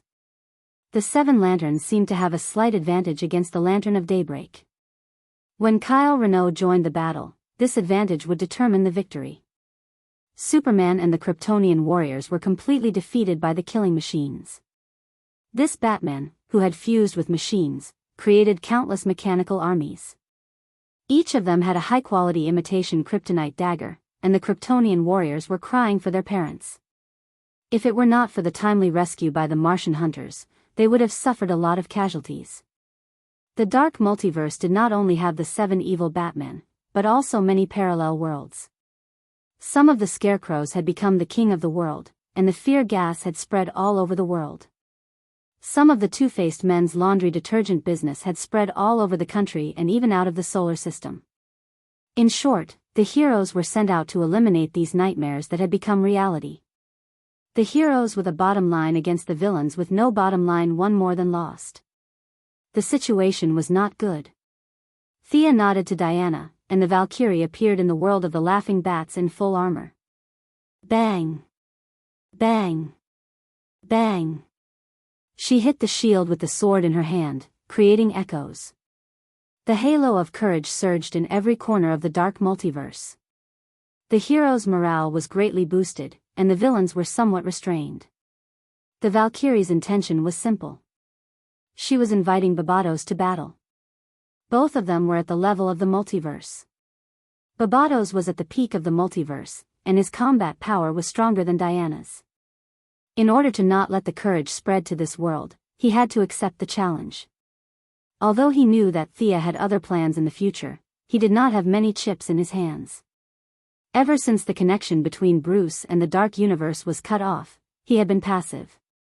Shaking his body, he stood up from the darkest abyss. His mountain-like body crossed the distance of space and came before Diana. It had a black hood, huge bat wings, and skin that was as gray as a corpse.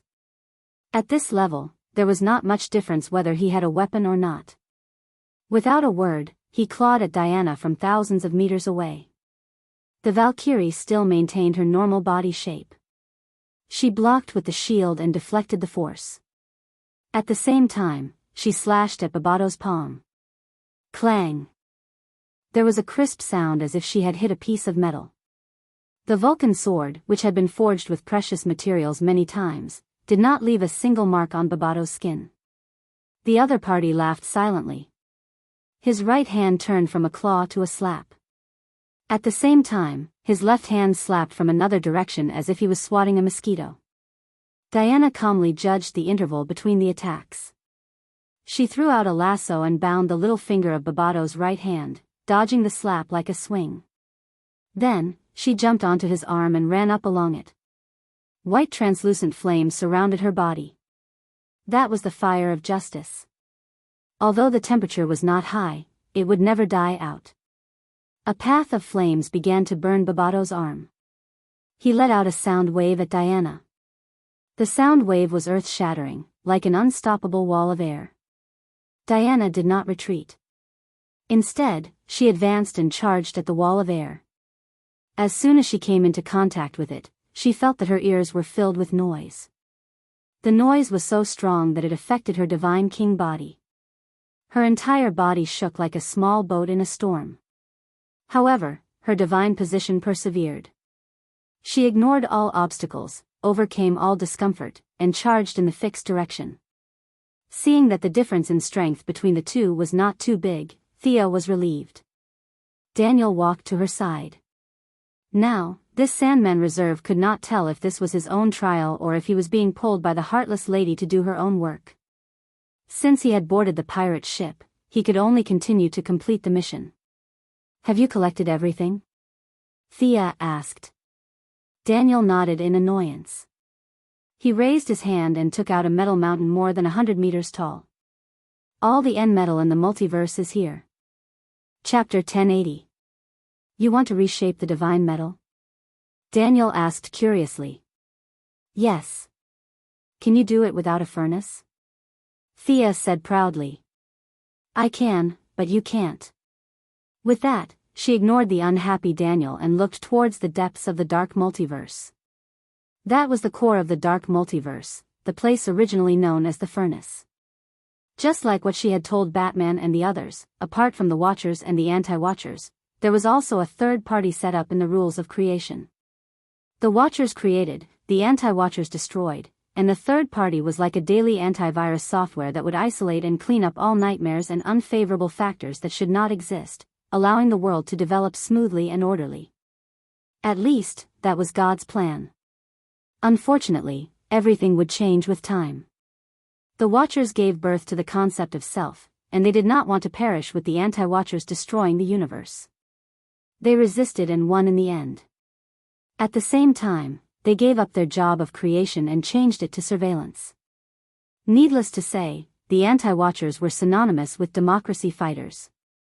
They would rather destroy their own martial arts in order to pursue freedom, and were finally let go by Thea. The series of changes affected the third party as well. A horseshoe nail affected an entire empire. The variables that started with Bruce kept accumulating and finally reached the third party. He was killed by his own assistant, a dragon that specialized in devouring nightmares. The dragon later changed its name to Barbados and stayed in the depths of the dark multiverse until today when Diana challenged it to a battle. Thea refined the N metal into the divine metal. The first prerequisite was to see how the furnace worked. The third party had been using it for countless years and must have its own method. It would save a lot of trouble if she could learn from it. Daniel looked at his little sister stretching her neck to look at it for a long time. Just as he wanted to let Thea rest for a while, she sighed in relief. That's easy. I thought it would be difficult. Thea closed her eyes slightly as her slender hand stroked the metal mountain. She did not need a hammer, anvil, or flame to understand the manufacturing process. She could refine the metal that represented the original power of the universe out of thin air. Soon, the fluorescent dots were smelted again. The N metal, or should it be called the ninth metal, was purified into the original power. This was the 10th metal, the divine metal. Thea raised her hand and sent the divine metal into the dark multiverse. Barbados suddenly saw this scene and realized her goal. He hurriedly tried to stop her. Too late. Idiot. Diana laughed and tied the lasso around Barbados' neck. Using all her strength, she pulled back 2 steps. After that, the flames of the fire god's sword were completely extinguished and replaced by the fire of justice. She raised the sword and slashed twice at Barbados' defenseless back. Seeing that he could not stop the metal from entering, he was forced to retreat twice in a row. He could only turn back and continue to attack Diana. With the help of the divinity metal, the heroes throughout the dark multiverse had their strength, speed, and stamina greatly increased. At the same time, their lethality towards the dark creatures had also reached a ridiculous level. The heroes' counterattack began. Kyle Rayner had an additional set of armor that resembled a sacred garment over his white tights. An even brighter white light shone in the dark multiverse. With his addition, the 7-Lantern Corps was finally able to dispel the nightmarish manifestation of the Lantern of Dawn. No. Today will be your doomsday. He was still resisting tenaciously. More strange creatures that were completely incomprehensible were manifested. Faced with the continuous attacks of the 7 lanterns and the White Lanterns, the nightmarish manifestations roared and struggled. They wanted to devour all emotions. A vague figure appeared behind the Lantern of Dawn. It was the remnant of First Lantern's will. He no longer cared about the time he had left. He wantonly extracted the universe's emotions and turned them into nightmarish manifestations to attack the lanterns. The ability to extinguish emotions was very domineering, and the manifestation that ignored the ring's upper limit was also very powerful. However, First Lantern was already dead. With that remnant of his will and evil Batman's own will, he was able to fight against 500 lanterns and Kyle Rayner. Especially with Kyle Rayner's divine metal, the combination of First Lantern and evil Batman was completely defeated.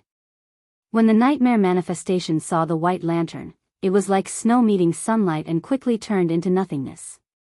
The energy beam of the 7-Lantern Corps then pounced. The Lantern of Dawn's struggle was meaningless. In the end, with a vicious curse, he was completely destroyed by the energy beam along with his ring, leaving nothing behind. The lanterns went to different parallel universes to destroy the source of the local nightmares after a little rest. The Lightning Squad had also received the bonus of divine metal. Previously, they were almost wiped out. Not only was Red Reaper fast and intelligent, but he also had a lot of black technology equipment. He even had Captain Frigid's freeze gun. As he ran, he would turn around and shoot, making the flash and reverse lightning unable to take it. Fortunately, metal fell from the sky and evened out the speed difference between the two sides. Caitlin, throw. Reverse lightning didn't care if the other party could eavesdrop and shouted loudly. Boom! The speed reduction grenade exploded among the three extremely fast people. The three of them were as slow as turtles. Red Reaper used several types of technology equipment in succession, but he still couldn't get rid of this speed reduction. When he was about to continue experimenting, the flash and reverse lightning had already walked up to him. Well, they walked up to him slowly. Hee hee. Red Reaper found that this speed reduction was very fair. He lost his speed, and so did the other party. He immediately waved his fist and attacked the two of them. It turned out that even without the power of speed, Batman, who had 127 types of martial arts, could beat the Flash and Reverse Lightning who had lost their speed advantage. Reverse Lightning was more of a scientist than a warrior. Barry had gone to the police academy, but he majored in crime scene investigation. His combat skills were sloppy and ordinary, so he was no match for Red Reaper. Red Reaper used his joint skills to break one of Barry's arms. When he heard footsteps behind him, he rushed forward and turned around. The attack he imagined didn't happen. He saw Reverse Lightning holding something that looked like a camera in his hand. The other party smiled at him. With a click, a colorful and countless colors exploded in front of him. Red Reaper's expression was confused at first, then pain, and finally ferociousness. Spots of golden light came out of his body. When the effect of the speed reduction grenade disappeared, he was already kneeling on the ground with his head in his hands. Is he okay? Barry asked. Reverse Lightning glanced at him and didn't say anything. Psyker hurriedly explained to his good friend the principle of his invention and Reverse Lightnings. A bunch of words about creatures, brains, and spectra. It sounded like he understood, but he didn't really understand. Chapter 1081. In less than half a minute, the Red Reaper's body began to change. The dark red bat shadows began to disappear and were replaced by gold. Suddenly, the red battle suit began to dissipate from his body. The divine metal that covered the sky of the dark multiverse also descended in the next second and surrounded him. Waves of black gas were squeezed out of his body, and at the same time, a golden suit appeared on his body. The members of the Lightning Squad looked at each other, wanting to know what this change meant. I'm Barry. Most of that guy has been expelled. His body is now under my control, at least for now. The other party took off his mask. His face was still Bruce's, but his voice had become Barry. It was the kind Barry of this original world. I've suppressed that evil thought. You've won, the Golden Barry said emotionally. The Lightning Squad did not really trust him, but after Daniel confirmed it, they accepted the result. The last world was the world of killing machines. In that world, Batman used technology to copy the old butler, Ah Fu, and turned the old butler into a terrifying virus program. Batman didn't realize it at all, and allowed the virus to merge with him. In the end, he became a monster that could control countless machines. The machines were very powerful, but with the cooperation of Batman, Luthor, and Mr. Excellent, they still managed to break into the opponent's computer network, erased the old butler's virus, and made the killing machines go offline. The main nightmare worlds were purified. The final moment had finally arrived. Superman and Bruce, who were wearing the divine metal armor, rushed to help Diana. Two dark rays shot out from Bruce's eyes. It was the Omega ray that he had just fused before joining the battle. However, he was still a little weak and could not fully unleash the power of the rays. Seeing the rays shooting out of his good friend's eyes, Superman felt that it was strange, but he quickly composed himself and focused on the battle. Similarly, he activated the stellar energy in his body and shot out 2 rays. Barbados was stronger than them, but not to the point where he could ignore them. He could only wave his left hand and deflect their rays from left to right. Diana saw an opening. She stomped on the ground and flew out. The long sword in her hand was covered in the flames of justice. She slashed a huge wound more than 10 meters long from the opponent's lower abdomen to his chest. At the same time, Superman and Bruce launched their own attacks. Barbados's huge body made him lose focus. However, as a dragon that had devoured nightmares, his body was huge. Now that he had been corroded by nightmares, he did not have the ability to shrink. He could only bite the bullet and deal with them. Diana was slightly weaker than him. The two of them had been fighting for half a day. She was not an enemy that could be defeated in a short time. Barbados had placed her at the end. He measured the strength of Superman and Bruce in his heart and was prepared to use one of them to break the stalemate. Superman was also abandoned. Obtaining the strength deity position allowed his strength to reach a higher level. Barbados felt that he wouldn't be able to take down Superman in a short period of time. In the end, he set his sights on his biological son, Bruce, whom he had been secretly observing for a long time. Taking a deep breath, he aimed at Bruce and spat out a breath of darkness. This was a skill that originally belonged to him. Now, he had added a sonic attack and negative energy attack. As someone who had dared to fight Darkseid head-on as a mortal, Bruce did not have much fear. The divinity metal had also greatly strengthened his abilities. He flew up and moved continuously in the air. Not only did he dodge the attack, but he also approached Barbados. 2 bat darts made of dark divine power shot out. At the same time, he kicked Barbados in the face. B** starred. Barbados was furious that Bruce, who he thought was an ant, attacked him. He reached out his huge hand, wanting to crush Bruce. At this moment, Superman flew to his other side. With his arms in front of him, he slammed into Barbados's waist like a cannonball. Diana assisted at the right time, creating another huge wound on his neck. After a few exchanges, Barbados finally realized the danger he was in. He stopped fighting and turned to run. Even if he lost this time, as long as he could hide in the depths of the furnace, he could still make a comeback. At this moment, Sia, who was in the underworld, knocked an arrow on her bow, pulled the bowstring fully, and shot an arrow at the dark world from afar. This arrow had already broken through the limits of speed, time, and space. It tore through space and was already in front of Barbados when it appeared again. She wants to kill me? This thought surfaced in Barbados's mind. How dare she do this? Isn't she afraid of destroying the balance of the universe? At this critical moment, he did not have time to think. In the face of death, he did not dare take it head-on. He did not use any void-type skills. His tall body quickly twisted, preparing to dodge the arrow physically.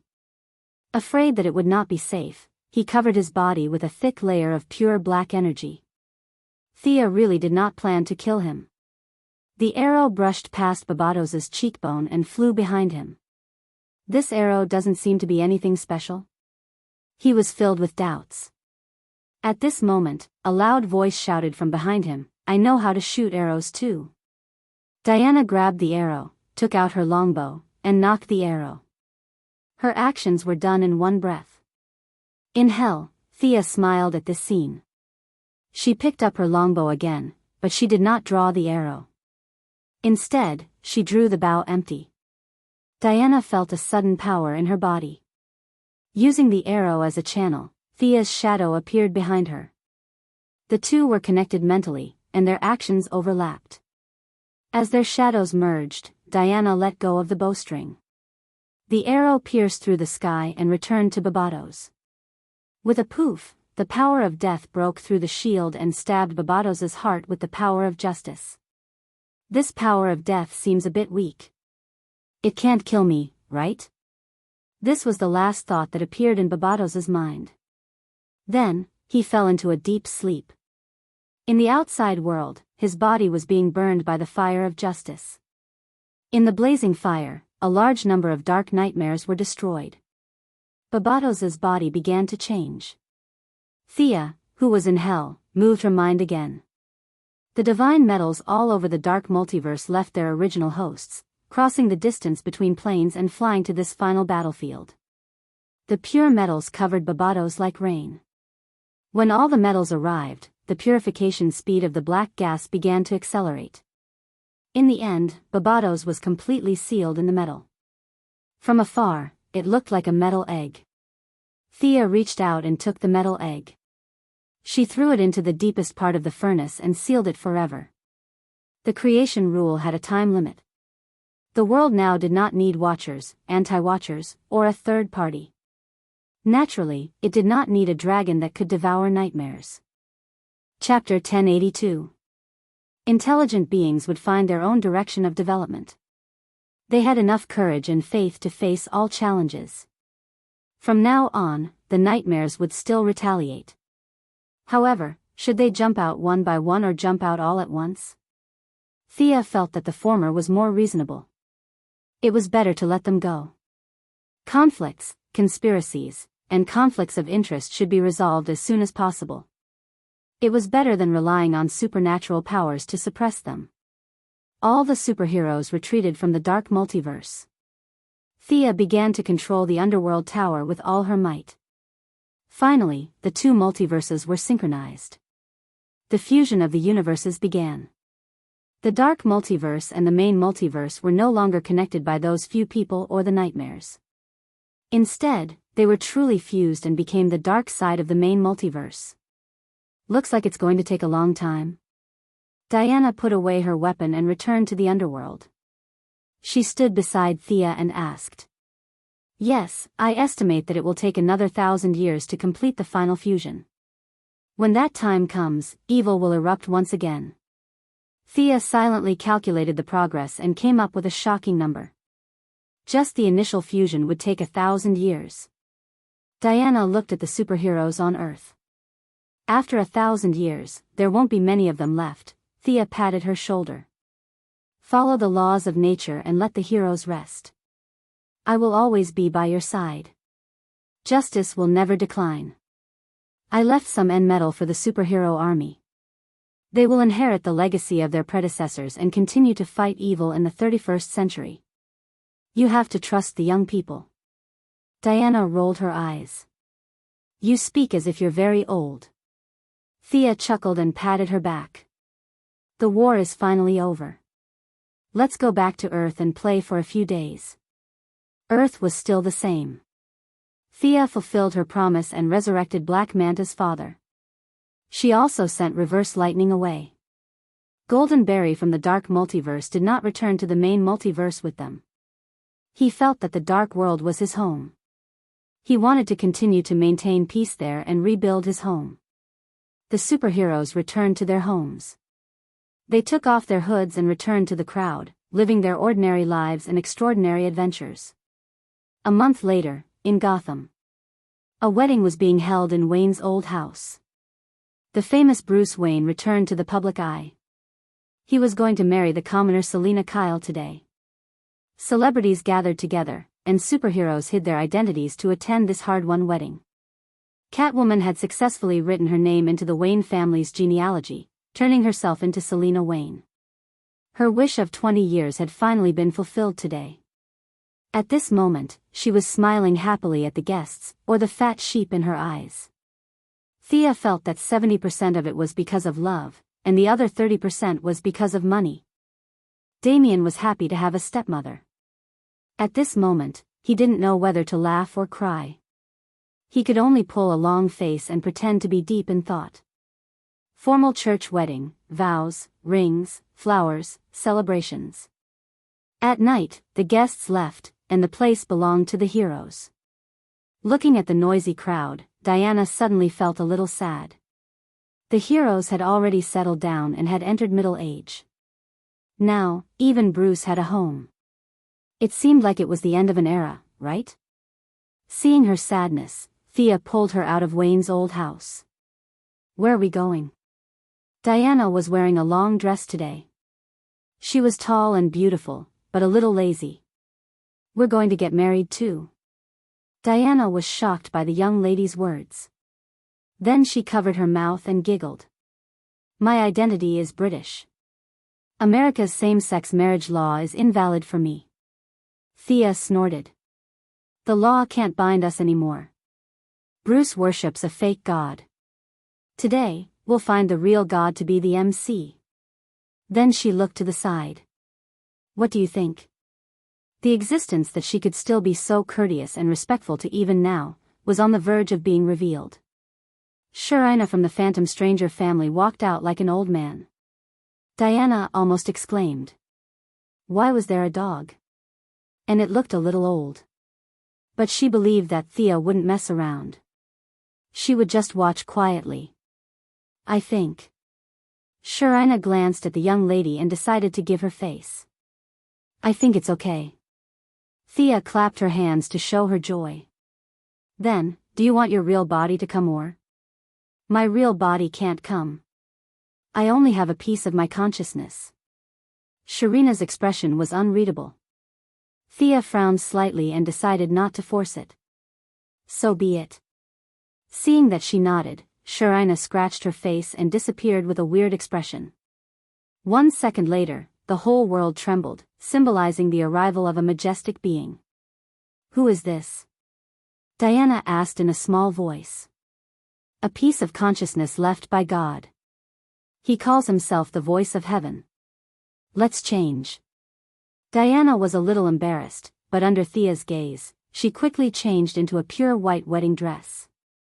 Thea gave her a look that said, you know what's good for you, and changed into a suit. Regardless of their status in the sparring, in the outside world, Thea, who had the highest combat power, represented the image of the two. A blurry face appeared in the sky. It covered the sky, but even so, it couldn't completely enter this world. It was too big for this world. Then, the voice of heaven asked, Miss Thea Quinn, are you willing to marry Miss Diana Prince? Are you willing to take care of her, protect her, love her, and never leave her? Needless to say, the voice of heaven was very powerful. With just a few simple words, it became the law of the world and entered the wall of origin with his words. Diana looked at her with happiness. Her face was filled with excitement and longing. 5 minutes ago, they were still at Bruce's wedding.